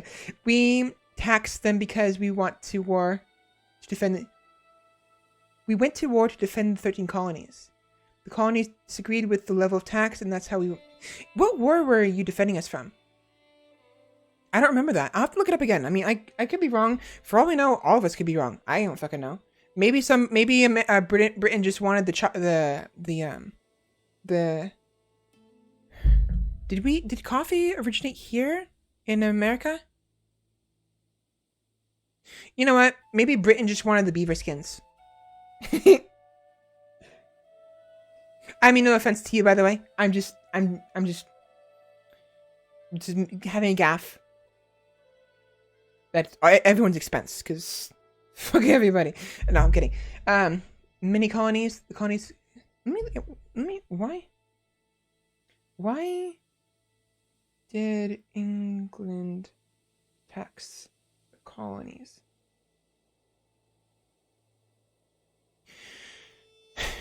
Oh, so war debts. Britain also needed money to pay for its war debts. The king and parliament believed they had the right to tax the colonies. They decided to require several kinds of taxes from the colonies to help pay for the French and Indian War. They protested, saying that these taxes violated their rights as British citizens. By 1770, Great Britain had established a number of colonies in North America.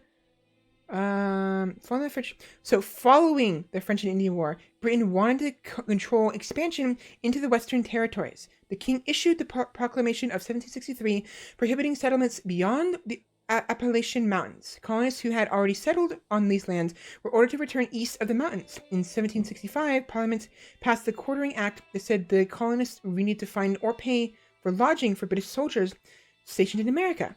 With the French and Indian War over, many colonists saw no need for soldiers to be stationed in the colonies. Britain also needed money for the pay of taxes, decided to require several lands, use of special paper bearing. These taxes included the Stamp Act passed in 1765, which required the use of special paper bearing an embossed tax stamp for all legal documents Other laws, such as the Townsend Act posed in 1767, required the colonists to pay taxes on imported goods like tea. Imported goods. Okay, so the war was ended. Assuming, again, I don't know for certain. I'm pretty sure. By the way, I wanted to meet more French people, but I think it's hard for them to speak English. There's definitely some issues there. But it is what it is. The language barrier. It's just a matter of learning French and other people learning English. You know, because it's not like just because you go visit someone else's place that they should speak your language. You know, English may be a widespread language over the world, but even then, it's like if I go to Japan, I shouldn't expect somebody to speak Japanese. If anything, or I mean English. If anything, I should learn Japanese before I go. So yeah, no. If this article is correct, then it never ended in England. We were finding reasons to keep warring. It's possible there was a ceasefire then. Again, I'm not. You probably know more about this than I do. It's very possible there was a ceasefire at the time. Like the war was still going, but like a ceasefire is like, you know, everyone went home to rest and recoup, and probably wanted to go to war again. And then England tried to tax. I gotta play while I talk. God damn it. So I'm assuming that England tried to tax the American colonies to, you know, help them with the continued war efforts that was going to go on. And English is a universal language, but you should always learn the native language, native tongue, and not to rely on them knowing English. I agree. But I'm going to assume, again, I don't know, you know more than I do, and again, this article is probably wrong, but then again, history is often wrong, so who knows. But anyways, the English taxed America because they needed the taxes for their exploits, for their plans, and America said, yeah, no, fuck you, and basically just like tossed the tea into the ocean. So yeah. So I gotta play. I gotta be playing. I didn't eat much, but I haven't been falling behind. Oh yeah, by the way, there's the lifestyle traits. I want Marshall. Oh right. So real quick. So each character, there's these lifestyle trees you can go down. Some of them are more useful in certain aspects. For instance, diplomacy is more useful for when you're trying to make alliances, or you want to shorten truces so you can attack again, or reduce the penalties for, you know, stuff like that, or like force vassalize somebody so you can force someone to become a part of your realm through war. Like, you don't take their land, you just say, okay, guess what? You're gonna be my vassal. If you don't accept, we're gonna force you to become a vassal, you know? We have like things like a matriarch, so like someone who's focused on the family, of like becoming friends with their family, and like, you know, having more fertility so they can increase how many members of family they have and all that. Like then we have like stewardship, like increasing wealth and like your domain, as well as like building stuff so you can build up your domain more. Intrigue, of course, the works, you know? So there are five different types, and each one follows one of the 5 base traits. Now I'm gonna go, even though I have the learning traits, the education learning traits, and that means I have a increase of 30% to the learning lifestyle experience, which means I will build experience faster here. I want Marshall, because I want to get the stalwart leader, which reduces the chance of me getting hurt. No way. Yeah, reduces the risk of commanding armies, which means that when I command an army, there's a less chance of me to get hurt at random. So it's very useful, very important, especially kind of me doing that a lot. And I also want this because it increases the effectiveness of my knights, as well as increases how many knights I can have. So this is very useful. I want these 4, and then I want to go over here and get these 3, because I want the raid speed and the naval speed. Those are very important. Yeah, they threw it all into the harbor, ruins millions of pounds worth of goods, and at the time, tea was very popular, so quite valuable. Yeah, definitely. Just because they were up to savage, stronger knights. Hell yeah, definitely. Yeah, so it was about sending a message. They understood how expensive it was, but they were trying to piss off England. Literally, they're trying to piss off English and tell England to piss off, you know? So yeah, we're gonna go to the Marshall. I want dread, control growth. Marshall 3. So there's different focuses. Each tree has unique focuses, 3 of them, that affect you in different ways. They all give you the same amount of experience, right? Between these 3, it's just that some will give you more diplomacy, others will give you prestige per month, some will give more fertility, and all of that, like different base stats and stuff. And for instance, I want to go chivalry because it gives me more prowess, which means that if I get into a duel with somebody, I'll have a better chance of surviving. It also increases my attraction, so I'm a little more attractive, Maybe my husband will like me a little bit more and might want to, spend more time with me at night more often than he would. And it increases my advantage when I'm commanding armies. So advantage increase is very important because it can help determine the result of the battle. So the better your advantage, the better chances of you actually winning. Regardless of whether or not you outnumber somebody or if you yourself are outnumbered. Like if you're outnumbered, if you have better advantage and you have better troops, you can still win. So it's very important to have a good understanding of how that kind of works. British people have no end of patience. Nothing short of throwing our tea into a harbor would have sent any sort of message. It was the right move. Might want to give you more children, you mean? Yes, definitely. Is beans and toast good? I have no idea. I kind of want to say no. I'm not really a fan of beans, to be honest. Some people probably think yes. That's fine. Maybe it does feel good. Tastes good. But I've never had it, so I have no idea. So yeah, no. We have that taken care of. We are waiting for a husband to arrive. A few champions not endorsed by Godi. I need to take over this land first and foremost. That is our first priority. So we need to wait for our troops to. We need to wait for our men at arms to go up. And yeah. To the impressive chiefess.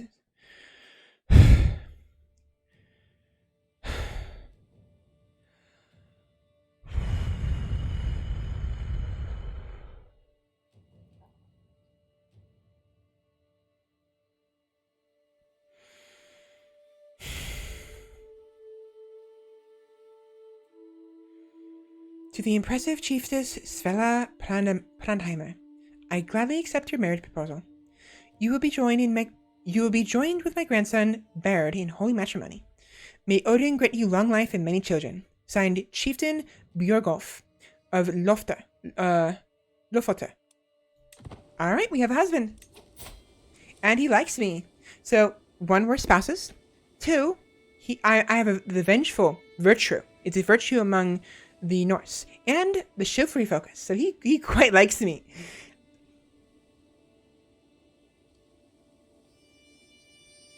I'll kill a Frenchman just to smell it.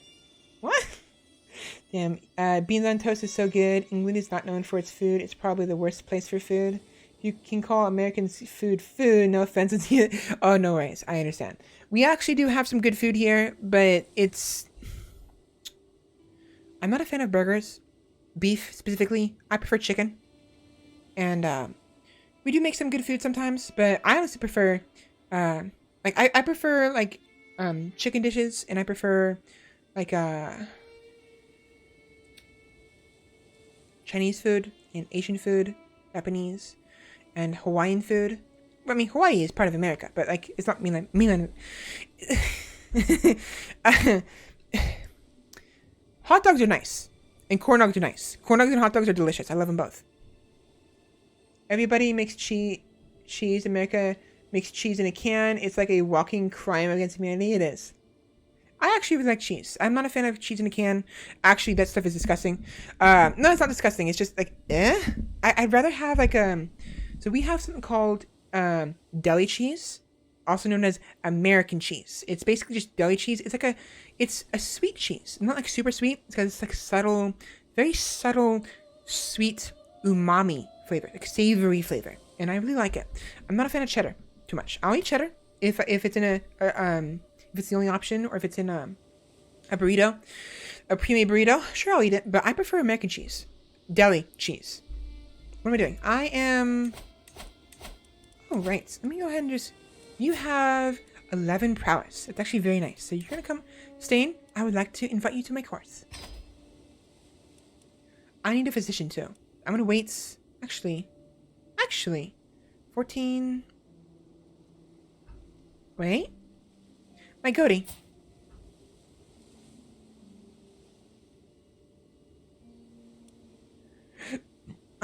You. You will be my court physician. And it costs me all my money. Cool. Actually, our cheddar cheese is American cheese. We just call it cheddar. I don't know why. I kind of like it. Maybe, that's interesting. So maybe we have cheddar and American here. It's just, I don't know. I think it's just deli cheese is what I like. I'm gonna let this play slowly. I want to eat some food. Let's play this. I'm just waiting for my troops to, these guys to get enough strength so I can go to war. Because I definitely want to take over Mary and Filki. I am being raided by Hero Fenrir. Thank you so much for the raid, Fenrir. Welcome in. And just a heads up, my voice is very, very, very out of it right now. My throat hurts. But yeah, welcome in. And thank you so much for the raid. Oh, yeah, I spent a good 2.5 hours just talking. Just nonstop. And I'm still talking, so my throat hurts really bad. And I'm eating spicy chicken. Not a good idea, but I'm hungry. And I like spicy chicken.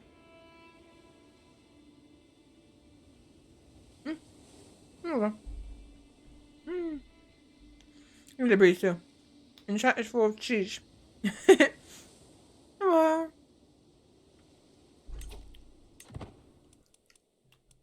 Num num.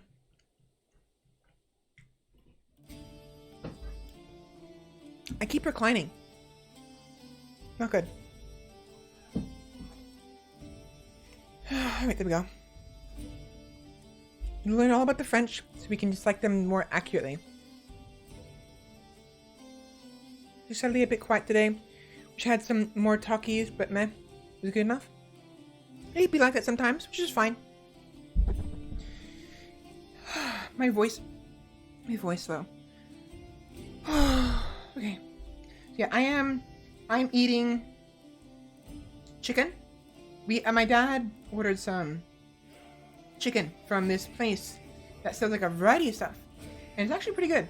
But I'm mixing it with ranch dressing, and this chipotle sauce I have. And so it makes it extra spicy. The ranch kind of dulls the spiciness a little bit, but it's still pretty spicy.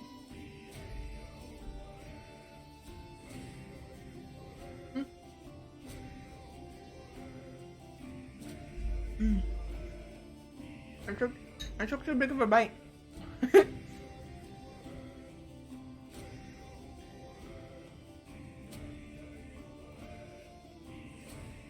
Funny. Yeah. The chicken Chicken is eating chicken. Ha ha ha.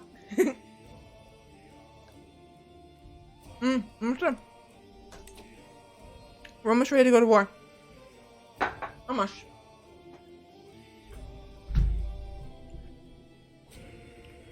So we have 485.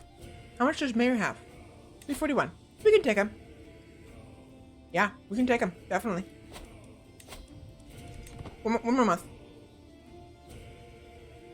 And here we... I'm sorry. And here we go. Ba-dum, ba-ding. Guess what? Your stuff is mine.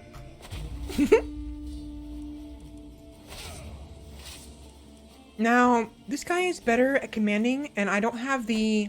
I'm not ready to go to war yet. I don't want to lead stuff yet. I need to get the stalwart leader first, and then I'll be more confident about going to war. Commanding armies, because if I die, it's all over.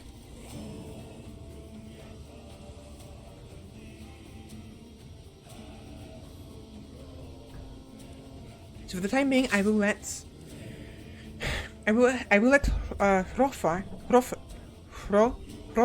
Hrolfr. Take over.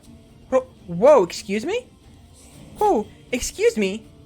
Excuse me? Excuse me? House de Normandy, are you kidding me? Oh my gosh. When did I have him? Oh my god.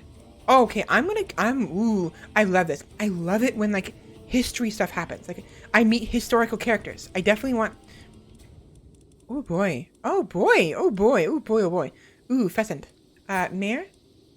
What does he have? He has lustful, arrogant, and brave.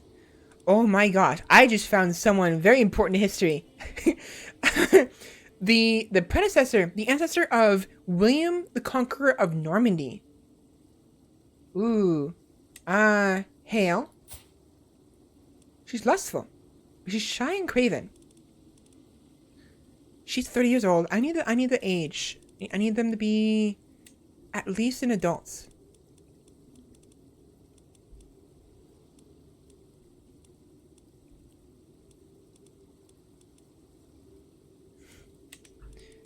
Oh, by the way, Ilorezi, quick question. Regarding the fact that you mentioned tadpoles and how you hate the French because of them eating frogs. Are you a frog? Yeah, shy and lustful, what a combo. It's literally like a, oh, if she also, if she also had sadistic or, wrathful, she could be considered a tsundere. No, you're not? Maybe you can become one. You can be the next, frog Vtuber. Just like frogs? I mean, what better way to show your adoration by becoming one, right? Oh, right. The sound. Let me know about the sound. I have it low, but I can always increase it.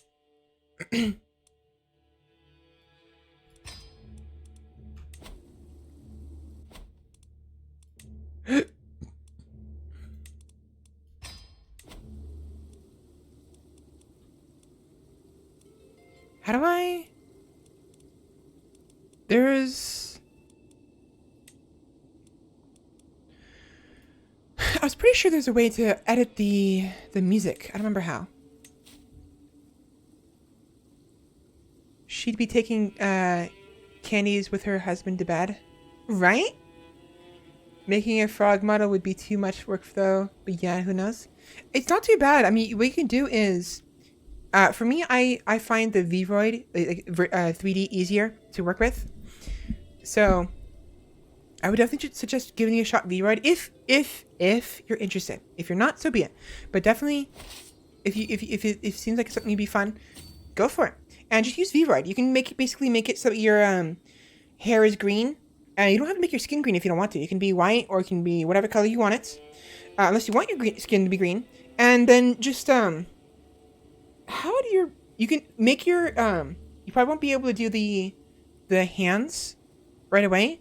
But you might be able to get some assets from Unity or even from Booth, and there might be like a frog assets or like some kind of like frog hands, and you just have your fingers be frogs, like frog fingers. You're making me hungry, so now I want chicken. Look less tasty, please. No, fuck you. I'm kidding. I've already tried Vroid. It's pretty fun. It is. So yeah, so for now we're gonna go to war. Oh, you know what? I kind of don't want Hrolfr to do this, because if he dies, it'd be very sad. Wait, are they... Okay, they're being raided. Okay. I was about to flip my shit. I thought maybe that someone else already waged war on him. No, he's being raided. Okay, that's fine.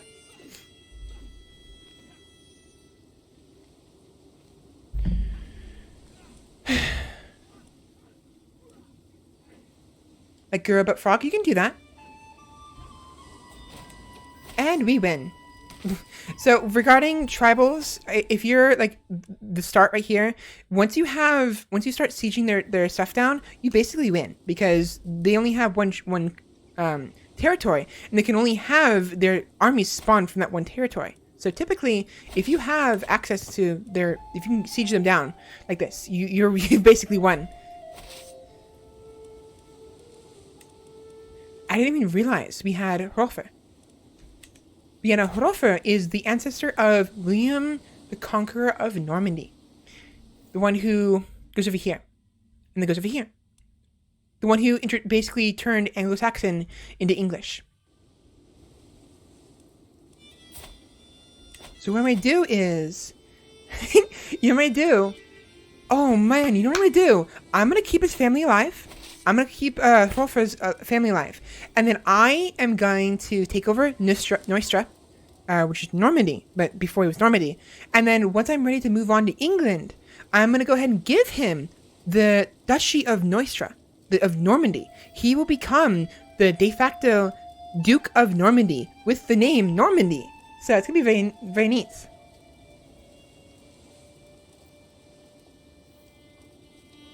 So this is very nice. We carve runes of Njord's rich seas. Oh, he's my marshal too.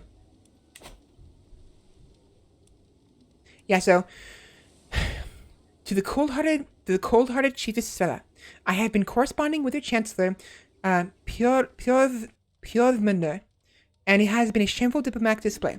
You are not the woman I thought you were. Signed, Chief Griotgard of Nom de la Filker. So yeah, the chancellor is in charge of doing this. So because of the chancellor's mistake, this guy over here, he now hates me. Minus 30 opinion for 5 years. Diplomatic incident. So this guy kind of hates me. Taking out the Brits, discuss for me. I'm actually, so the thing about me is I actually kind of like I like to collect cultures.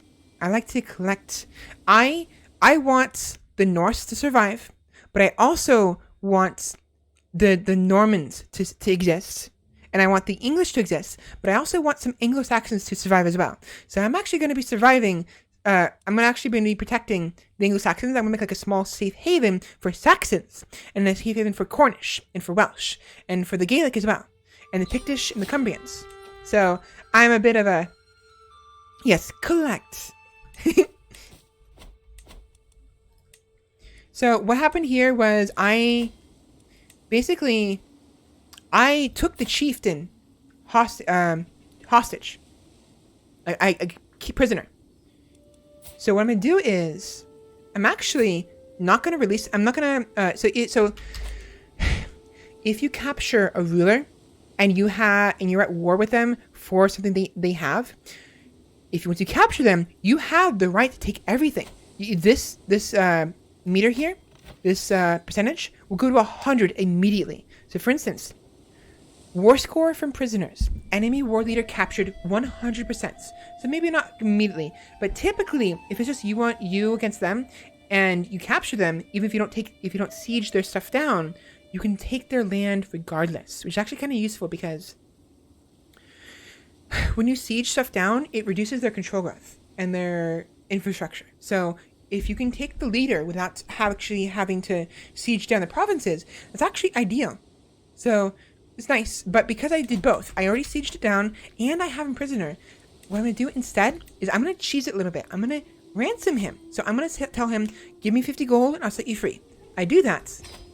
He gives me 50 gold. I wait before I finish the war.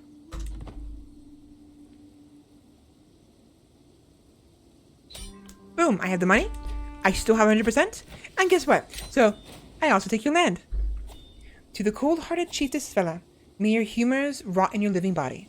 You are a much greater foe than I imagined. In order to put an end to this bloodshed, I will comply with your demands. Signed, Magnus af Romsdaler. You gained 75 fame, and my allies shared 75 prestige based on their contribution. I had no allies, so they didn't get anything. Allies shared... Blah, blah, blah. Oh, wait, no. Maybe my champions?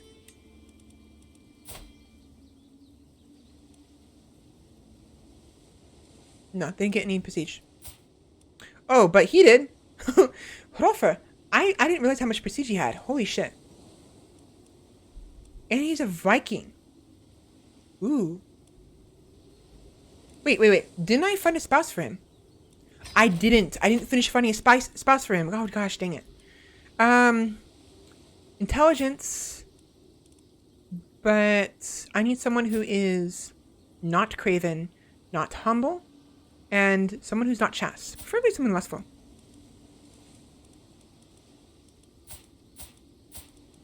No, she looks kind of nice. It's fine. Someone's grumpy. Someone's got a grumpy face. That's because she's vengeful, I think. I'm gonna look for one of my snacks, and then I'm gonna go get the sleepies because it's late. Have a good night then. Vigdis. She has the quick, but she's 21. It's a little too... I need to make sure... Fecund. Passionate, shy, and deceitful.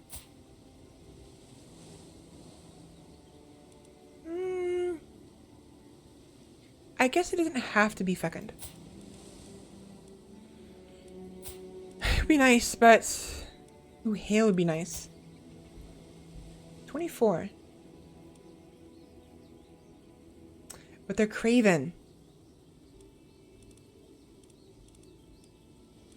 I wonder.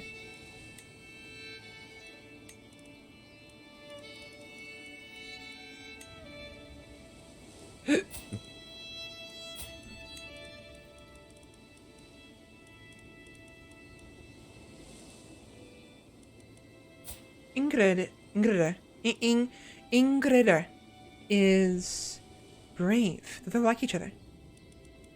The reason why it's important they have similar traits is because if you like each other, there's more of a chance of them becoming lovers.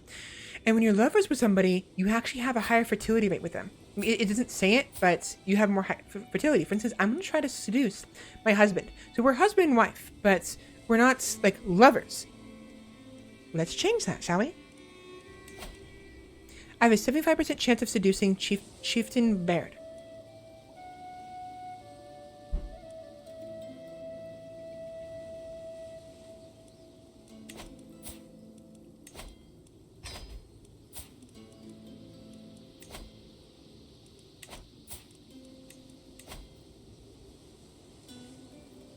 That's fine. Rolf.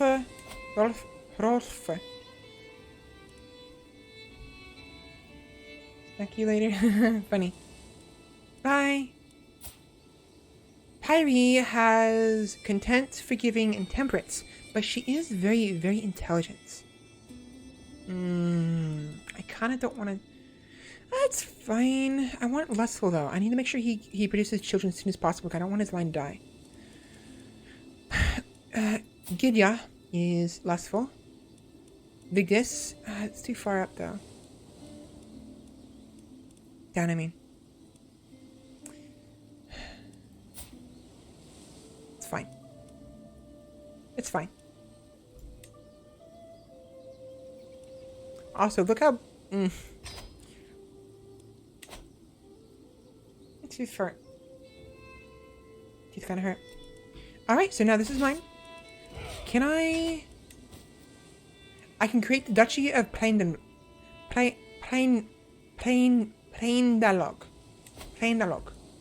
But I need 125 bucks.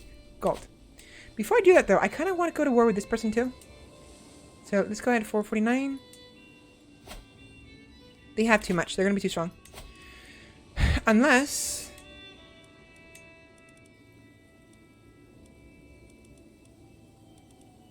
kind of want to do some Bondi. What does he have? Vigmen. So Vigmen are archers. I need someone to take care of the archers. So just more Huskarls. Okay. I can't make more, though. Damn it. How about...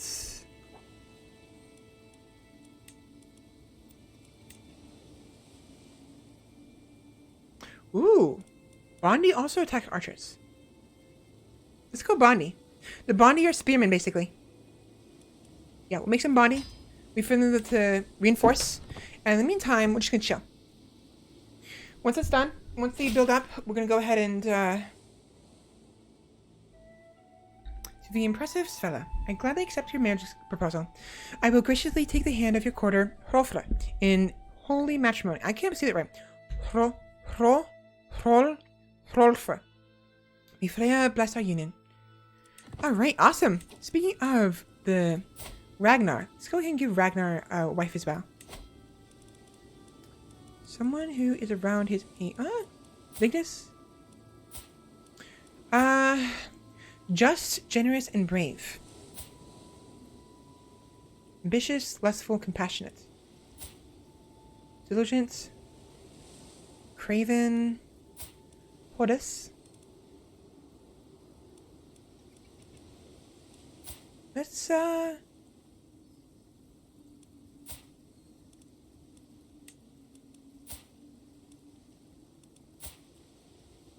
let's do Mayor.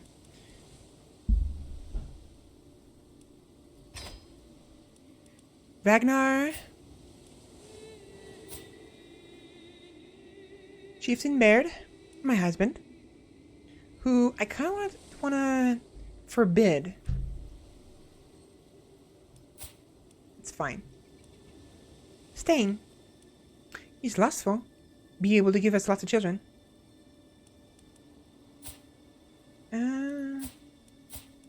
It's fine.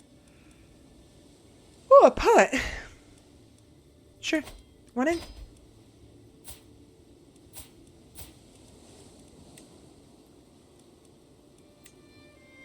I wish there was like this sort of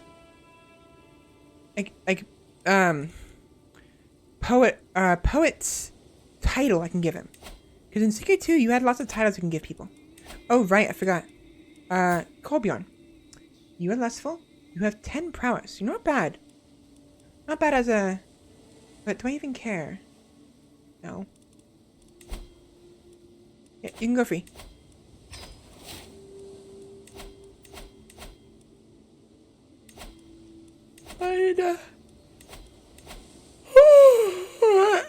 So yeah, anyways, so when you have a spouse, their stats will be, they'll go towards your stats. So assist ruler gives you general, assist ruler where it gives you 3 diplomacy, 1 martial, so a partial amount.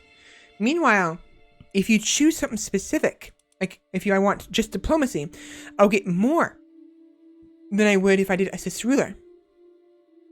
Assist, so it helps you run the realm in general. Your supports gives you 3 diplomacy, 1 martial, 1 stewardship, 2 intrigue, and 1 learning. If I choose something specific,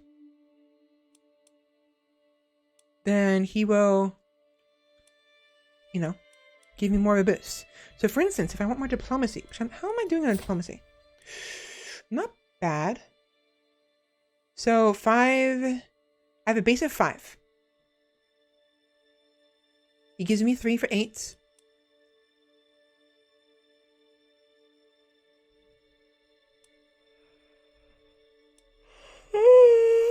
I can get 13 diplomacy if I do this. Do I even care for that 13 diplomacy? Not really. Not important right now. Yeah, it's fine. Leave it as. Oh, I do, however, want to...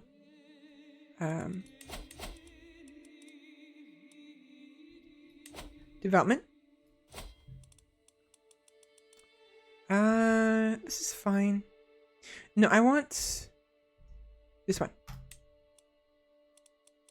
And then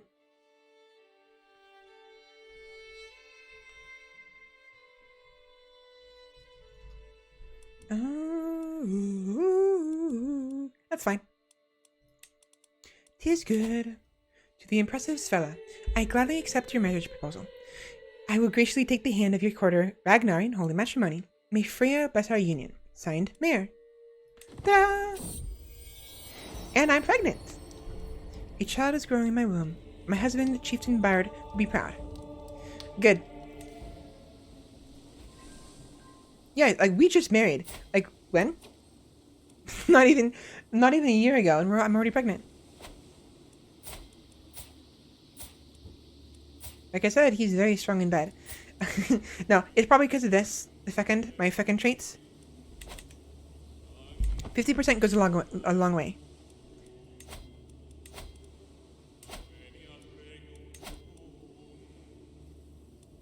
There we go. I'm waiting for the Bondi so I can take over Firafilki.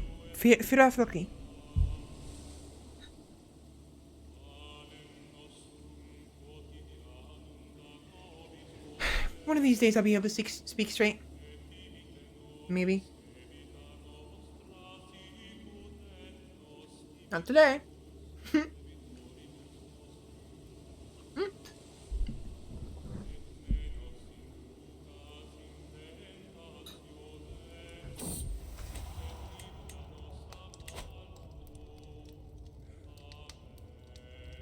Come on.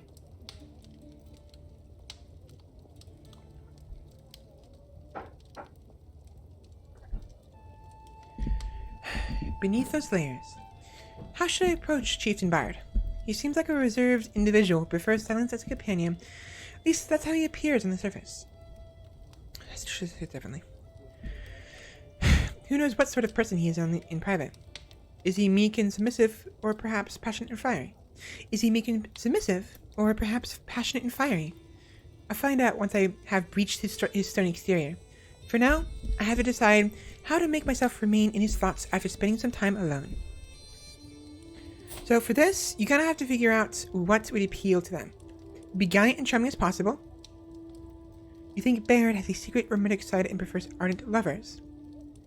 You think Baird is the type of person who prefers gentle lovers. Or wait till a better opportunity. So gentle lovers or ardent lovers. So passionate or, you know.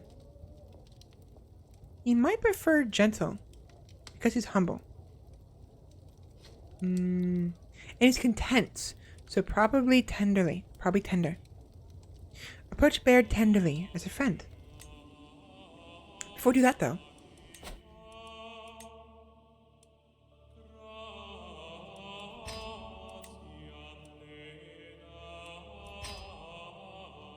Let me know if the music is too loud or quiet.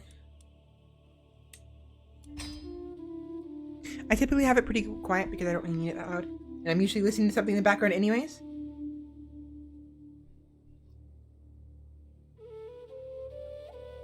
Oh, need some wood.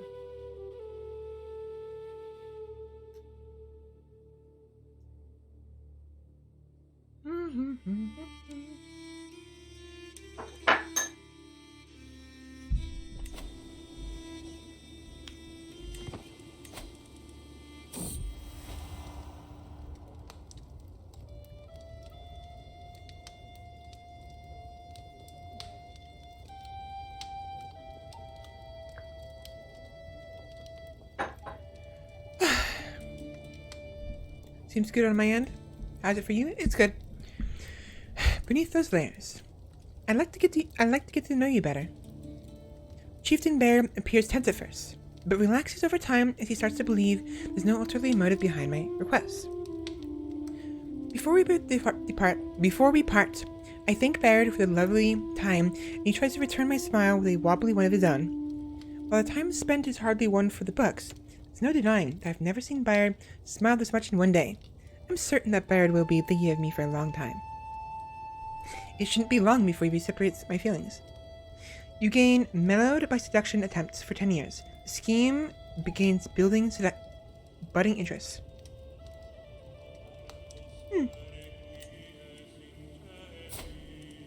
Nice.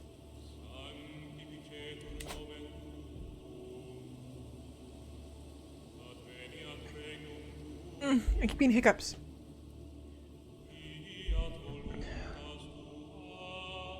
It's already been 5.5 hours. Oh my god.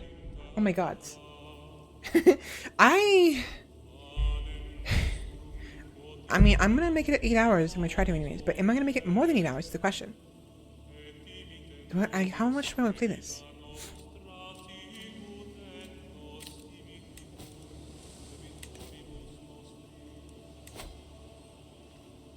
$490 versus 600.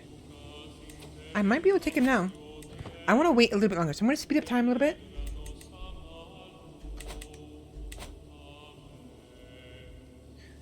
Yeah, we have other things we can do, but I'm good.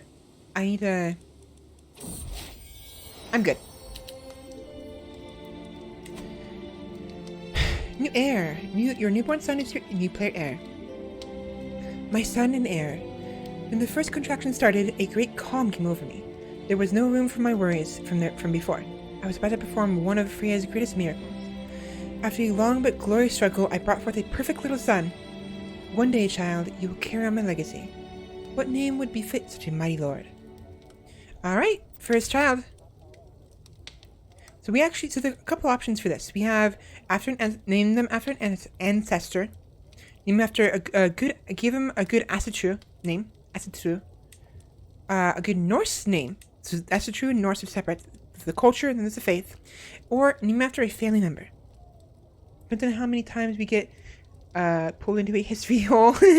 Those things are the falling down a cave of wonders. Pretty much. I spent 2.5 hours talking about history. Well, like my investigative abilities of history. You know, like me, like trying to figure out what happened.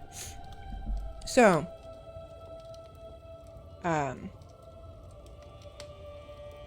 let's see. You know what?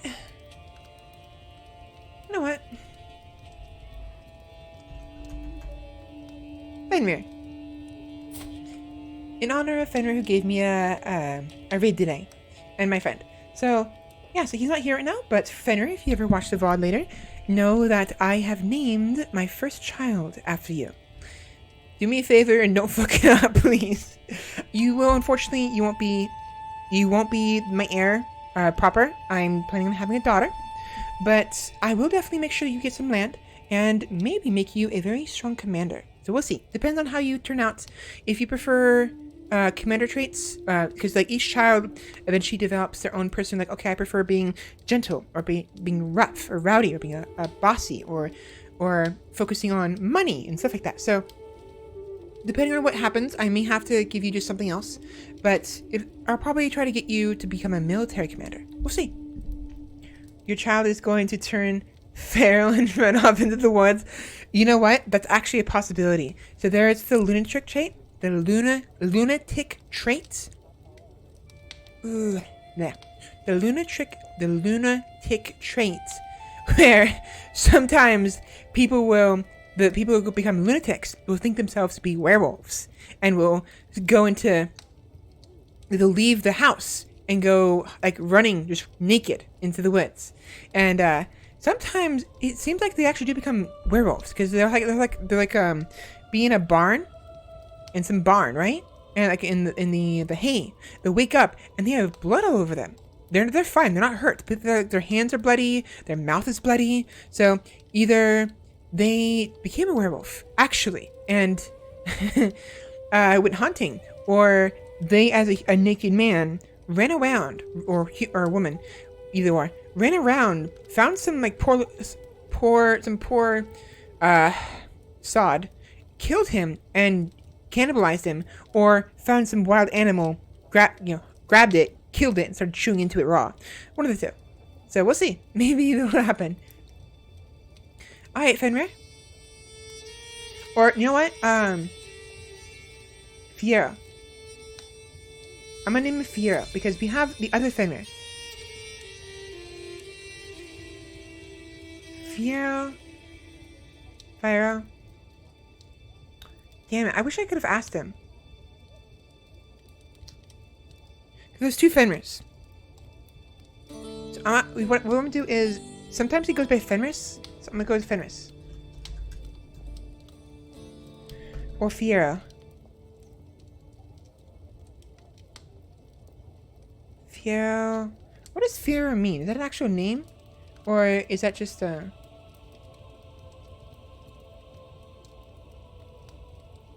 Fiero.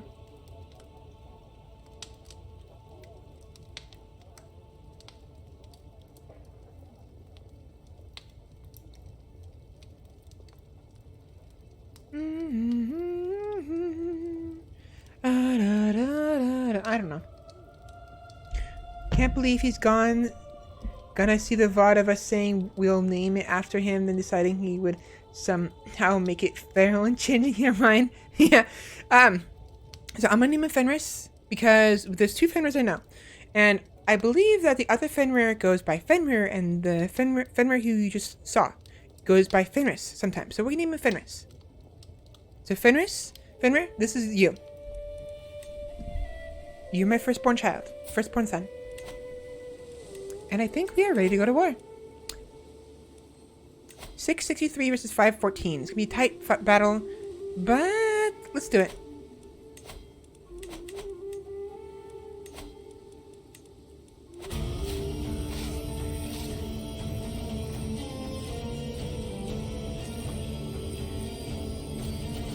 Here we go.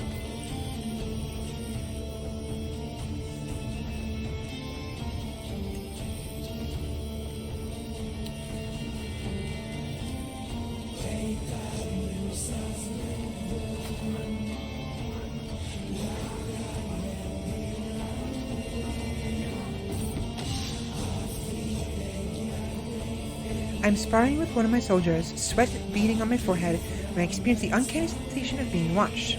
Looking over my shoulder, I spot my champion, Ragnar, who waves at me. I walk over to greet him. I can swear. I walk over to greet him. We talk about our weapons practice for a while, trading tricks and advice. Just as I am about to leave for another round, Ragnar's face lights up, and he suggests we practice together. Challenge accepted, or I would rather not. Sure. He sword at my throat. The sounds of axe clashing against sword echoes between the courtyard walls. All eyes are on us. Everyone wants to see the chiefess fighting her champion. I must be tired from my previous practice, because I move sluggishly. Unable to keep up my...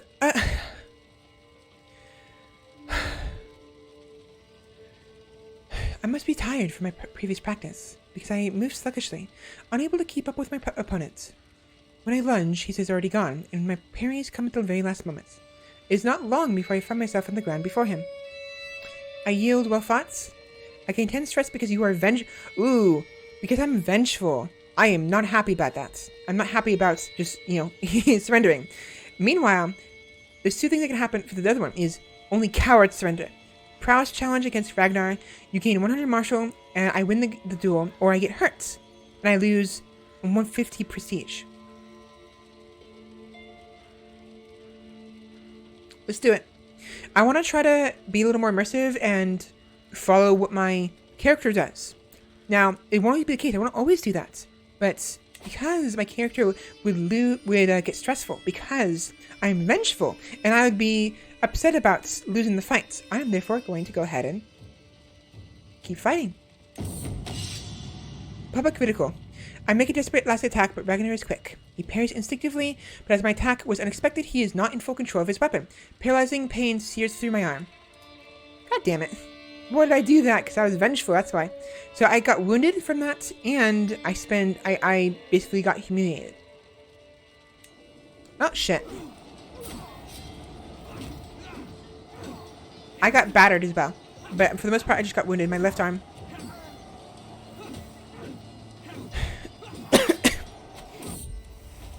A reading in Nidaros. The celebrations had come to an end,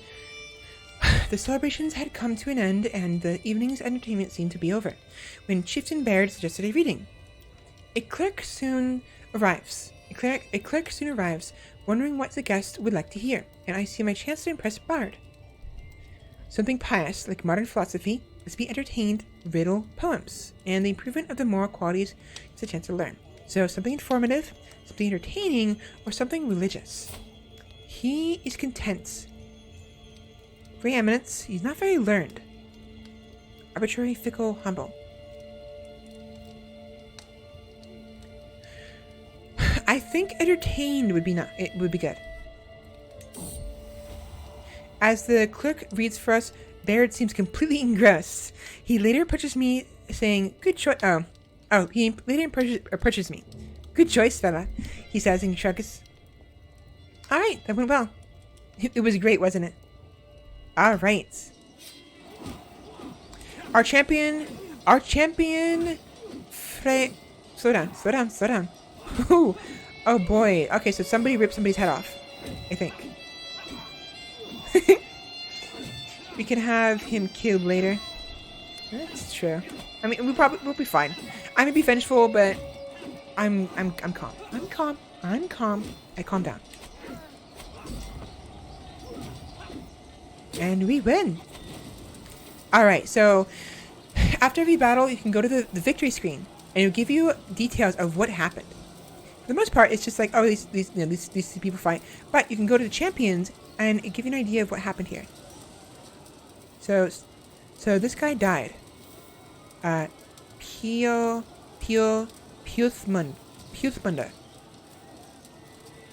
Had his head, oh boy, had his head ripped off by Fireker.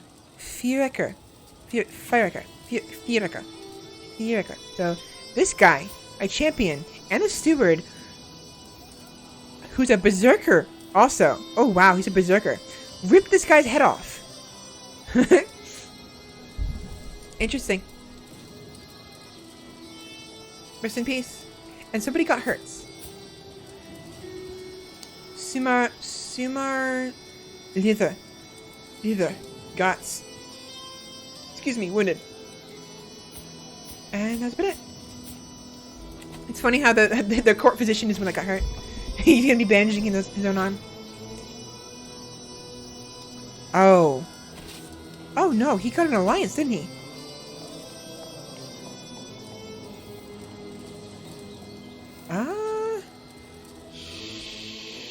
Shit. I have an alliance, don't I? If he joins, I'm calling my ally. That's kind of annoying.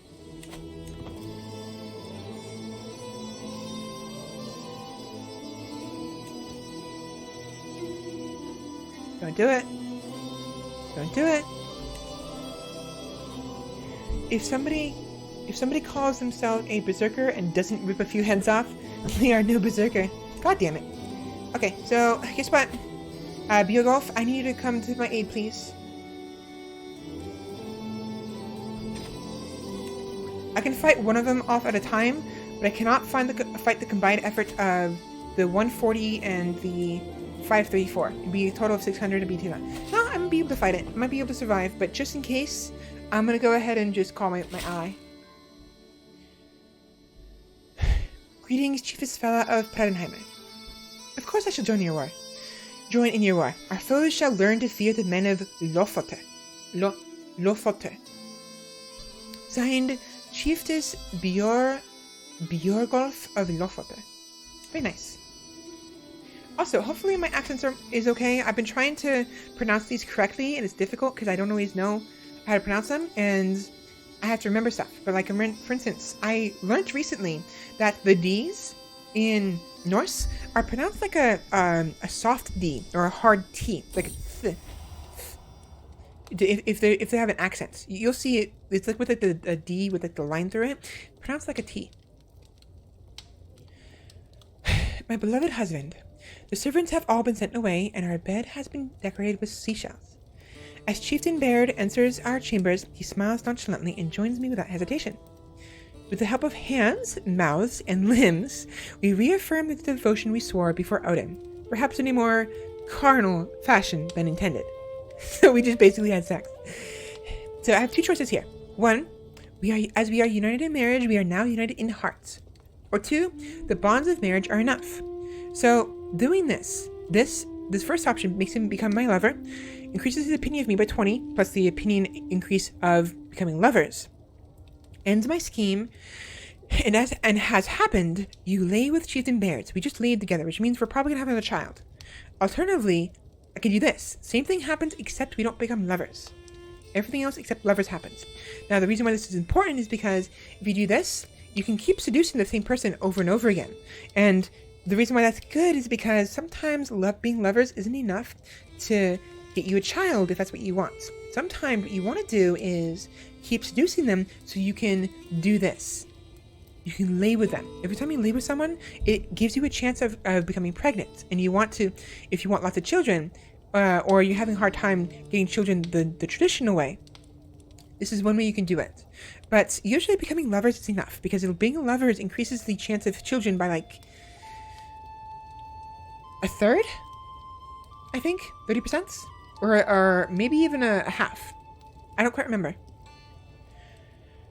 I gotta stop slouching. Oh my god.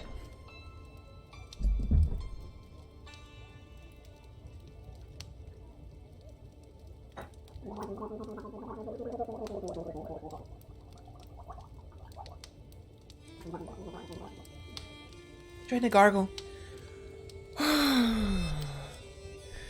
Oh, my throat hurts so much. My throat hurts so much. My livers. Alright. Yeah, I might be able to fight him off. We're gonna speed up time a little bit. I'm getting tired of waiting. Here we go. Alright, 13 versus 5.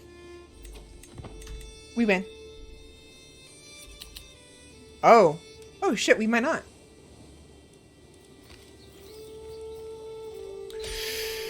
Oh boy, this is gonna be tough.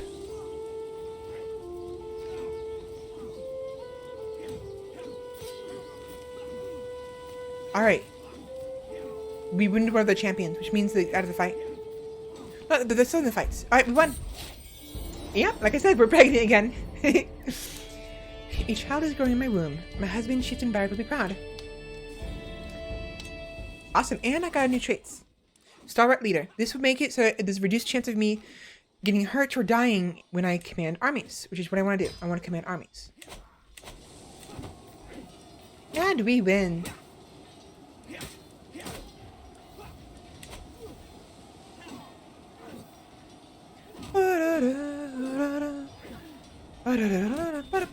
I win. Mine. Thank you, thank you. Going to spend all. And now we're going to wait for our troops to come back, and then we're going to start raiding, because I want to get enough money to be able to form the duchy, the jarldom. And then once I do that, I'm going to go ahead and change the laws, because I don't think I can do it as a count.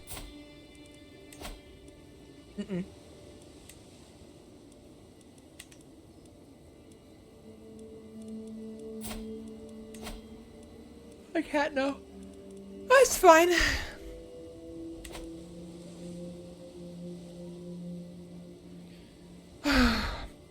Ufalsand.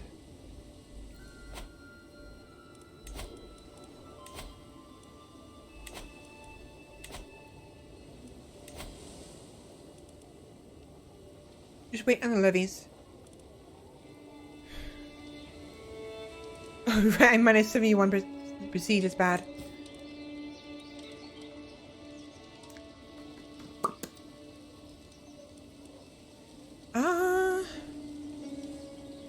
That's fine. And this time, I will command it.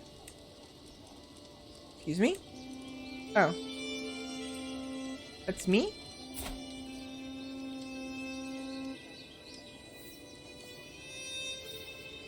Okay, it's the head armor. It looks so fucking weird. The head armor is so weird. Alright. We are off to pillage and plunder.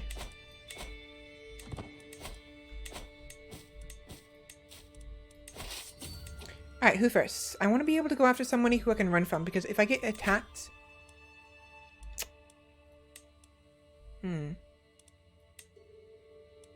Let us go after... we might be able to get away with, attacking...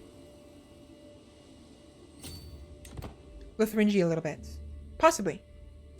We have to be careful, because if, we have... loot. So if we get attacked while we're looting by the people who are looting, we'll go on a truce, and we can't raid them again for 5 years. Now, I think, or 3 years.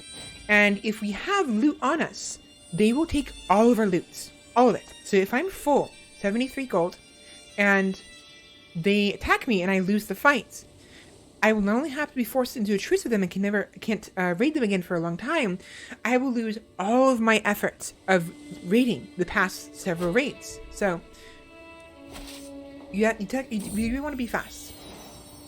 Another sun.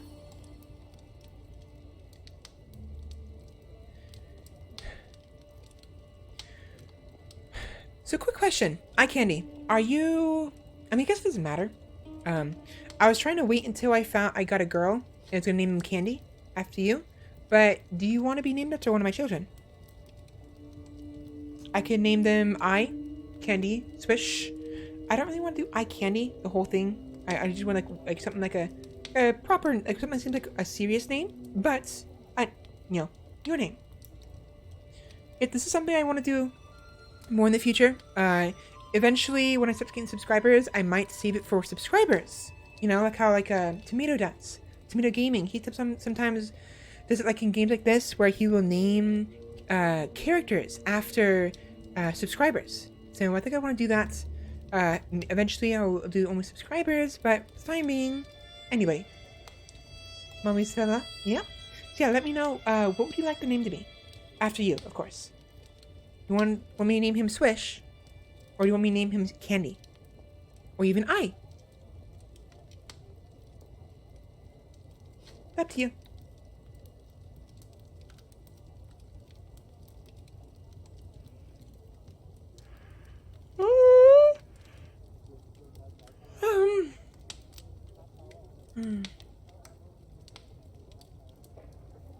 Candy? Alright. Candy it is. Alright, Candy. You just came out. Alright. My son. My relief is great and my joy even greater. I have given birth to a perfect little one. A little son. Who will you become, my child? And what shall I call you? Candy. May you grow to be strong and wise, my son. Alright. I'm gonna be cocky and I'm gonna raid this next barony and then we'll leave. I'm trying to avoid the Lotharingian military reaching me. That'd be bad. You know what I should have done? I should have named him Candy with an I. And had like an accent, like a Nordic accent stuff. That's fine. Fire and blood. The settlement of Haarlem, an important stronghold.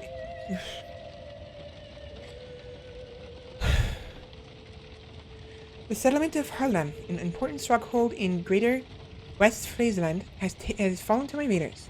We have the run of vast tracts of land, and many of the quivering subjects are in shining treasures of Duke Hrorecker to choose from. The troops stand ready, awaiting my command to give them direction. So, capture skilled slaves, bring me bounteous plunder, or we've taken enough already. So we have the option of taking slaves, which basically reduces the control level as well as the development level in this specific county, and increases the development by -1. The only reason why it developed -1 is because the development goes so low, it goes into negatives. That's why.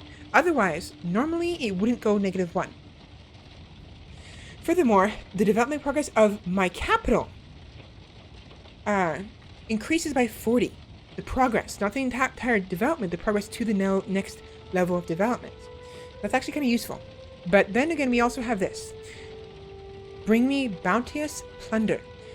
It gets recently sacked. Development goes down by 40 anyways. Oh, wait. Yeah, so development goes by 80, or development goes down by 40, and I gain 30 gold and 75 prestige right now. So I'm going to go with this because I definitely want the prestige. I am trying to make...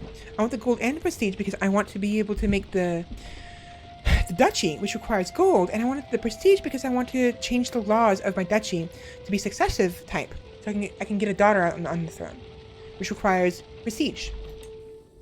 So boom. And now we can create the Duchy of Plandelog. Boop. You are now a mighty Jarl. Okay, here we go. So, in the Jarldom of Plandelog.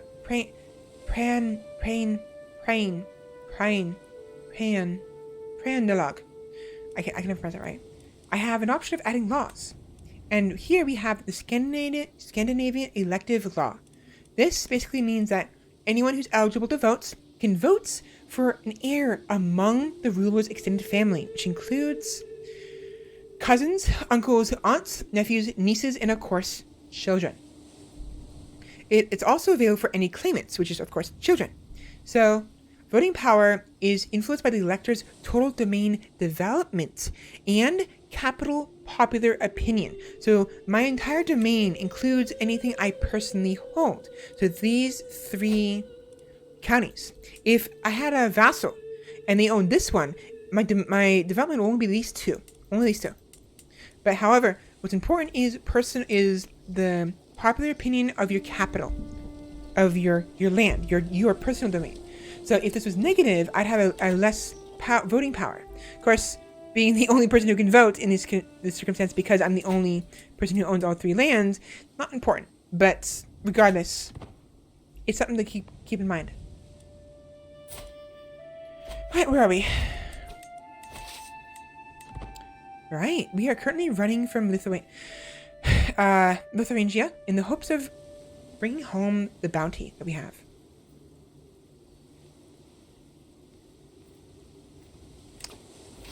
I do want to do a little more raiding though. Oh, by the way, that thing that said blood and fire, the plunder thing, that only happens if the ruler, the ruler, are raiding. If I'm not doing it, and I have like somebody else, commanding my army, won't ever happen, ever. Also, if I do this often enough, if I raid often enough, I will eventually become a Viking. I will get the Viking trait. Which is definitely what I want. So, yeah, we're going for that. I think I'm due for another break. Let us go ahead and go...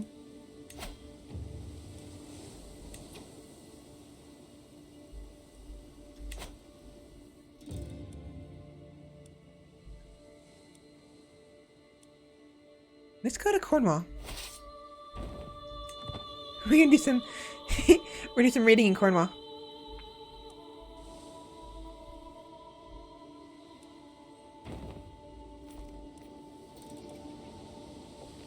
Hello everybody, we're here for your corn.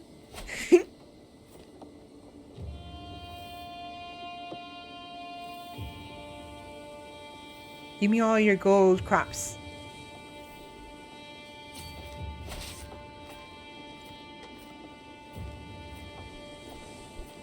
I captured the wife of the king.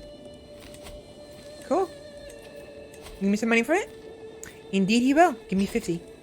And how about Halstein? Ooh. You actually have prowess 14. You're actually pretty good. You know what? Come on over. Recruits. There we go. It's actually a popular place. Cornwall has a very different kind of weather from anywhere else in England. I wouldn't be surprised. It's a little bit further southwest than most of England. So, greetings, Jarl Svelna of Pandalog. I have no choice but to accept your conditions for my release. Signed, Halstein.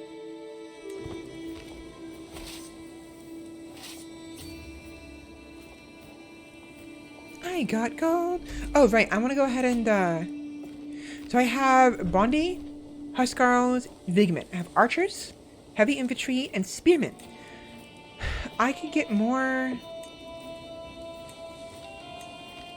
So right now, the Vigmen will counter skirmishers. The Huskarls will counter spearmen and archers. And the Bondi will counter light cavalry and archers. So I have an option here. I only have one more spot for a men at arms. Either I can get a Varangian veterans, which give me... You know what? I'll decide after I go on my break. I'll be right back. I'm going to go on my break real quick. I need the restroom really bad. Hard to learn to speak Cornish, though, which is a language they have but isn't widely spoken. I see. Yeah, I'll be right back and take a break real quick.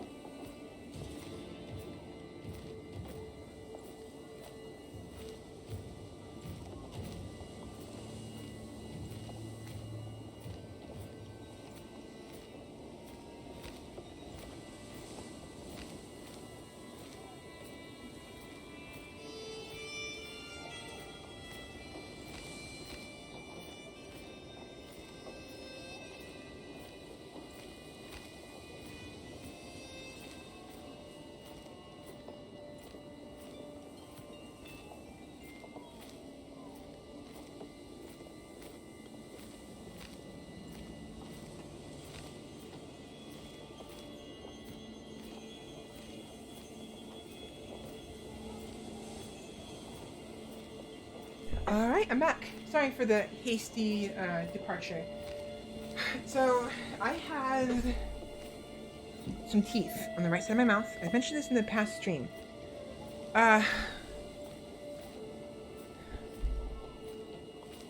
So, I have a couple rotten teeth.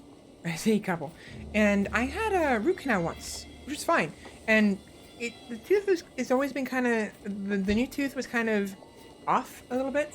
And so I may have to get it readjusted someday, but it's been over a year since I had it. It's probably already set in stone in my tooth. Probably too late. But the other teeth, I still need taken care of. I don't have the funds for it though. I need root canals. That's like so far, just from the ones we know of, I need 2 root canals. They're right next to each other. So they need to be done at the same exact time because of how rotten the teeth are. They don't hurt at all. Sometimes they do kind of pinch a little bit because they hurt a little bit. And that's what I was feeling earlier, a moment ago. I was getting scared. Like, okay, let me go floss my teeth real quick to make sure there's no food in between my teeth or underneath them, if anything. And you switch my mouth a little bit. So I have to be careful because I don't have the funds for. I guess I technically do, but I kind of want to wait until I start making, I start earning some more money either from my job, if I have to keep doing that, or if I can eventually become affiliate and actually earn enough money from that to eventually get enough to pay for my dental bills. Because, like, almost like $3,000 in total, maybe more, for just 2 of them. And I know I have more teeth that need taken care of too. I probably need in total like maybe 4 root canals, possibly. That isn't great. No, it's not. I'm very fortunate. My teeth don't hurt. They do not hurt whatsoever. I floss every night. I make sure to use mouthwash morning and night. I brush twice a day, so I'm doing pretty good so far. But it's barely holding back a torrent of water with a dam that is slowly but surely eroding over time. Sometimes my teeth hurt more than others, and I get throbbings in my jaw. No pain, just throbbing. But it's not a fun time. So I need to get that taken care of sooner rather than later. I have dental insurance. I bought some last December. And come June, I should be applicable for root canals. Because before I wouldn't. I'd have to pay full price. But I'd have to wait 6 months, and then I'll be applicable for them to basically pay like a half or like a certain amount of money. I'll still have to pay some money, but I don't have the funds right now. I am doing fine. I don't need donations necessarily for it right now. Once I become affiliates, I will set up I already have a Patreon, and I'll go ahead and set up the donation stuff if you're so interested. Do not feel obligated to. I am fine. As long as I take care of myself, as long as I take care of my teeth, I will last a bit longer, and I won't need to worry about it. I could probably last a couple of years, if anything, before I need to do my teeth. But sooner the better. And it needs a lot. There's a lot of money. It requires a lot. I'm probably gonna have to spend like over $5,000 on my teeth alone, just on those, like my right side of my mouth. Then I have to take care of my left side of my mouth, which we haven't checked yet. We don't even know how bad it is. Sometimes it throbs over there, and I see plenty of cavities all over my mouth. They're like small, and they're like in between the teeth. None of them are on the front, except for the rotten ones that are on the right. But all of them are already in between my teeth. It's always it's always the gaps. The gaps are always the problem, and I don't know why. I floss every single day, and it's still not enough. It's like, okay, cool. I guess floss is useless or something. I don't know. But yeah, so I just have to avoid eating on the right side as much as possible. Avoid sugary foods if possible. If not, make sure to drink water, switch my mouth, and maybe brush my teeth afterwards. And just take care of myself, you know? Not great? Yeah, it's not great at all. Nice break. See you soon. Yeah. But I felt it throbbing. That's why I left. Wanted to floss it real quick.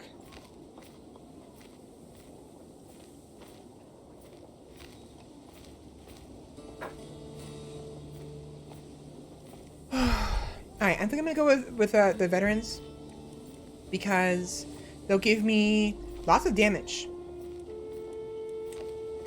They are the most damaging of the men-at-arms at this moment anyways. Plus, they're good against heavy cavalry. So far I have skirmishers, spearmen, archers, and light cavalry counters. But if someone has heavy cavalry, I'll need something for that as well. Now, I need something to counter having light footmen wouldn't be bad because light footmen counter heavy infantry. It'd be good to have that option. It's not always necessary, and I think I'd rather have the extra damage from the Varangian veterans, so we're gonna go with this. The problem is the whopping 300 prestige. Shit, I forgot about that.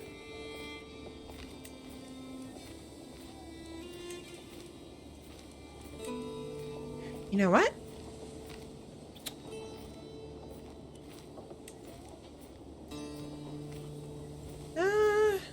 No, we're going Vigmen. The Vigmen are archers. These also has swords, but you see the archers in the back? So the Vigmen are a mix of archers and footmen. The footmen protect the archers in the back, and so it's like a combination of the two. And the spearmen here, they're all spearmen. Some of them have swords, of course. And of course we have the heavy infantry. So we're going to go with the Vigmen. We're going to go ahead and max out the Vigmen first before we get a new troop. So that way we have... There we go. So we need one more to max it out, but we need the extra numbers.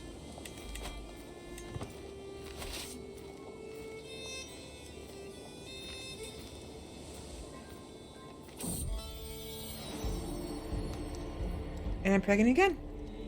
Awesome! I hope it's a daughter. I really hope it's a daughter, because I want a daughter.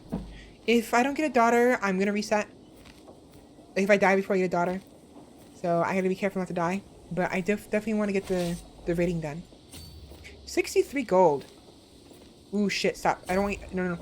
Stop rating. Wait. That's a waste. Oh, well. Oh, that's fine. 68, 69. Never mind.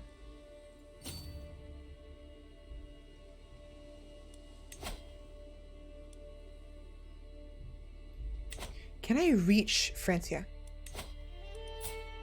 Too far away to interact, so I'm gonna have to keep going.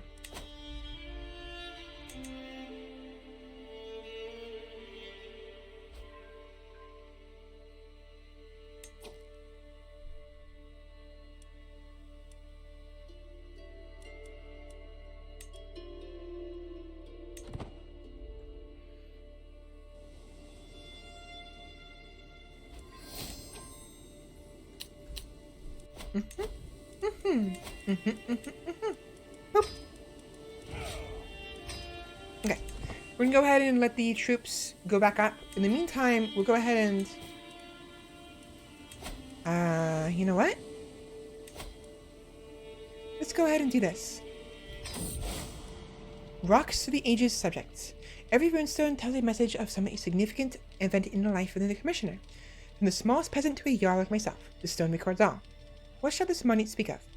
Perhaps my vanquished foe, Prodigar? Do I have any stress? No.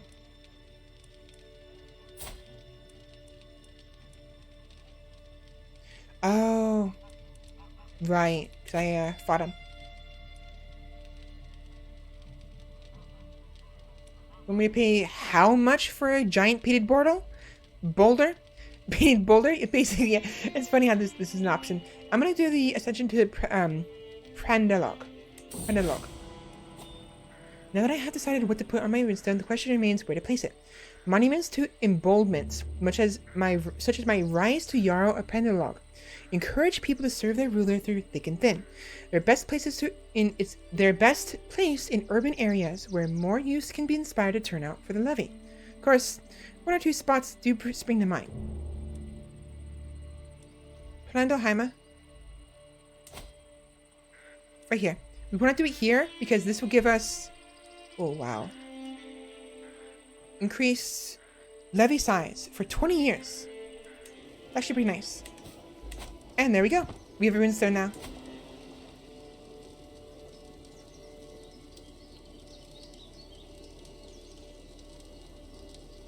Right. Alright. Oh, right, we have... Alright, we have, enough gold and prestige to go ahead and get a building.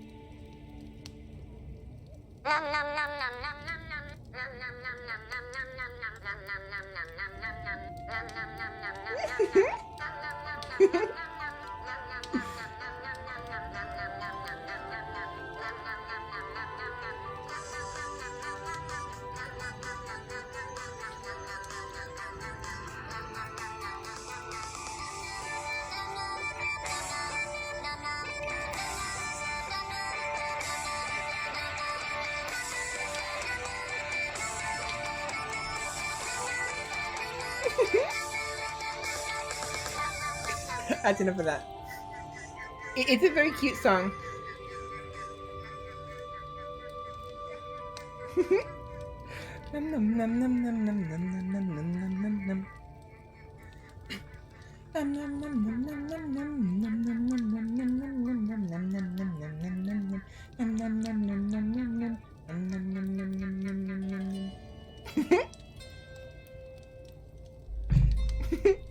I actually really like that song. It's not like my favorite, but it's definitely a very cute song. Strange for addictive too. It is. It's very addictive. It looks like a liver. He might not be here. It's unfortunate. That's fine. We can name like a granddaughter after her, or them. I don't know if it's he or she. So, or a grandson.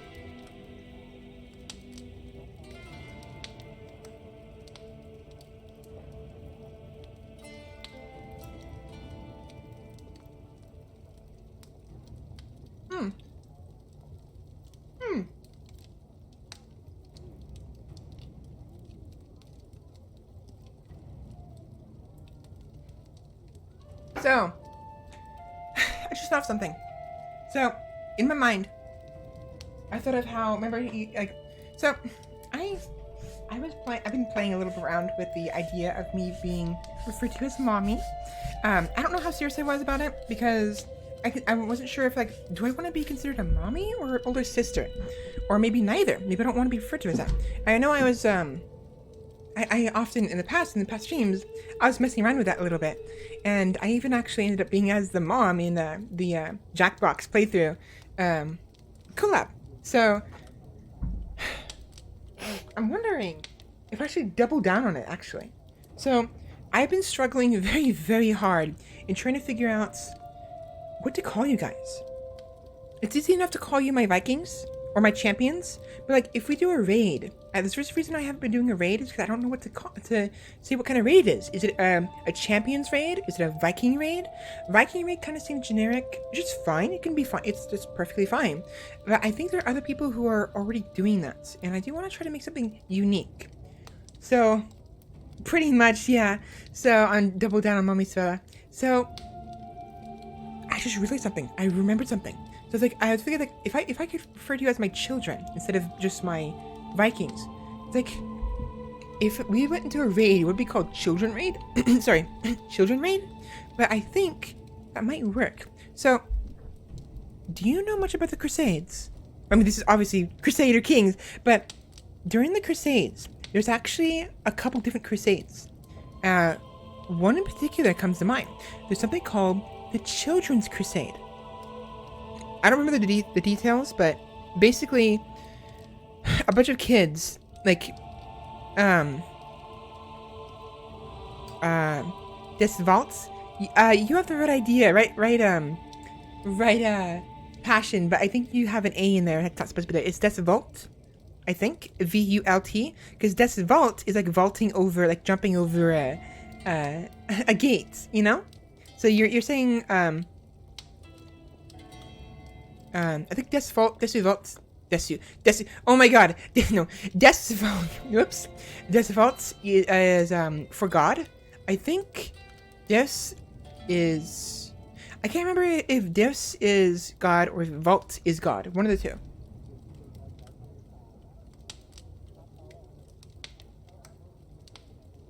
Des.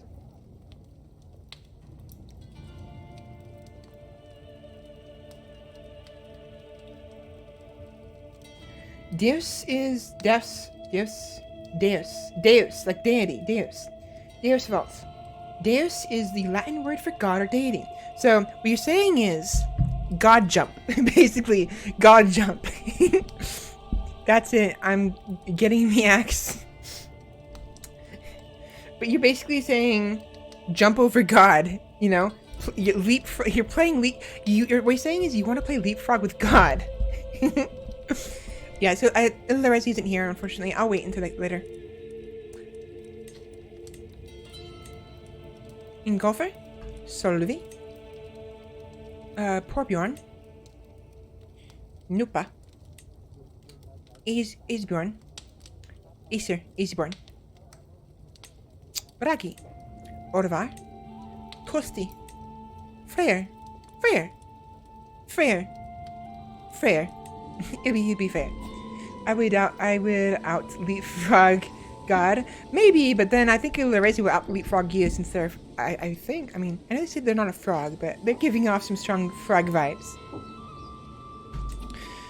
What was I saying before? Alright, so, what am I gonna call you? I am considering calling you my children, but, so there's the, you know what? Let's do another history lesson real quick. The Children's Crusade.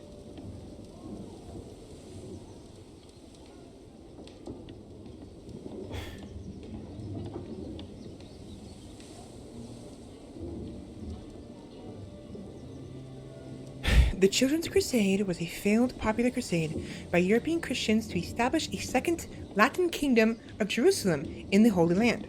Said to have taken place in 1212, the Crusaders left areas of northern France. Okay, so it took place in 1212. So the Crusaders left areas of northern France, led by Stephen of Cloyes, and Germany, led by Nicholas. The traditional narrative is likely conflated from some factual and mythical events, which include the visions by a French boy and a German boy, an intention to peacefully convert Muslims in the Holy Land to Christianity. Bands of children march into Italy and children being sold into slavery. Ooh, that's not fun. Accounts. The variants of the long-standing story of Children's Crusade have similar themes. A boy begins to preach in either France or Germany, claims that he had been visited by Jesus, who instructed him to lead a crusade in order to peacefully convert Muslims to Christianity, Jeanne of Arc style. Regarding the visions, I assume. Through a series of portents and miracles, he gains a following of up to 30,000 children. He leads his followers south towards the Mediterranean Sea in the belief that the sea would part on their arrival, which would allow him and his followers to walk to Jerusalem. This does not happen. The children are sold to two merchants, Hugh the Iron and William of Posqueras, who give free passage on boats to as many of the children as are willing. Give free passage. As are willing. The pilgrims are then either taken to Tunisia, where they are sold into slavery by the merchants, or else die in a shipwreck on St. Pietro Island off Sardinia during a gale. Modern accounts. According to more recent researchers, there seem to have been two movements of people of all ages, actually, in 1212 in Germany and France. The similarities of the two allowed later chroniclers to combine and embellish the tales. Nicholas of Cologne in Germany. In the first movement, Nicholas, a shepherd from the Rhineland in Germany, tried to lead a group across the Alps and into Italy in the early spring of 1212. Nicholas said that the sea would dry up before them and allow his followers to cross into the Holy Land from Italy. So, from here, Nicholas, from here to here, they dry up and they go across here. That's silly. Rather than intending to fight the Saracens, he said that the Muslim kingdoms would be defeated when their citizens converted to Catholicism. His disciples went off to preach the call for the crusade across the German lands, and they massed in Cologne after a few weeks. Where's Cologne? Mummy guides us to the great halls, pretty much.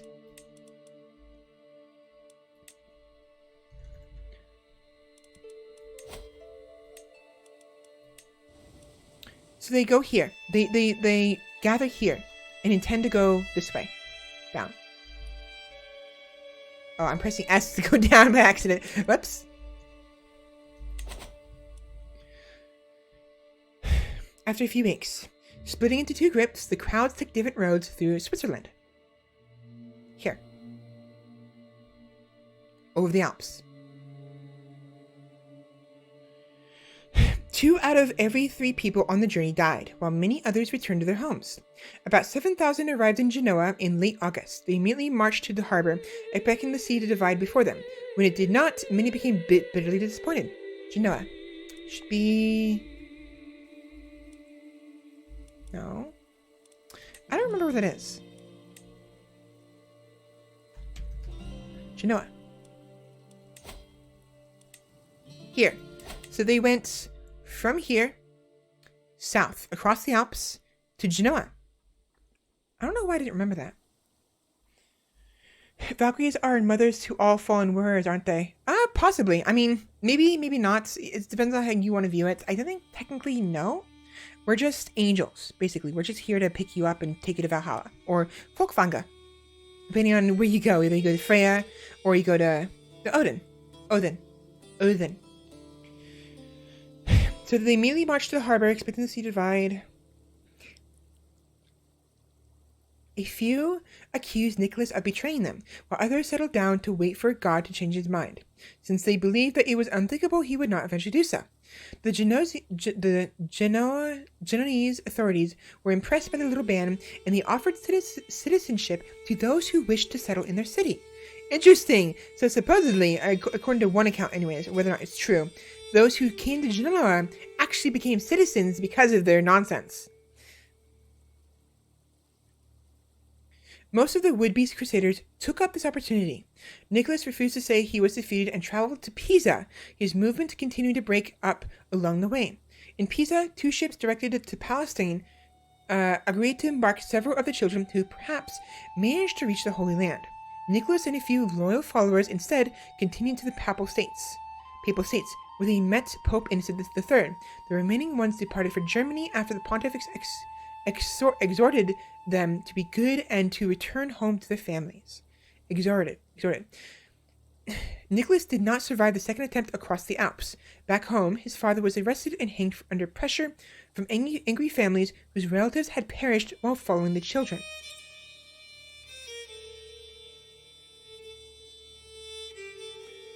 In Pisa, 2 ships directed to Palestine agreed to embark several of the children who, perhaps, actually managed to reach the Holy Land.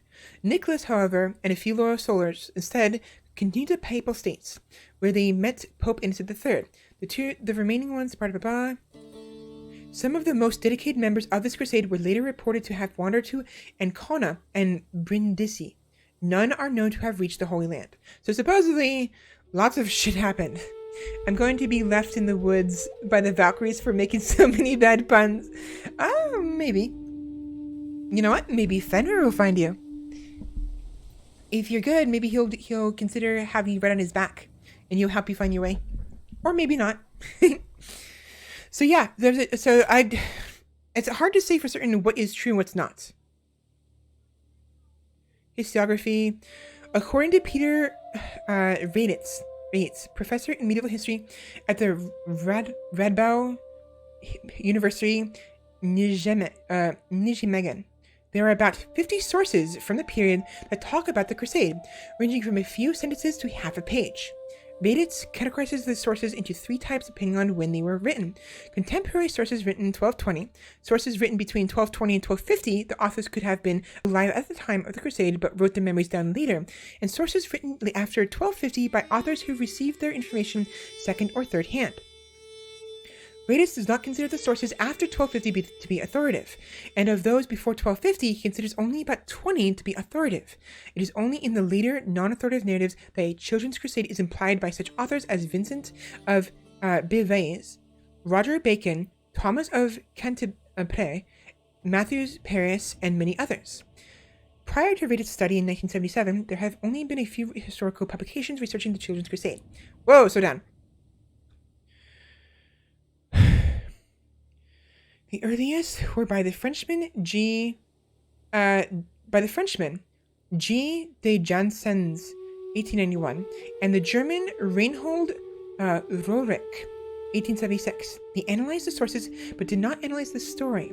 American medievalist Dana Carleton Monroe 1913 to 1914, according to Rates, provided the best analysis of the sources to date and was the first to significantly provide a convincingly sober account of the Crusade stripped of legends. Later, J.E. Hansberg, 1938 to 39, published a correction of Munro's work, but it has since been discredited and based on an unreliable source. German psychiatrist Justus Hecker, 1865, did give an original interpretation of the Crusade, but it was a polemic about diseased religious emotionalism that has since been discredited. Ba-ba. Ba-ba-ba-da-ba-da.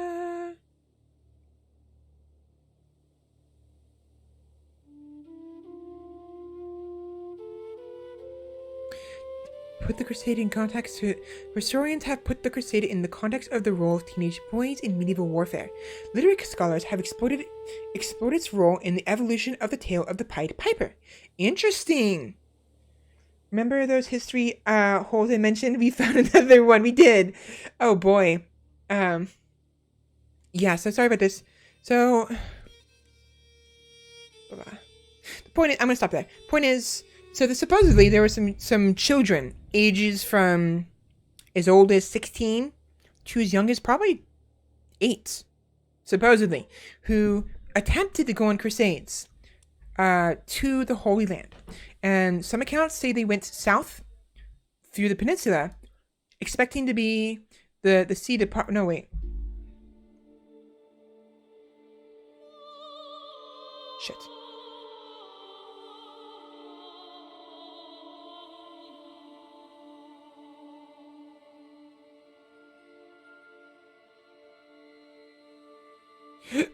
Let me get that one real quick. Oh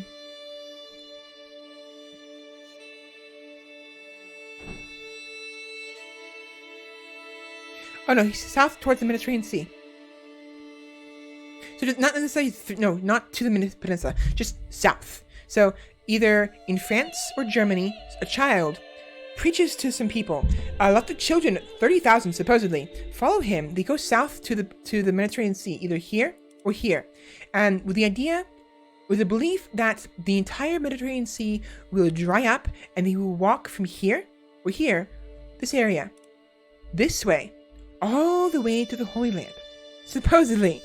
And of course, as I just mentioned, there's apparently an account where there was an attempt, but it didn't actually happen.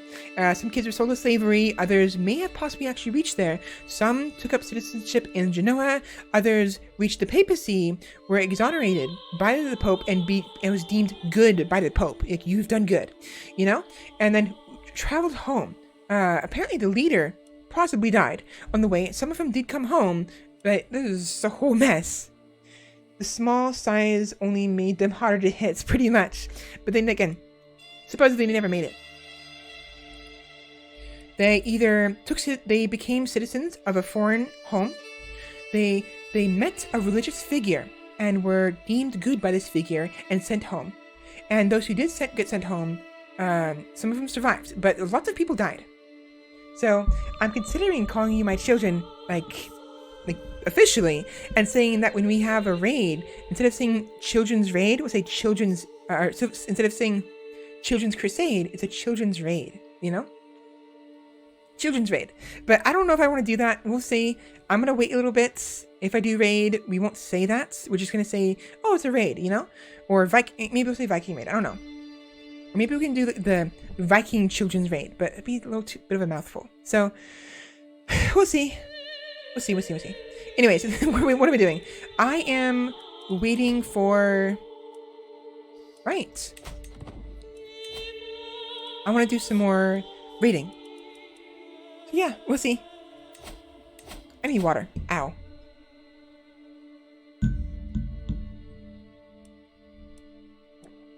Ow. How is my marshal doing? Can I give him a concubine? Oh, sure I can give him a concubine. How do I give someone a concubine?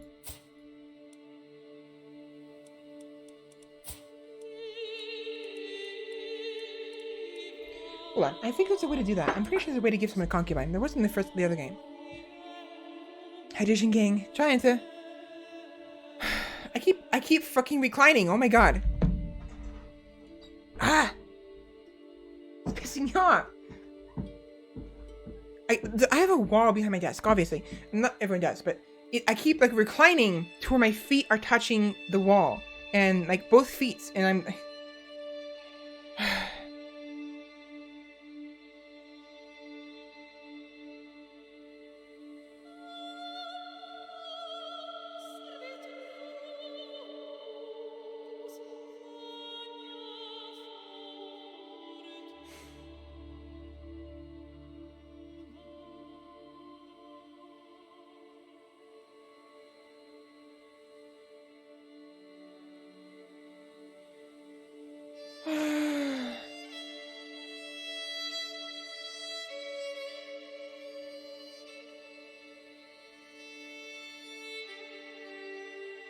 As for taking concubine, what happens when you click the plus button on the secondary...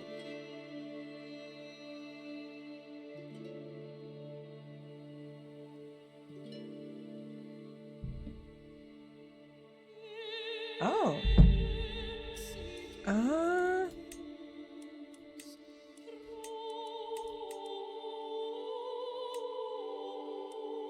Interesting. So because I'm a man, I don't have...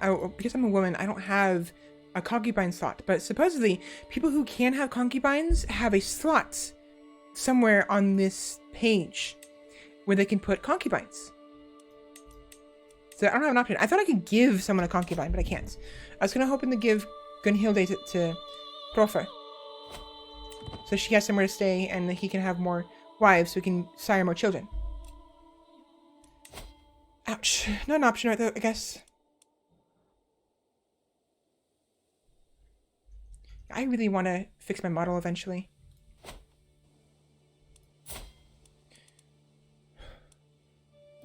So. I do have sons, I forgot. I can go ahead and marry them off.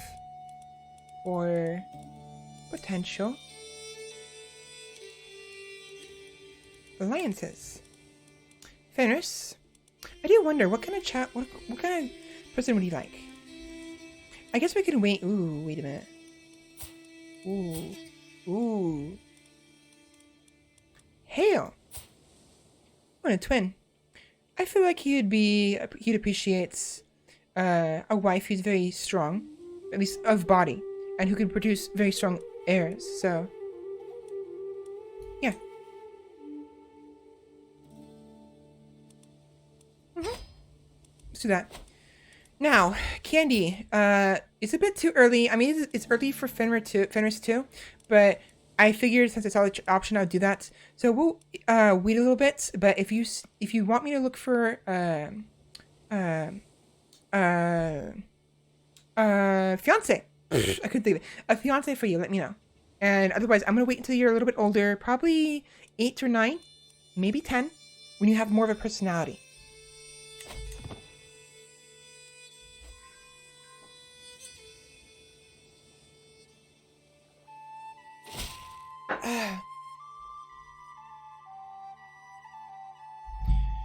Your son and heir, Fenris, will be betrothed to my granddaughter, Girly. If my wife is bigger and stronger than me, I'll give her as many children as she wants. Alright. Then I'm gonna find you a giant then. And believe me, they exist. Here, I'll show you. Giants.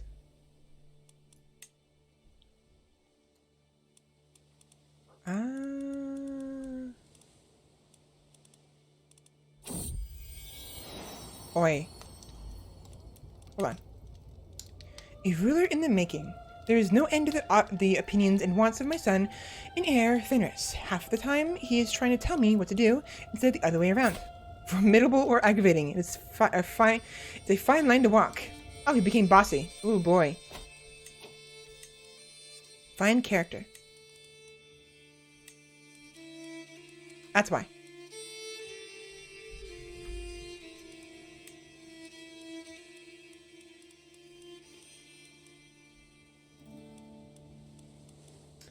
We're going to want her to be within range. There's only 2 people. But give you an example of what they look like. They're huge. Like her. See, this is the height. This is the height of the person, right? Compared to me, she's like much higher than I am. Please give me the biggest woman you can find when I need a step ladder to kiss. All right, I will do. Of course, it's not gonna be happening now. It's gonna be a little bit later. I have to wait. Ouch. Plan the log.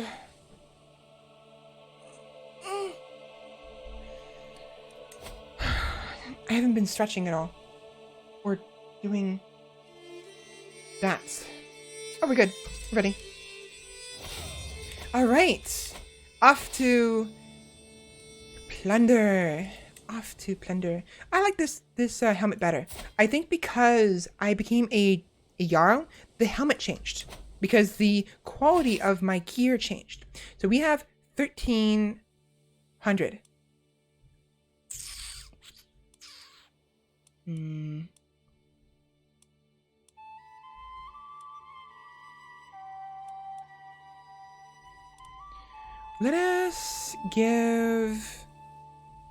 Let's give Lotharingia let's say hi to Lotharingia again.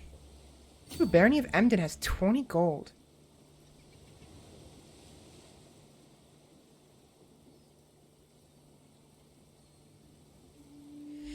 Of course, you notice that they don't specify what this is called. Oh, it's gold.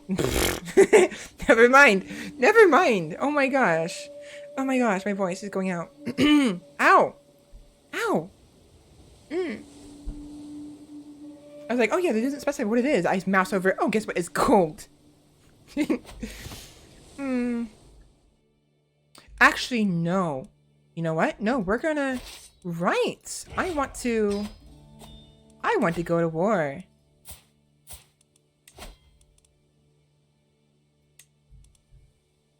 Oh, that's how you can... So you can only offer concubinage to a ruler. I see. Makes sense. Oh. Too bad for you. I am hungry for more land.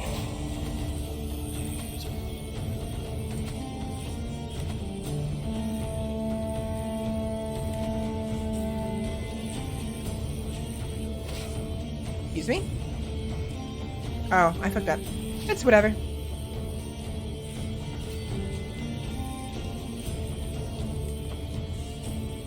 I'll let Hrolfr take over.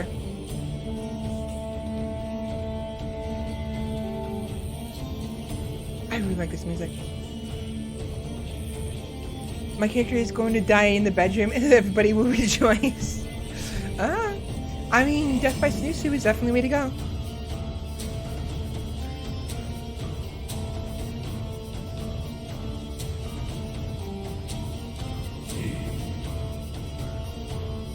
Also, there's nowhere I can put my model without it getting in the way because there's so many tooltips everywhere. So I apologize about that. Unless, of course, I do this.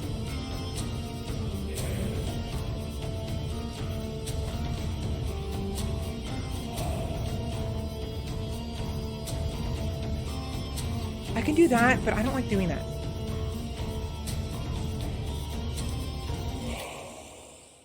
What do you think? This? Or this?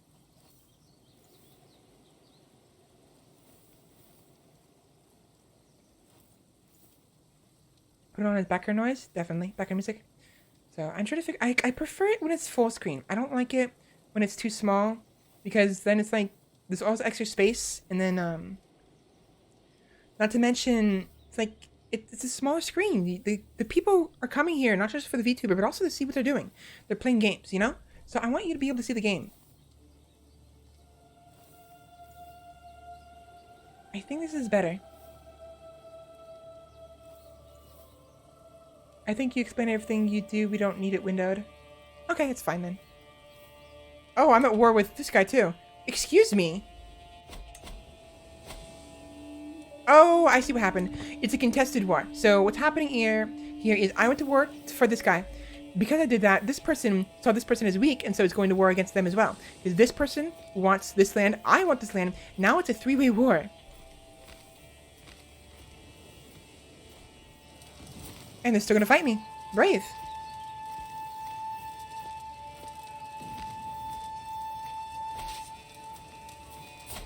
I kind of don't want him fighting.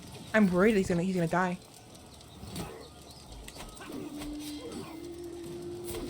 Normandy, please, just... Oh, no! I have such big plans. I knew I had a bad feeling. I knew I had a bad feeling. Oh, fuck.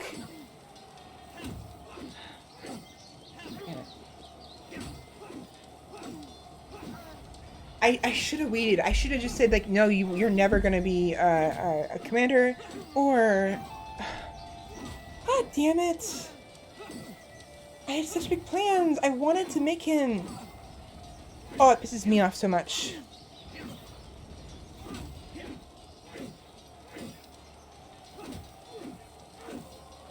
That's not fun.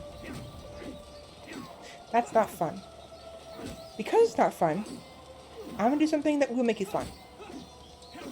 So, I don't normally endorse save scumming and whatnot and cheesing it. But at the same time, I think it's best to play the game you want to play in a way that's fun. I don't like the fact that I just lost my champion. I am going to remove him from being a commander, and make sure he cannot be a champion. And, but what I'm gonna do is, I'm going to kill CK3. I'm not happy with that. That is very unhappy. But at the same time, part of the experience is playing with your consequences. Shit. I really want him. I really don't want him dying. I had a bad feeling. I was literally like hovering over the commander button. I was like, do I want to do it? Do I want to do it? And I knew. I fucking knew. Ugh. I'm doing it. I don't care. That's actually upsetting. Not like, oh my god, I'm gonna kill somebody. But it's like, oh gosh, please, really? So, yeah, I'm not fun. It's not fun for me. It doesn't feel fun. And I knew something bad was gonna happen. So, obviously, canon, what I'm gonna do here, immersion-wise, I was given an oracle, right? A vision by, say, Odin or Freya, and they told me that someone was gonna die in that battle, the following battle. It's like someone, because even though our numbers were superior and the enemy was gonna lose a battle if they fought, they still turned on us anyways. And so I had a vision, right, of the future, of someone dying, someone of importance, someone I favored, and I favored my champion of Normandy. So I went, yeah, but if those consequences are gonna take several hours to fix, might as well reload. It's infuriating. I don't want to start over. I just wanted to reset the save, because what happens is if you use Task Manager to kill the game, it'll treat it as if the computer crashed, and it won't save the game. It'll force you to reload basically from the last save point, which is typically every year. So, or every half year. I don't remember what I set it for. So, I'm gonna go ahead and just do that. And yeah. It's frustrating. I knew it. That's why I was like contemplating, like, should I remove him? So I had a vision. I was blessed by Odin, the god of wisdom, given a vision by one of his crows, probably Hugin or Mugen. Either Hugin or Mugen. They probably came down without me knowing. You know what? Yeah, story-wise. Okay, so here it is. We're gonna wait until I see where I start, but I'm gonna explain the story, what happened. Okay.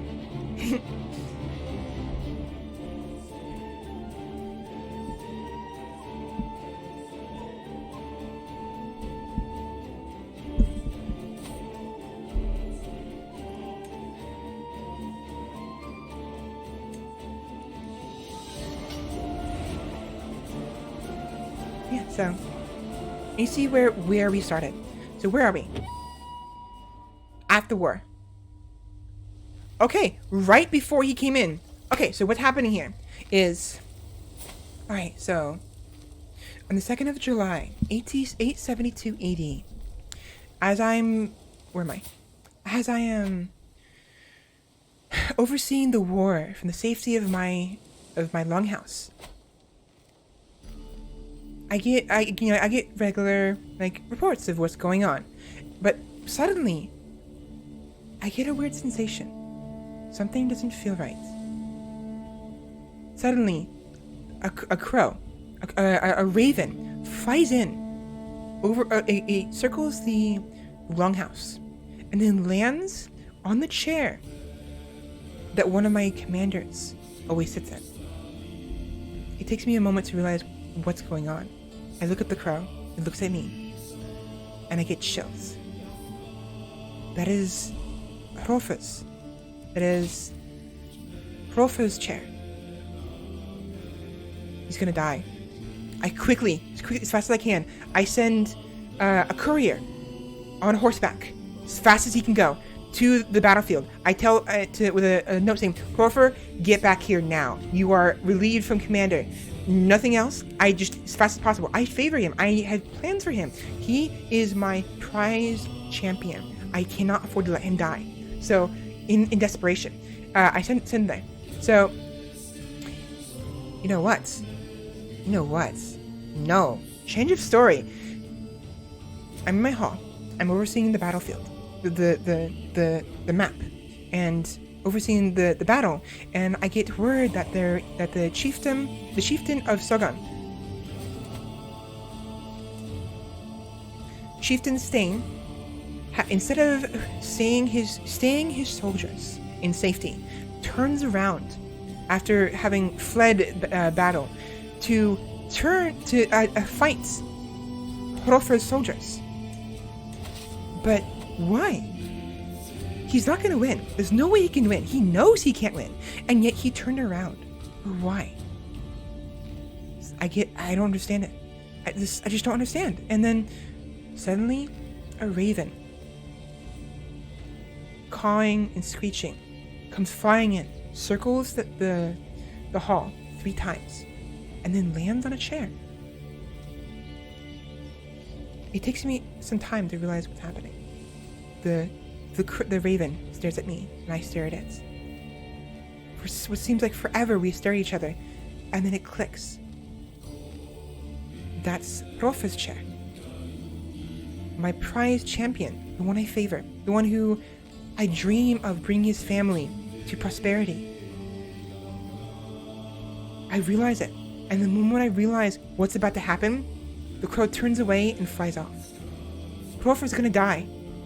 In desperation, I run outside, get on a horse, and run and travel to the battlefield as quickly as possible. I'm like galloping for hours, maybe even days, however long it takes me to get there, until eventually I get there. I yell at Hrolfr, get out, go home right now. You are relieved of duty. You are forbidden from being champion until for the foreseeable future. Get out of here now, right? I relieve him of duty and take over. I am now leading the charge. I am leading the army, and so it's me against the chieftain in an effort to save my favorite champion. And so we fight. I'm successful in saving my champion, but at what cost? The fight is hard won. One of our champions rips parts one of the others. Vladimir ripped limb from limb. And our champion also... Oh, look at that. So, we're successful. Despite the even odds, despite the uncertainty of it all. Despite being uncertain if I can actually defeat the encroaching army, I was successful. We were victorious. 2 of our champions defeated 2 of the others. And we were able to rout the soldiers. Thus securing our place... Fuck you. Securing our soldiers so they can continue to besiege the tribe of Lusa Kapanger. As I'm doing all this, I get word from Hrolfr and our chancellor. Somebody just claimed my land. It's like, oh, hell no. So, I have to make plans to deal with that. Again, so that's the end of that story. Again, sorry for the scuffed telling. I'm stumbling over my words. I'm making this up as I go, and I'm not very good at it. But an absolute beautiful tale. I'll get my chisel and name and some big rocks. So yeah, basically the idea is I got a vision from Odin, with the assistance of one of his ravens, either Hugin or Mugen, and basically, a show, like a premonition, and saved my champion. And in turn, not only fought off the encroaching army, but two of our champions were showed they were glorious in fights, and I ensured the legacy of my favorite champion. I'm mumbling at this point. Maybe one day I'll be able to speak straight and do that properly. Anyways, a new claimant of all the buffoonery I've ever seen in Pyo's Mundo's inane efforts to improve my relations with my neighbors. My good-for-nothing chancellor has officially acknowledged Jarl Dag's claim to the chieftain of Prendelheimer. Oh, so Hofer, my marshal, who I just saved, sends me word that my chancellor just fucked up. It's like, okay, cool. Thank you for that. That's wonderful. Thank you. Supposed to make me friends, not enemies, dumbass. But it's fine. It's not that big of a deal. He probably isn't even strong enough anyways to deal with it. My voice. So yeah, it's, again, it's about having fun and doing what you want to have fun. I am going to have fun making a giant family of Normandies. It was a beautiful tale, beautifully told. You did well, Stella. Thank you. I don't believe you. Oh, they come back. No, by all means, thank you very much. I kind of doubt it. I stutter too much. There are probably times I did do well. If I could speak straight without tension, it'd be so much better. But yeah, I maybe one day out in the future. You know what? So, Crusader Kings 3 is a very great game for making stories. So eventually, I may one day decide to come back here and narrate everything that happens, like as a proper story. I'll mute my audio, my voice audio, and I'll just make it so that way it's just the game audio. Maybe. We'll see. We'll see what happens. It'll probably be a long time down the road. I probably won't be doing it anytime soon. Speaking of audio.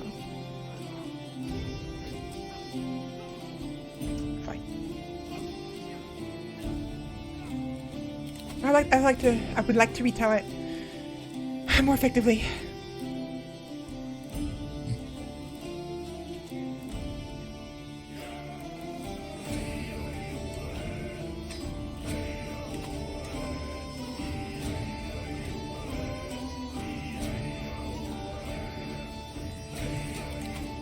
Oh, my steward died.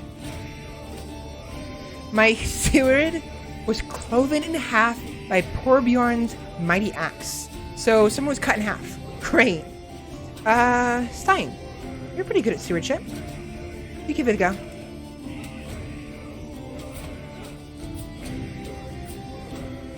He was the Sarah one, so he didn't...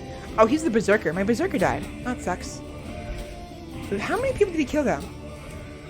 He killed 2 people before dying. Very nice. Ripped apart... Oh my gosh, this guy has the best kill text. So he ripped apart Vladimir, limb by limb, in his rage, as well as ripped Pjozmunda's head off, just right off. Jesus Christ. Or if anything, Thor Odinhammer. Oh, god damn it.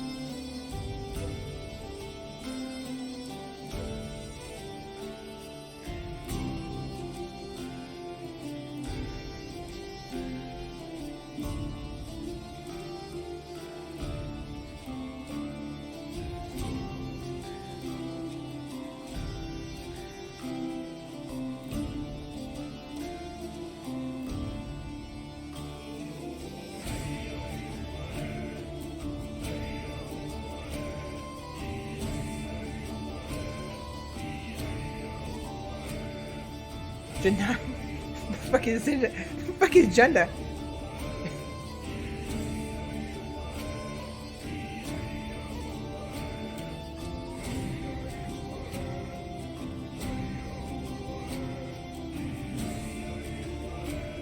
Fuck is Janda?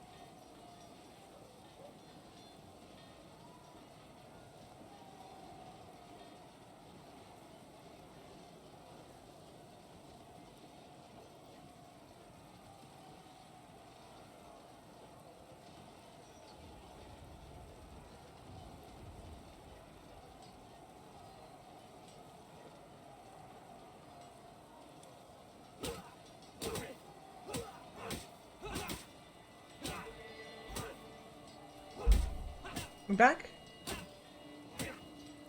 Hello? Hello? Go ahead, just go away from this real quick.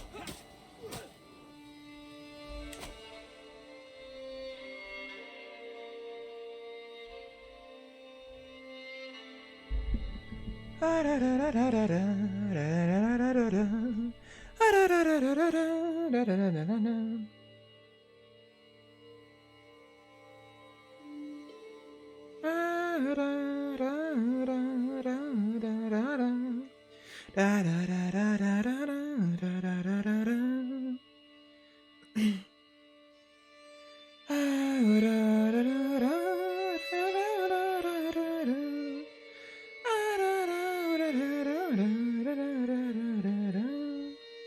Frosty the Snowman.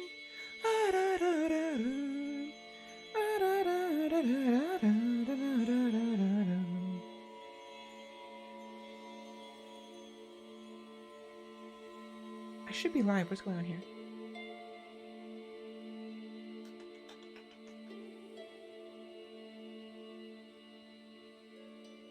Come on. I'm clearly live. Come on. OBS. Cooperate with me, please. Stream quality's good.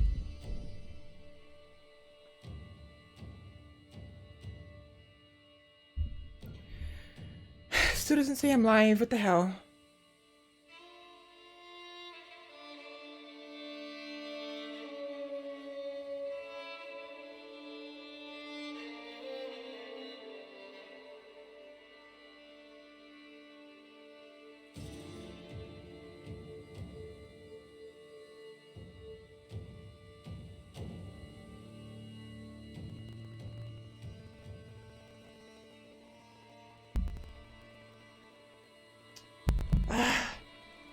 Come on, I have an hour left. Just CK3, please cooperate with me just one more hour, please. I'm almost done. I'm getting tired. Look, PC, I know you're tired. I'm tired too. We're both tired. Just one more hour. Yes, I'm aware my stream is experiencing issues. Oh boy.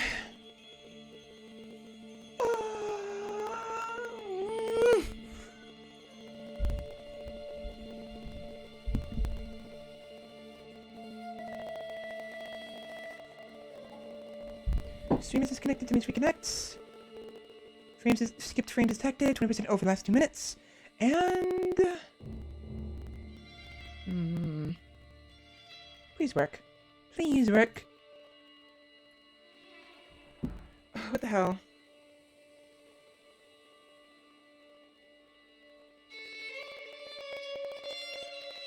Fuck it.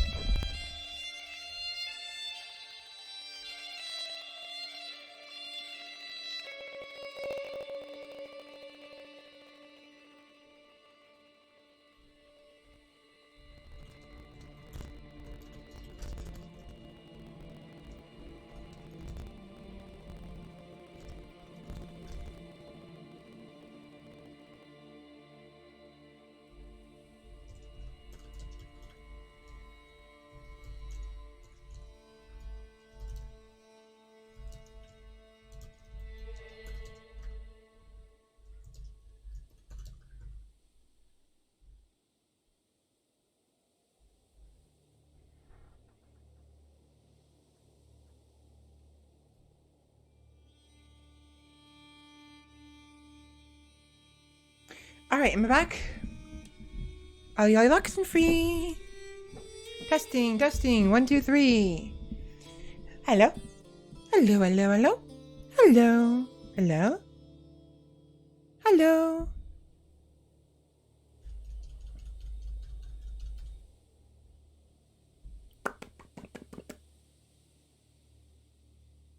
Hello, hello, hello, hello, hello. Hello, hello, hello, hello, hello, hello, hello, hello.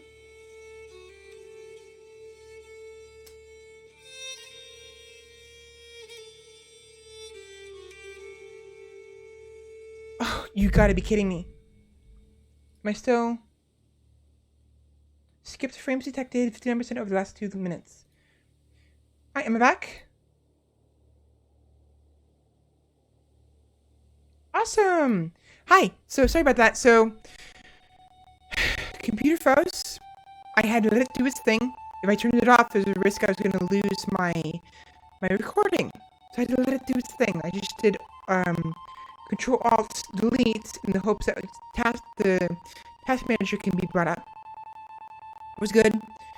Then I had to end stream and restarted it because apparently it didn't want to reconnect on its own. It forced me to do it manually. So fuck OBS, I guess. Sobs, rather. So, yeah, fun times. Two things. One, I have to be ending soon. About an hour. Because it'll be 8 o'clock by then. I'm getting tired. My throat hurts a lot. And honestly, I should be limiting it how much I stream for the sake of my voice. Two, I have to use the restroom. So, I need to do that real quick. I'll come back. And then we will go ahead and continue playing for about an hour. 45 minutes.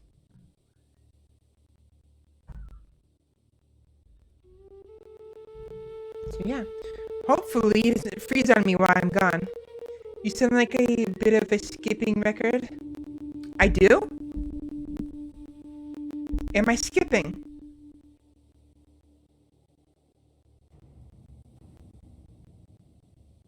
Hold on. That shouldn't be happening.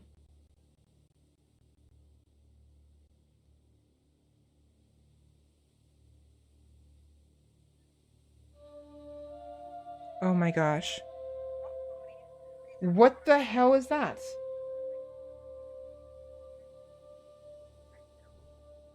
Oh my god, what is that? What is that? Oh my god, what the hell? By the way, have your clocks moved by an hour? You mean like the daylight savings time? Yes.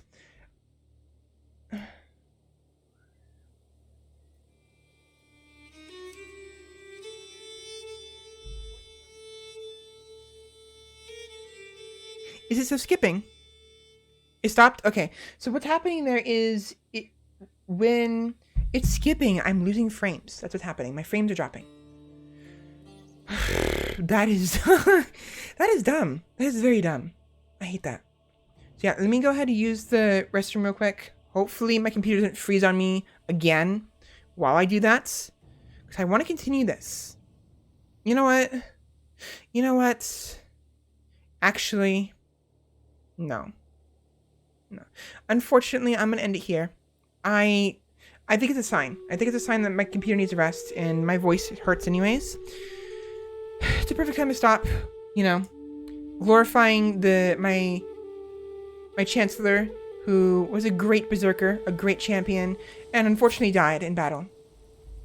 The war isn't done. We're still in the middle of a fight, so let's finish it at least. And then let's go ahead and, you know what, we'll finish the war first. We'll go to peace. Let's do this, speed up real quick. Come on. Yeah, we're gonna, and I'm pregnant. Awesome. I'm pregnant. I got another child. I hope it's a daughter. We won't know until next time, of course. Get some rest. We're done. We're done with this. Slozum Jarl Svela. Yeah. Alright, we're done. Give my soldiers. Oh, right. I'm still at war with this guy. Fuck. Fuck you. Get over here. Alright, never mind. We still have one more war to do. Put on Dalheima. Can you get off?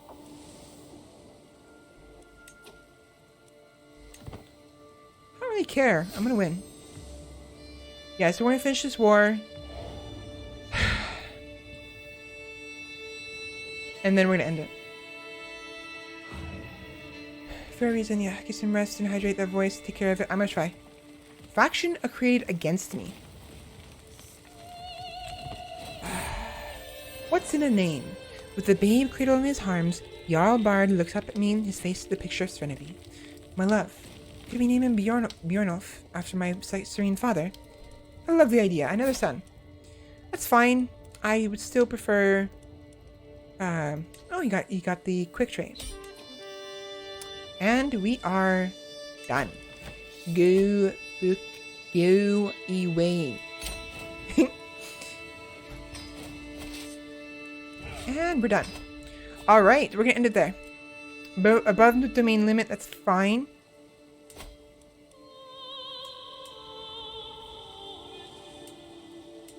It's fine. It's whatever. We're done. We are done. We are done. Exit the desktop. I'm done. I'm tired. My throat hurts. I have to use the restroom, and my computer is dying on me. So, yeah. We'll wait for CK3 to finish validating on Steam. There we go.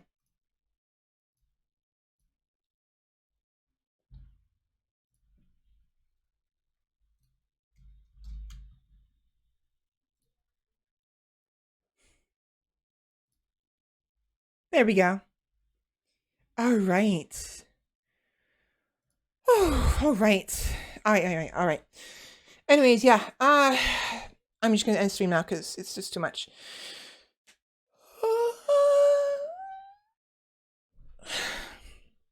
Anyways, thank you very much for watching.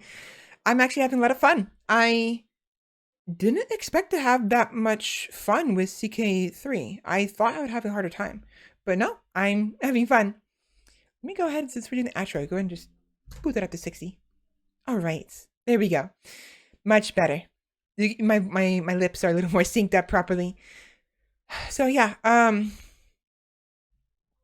anyways, thank you much for coming. That was Crusader Kings 3, a very fun game. I actually quite like it. It's my favorite game. I have spent, oh gosh, hundreds of hours in CK2, and I have at least 120 hours, I think. Yeah, now with this stream, I have a total of 120 hours in CK3. It's a lot of time. It's almost, actually, it's like 120 hours. 12, 24, 24, 24 will be 10 days, 5 days, 5 whole days worth of gaming in CK3 alone. And that's not including the hundreds of hours I've spent in, probably thousands of hours actually, I've spent in CK2. So definitely one of my favorite games. I love the RPG elements, the fact that you're a lord and you have a family, and at the same time, it's still a strategy game. It's a history simulation game, so you can learn about history a little bit. Of course, it's not accurate. It's a video game. You gotta be careful. Take it with a grain of salt. All of that. But a role-playing, strategy, history simulator, sandbox, dynasty simulator video game. I love it. I love it. I actually tried EU4. Europe Universalis 4, it's supposed to be the game that takes place after CK3. So the Crusader Kings era. So Crusader Kings ends around 1453. And if I remember correctly, EU4 starts around 1444. So literally the next year. And I tried it, liked it a little bit. I couldn't stick with it. I don't like the fact that there isn't a similar kind of RPG element, dynasty element to EU4, like there is Crusader Kings. And honestly, that's the one thing that got me into the genre and to Paradox, is the role-playing aspect. I love it so much to death. And it's what introduced me to what you see before you, the Valkyries, the Norse. It's the reason why I even got introduced to Norse culture, and the CK3 faith, and all of that. So the whole reason that this game, this series, the Crusader Kings series, is the very reason why I am even here, as you see me, as a Valkyrie. Without it, I probably wouldn't even become a Valkyrie, maybe, possibly, I may still have been one, but I love playing as the Norse. In CK2, I love their portraits. I love the feel of them. Their music is nice. The history is nice. It's very brutal, definitely. But I always liked playing as the Norse in CK2, and I still love playing them as CK3. It's almost like I can't play with anyone else. It's like an obsession at this point. So, yeah, this game was and continues to be my maker, essentially. It's what made me into the Valkyrie you see before you. So, Crusader Kings is responsible for Mommy Svella, pretty much, yeah. And I've actually wanted to stream in the past. I wanted to be a speedrunner at some points. I might do some speedruns every now and then. But I was watching Clit Stevens, and I really liked what he's doing. I love Legend of Zelda as well. I love Hollow Knights and all that. And I was like, I kind of want to be a streamer. But I never really got around to it. I didn't care enough about streaming. It didn't have enough of an appeal, I guess. Like, I wanted people to kind of see VTubing is just, it's wonderful. You know, you can be the basic streamer, but you have extra on top of it. You have a character. You have a body. You know, I don't have to show my real body because I'm not comfortable with showing it for a variety of reasons. Privacy being one thing, anonymity being another thing, and a whole bunch of other stuff. But I love the idea of being a VTuber. I love this. I'm enjoying this a lot. And especially like days like these, like finding a game I really love, I can share with you, and all of that, you know? So I'm having a lot of fun. I keep saying this in the past, and I probably keep saying it every once in a while. But yeah, so Crusader Kings basically made me. VTubing pushed me to become a streamer like I wanted to. And yeah. So welcome to my origin, I guess, in a way. The origin of the reason why I became a Valkyrie VTuber instead of something else, like a slime girl maybe, or a tentacle, you know, monster, like Eldritch horror, because I definitely like the Eldritch horror genre. And I was actually considering becoming some kind of Eldritch kind of being of some sorts. Like I was going to become, as I mentioned before, the librarian, as I wanted to be. You know, I would consider being the librarian of the Lighthouse Library who likes to reincarnate. That was my alternative potential. Like it's like a Eldritch horror kind of spirit thing that like I would be in, like in between realms, and I could become different things. So I can like, I might still do that. Honestly, I might still do that because I could argue that maybe the Valkyrie you see before you is just one of many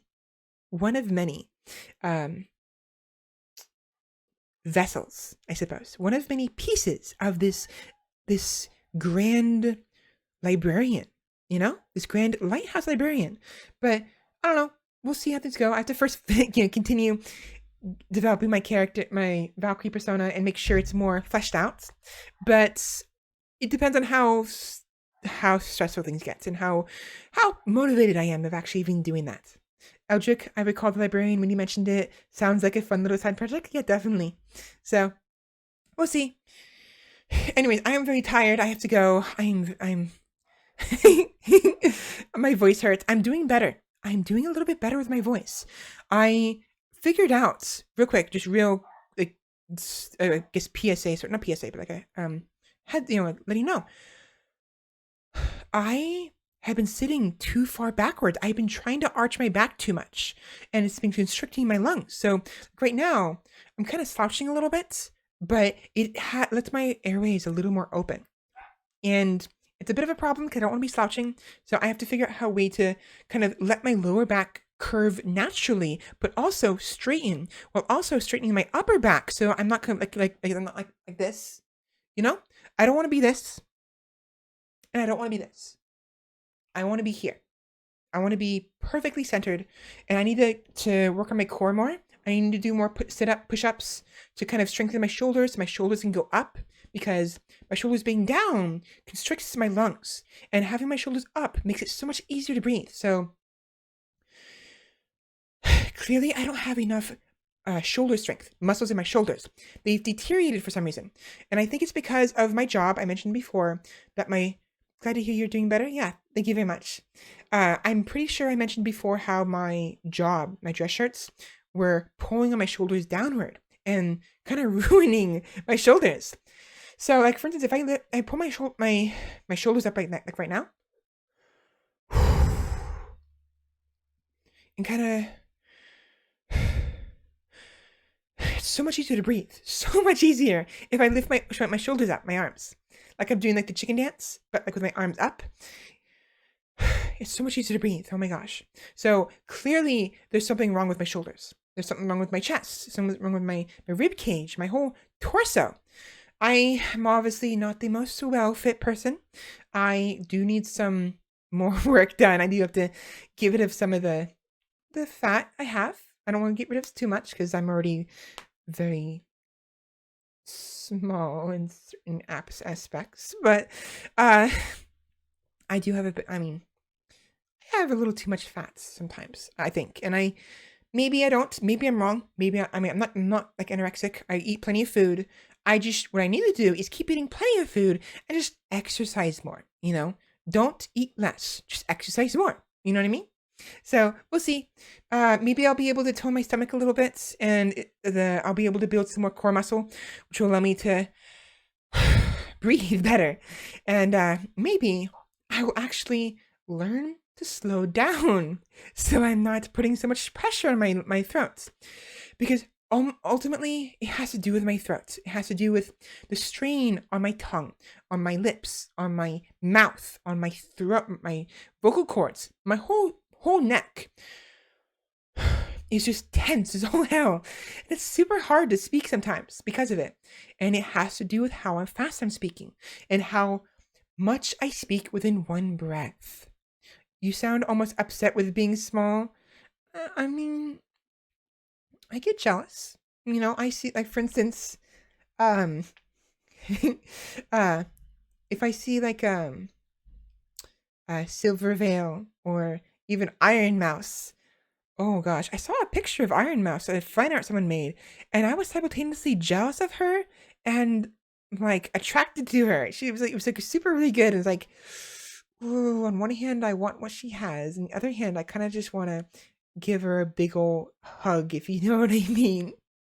And it's really tough because my model isn't always accurate. I went for kind of average size. I'm not specifying what it is, but I'm pretty sure it's easy enough to. It's pretty sure it's easy enough to kind of figure out. But I'm an average size. I don't want to go like too big because I feel like having like if they're too big, it's harder to fight. You know, because then you have extra flesh, all moving around. But two, I mean, I don't really like admitting it, but I'm not very well endowed. You know, actually quite small, unfortunately. Not fun. I mean, at the very least, I don't have the same back problems that other women probably have. But the flip side, I still have back problems because I clearly don't know how to stand right. So, yeah.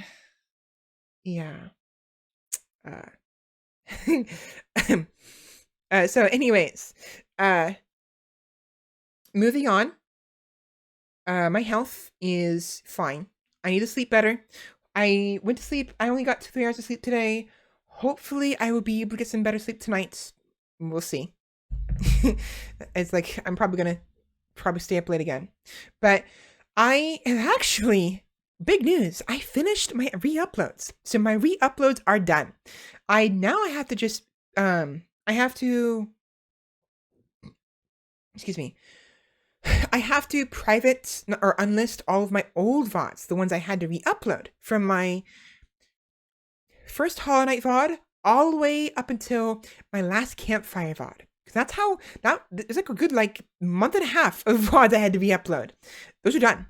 I just have to unlist those ones, remove them from the playlist that they're in, put them in their new playlist. It's an unlisted playlist you won't see unless you're watching one of the older VODs, which won't happen unless you click on the VOD and you see in the description it says link to old VOD, the pre-uploaded VOD. So it'll probably be the same quality, but some of those old videos will be very, very old quality. They'll be bad quality. And they would like 360 or 480p, and I'm not happy with that. Or sometimes even 30 FPS. It's like, I recorded in 60. Why are you giving me 30? So wouldn't trust anybody else to get me in the afterlife. Well, I'm trying to think of something like a response to that. I couldn't think of one. I want to make a witty, cute, and appreciative response. I couldn't think of anything, but thank you. So yeah, I just have to get all of those old VODs and put them in their own unique playlist.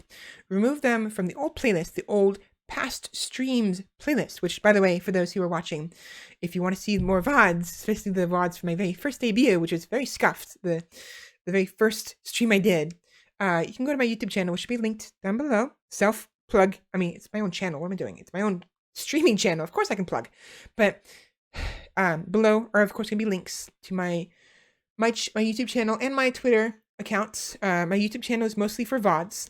I do have some other stuff, like some other tidbit stuff there, like my uwu whole yodel. I did that, and it helped me recover, helped me figure out what I was doing wrong with my voice. Like I was my tongue has typically been too far back into the back of my throat, and the problems I've been having had to do with tongue root tension. So I figured that out, and so doing that, like is usually helps a little bit my voice, a little bit. It hurts, though it still hurts, and I'm learning that I have to.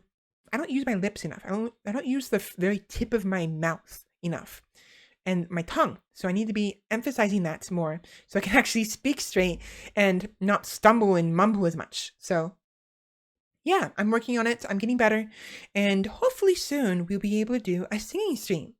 But hello, One Star. Oh, you just survived. I'm so sorry. We are about to end. It's 7:30. I've been streaming for 7.5 hours, and I'm very tired. But yeah, I'm gonna have to end here. I'm so sorry for not streaming longer.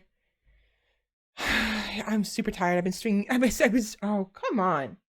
Are you fucking kidding me? Mouse? Are you? Fuck me. My mouse sometimes dies on me for like no reason. It's a Bluetooth mouse. Device manager. And so thankfully I have my laptop's touchpad. What is going on here? None of my Bluetooth stuff is working. Are you kidding me? That's scary. It's very scary. I need my mouse, please. Wow, everything is not working. I think that last freeze really screwed my computer up. Yes, uninstall. Give me a minute. I have to fix this because otherwise I won't be able to use my mouse properly. It's gonna take me too long to do stuff. But yeah, so very sorry, Star. I have to end this now. But my VOD will be up on Twitch for a while. You're plagued by the tech piece today, huh? Yep. Something oh my god, is Bluetooth not working? Bluetooth's not working.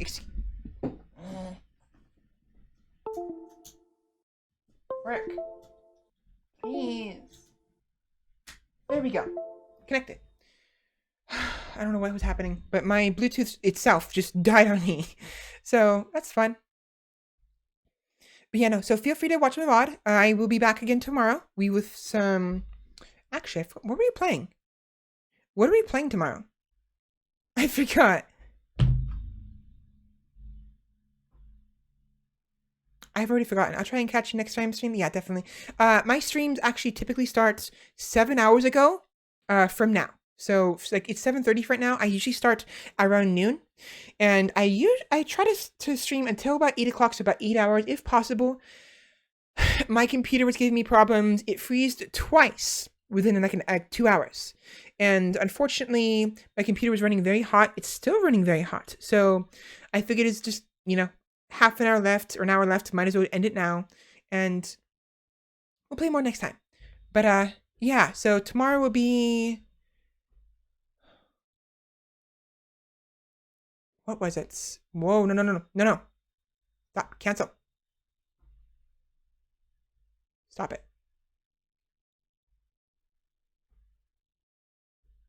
That's not mine. What are you doing?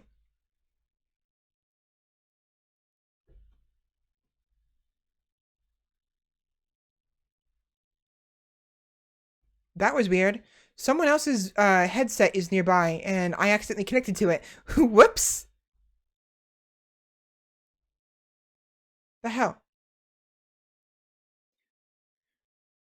So yeah, anyways, tomorrow I can check on my phone actually. Tomorrow we will be playing. Excuse me. Tomorrow we'll be playing some. Where's my schedule? Where's my schedule?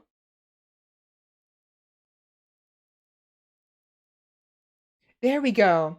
Inmost. Tomorrow. Tomorrow we're gonna be playing some Inmost. Oh, that's what's going on.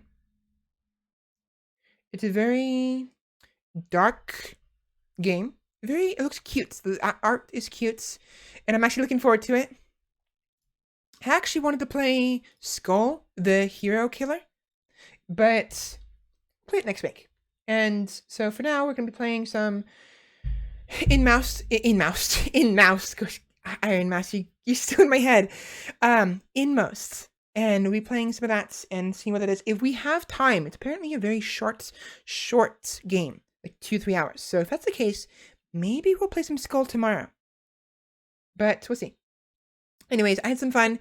Feel free to watch my VODs, and as time goes on, I will slowly update the rest of my VODs on YouTube. I finally got my, as I was mentioning to everyone else, I finally got my re-uploads done, so I can actually progress properly to upload the rest of my VODs, which I have on my computer, or my hard drive, or my portable hard drive. So, a huge backlog, unfortunately. It'll be fine. I'll catch up in a couple weeks. Anyways, I'm done. I'm tired. Crusader Kings 3 was very fun. I'm enjoying it a lot, and we'll be playing more. I want to showcase more stuff, and I want to make a big family. And I guess, Mommy, we'll see you later. I don't think I'm going to do that again. That's a little cringe. that sounded a little cringe. All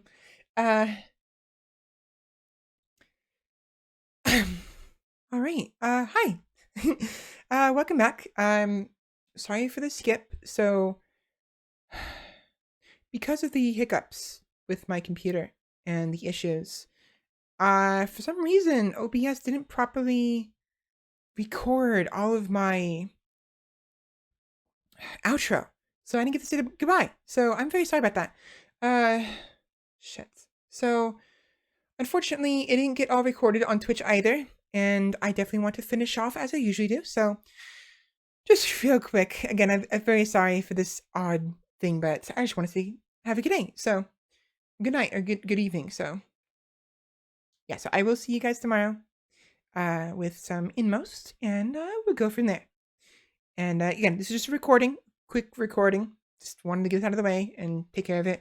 I will edit the video and get it all in one piece, and so it's not a mess. But I have like 3 different videos to put together now, so it's fun.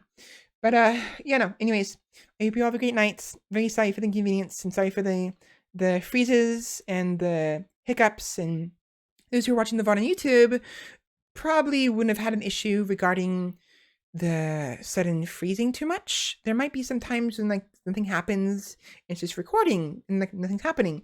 It's because of the computer freezing. So, but yeah, those who are on Twitch won't see this, which is fine. So it's whatever.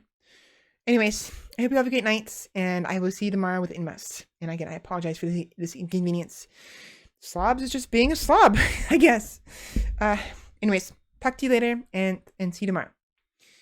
Bye.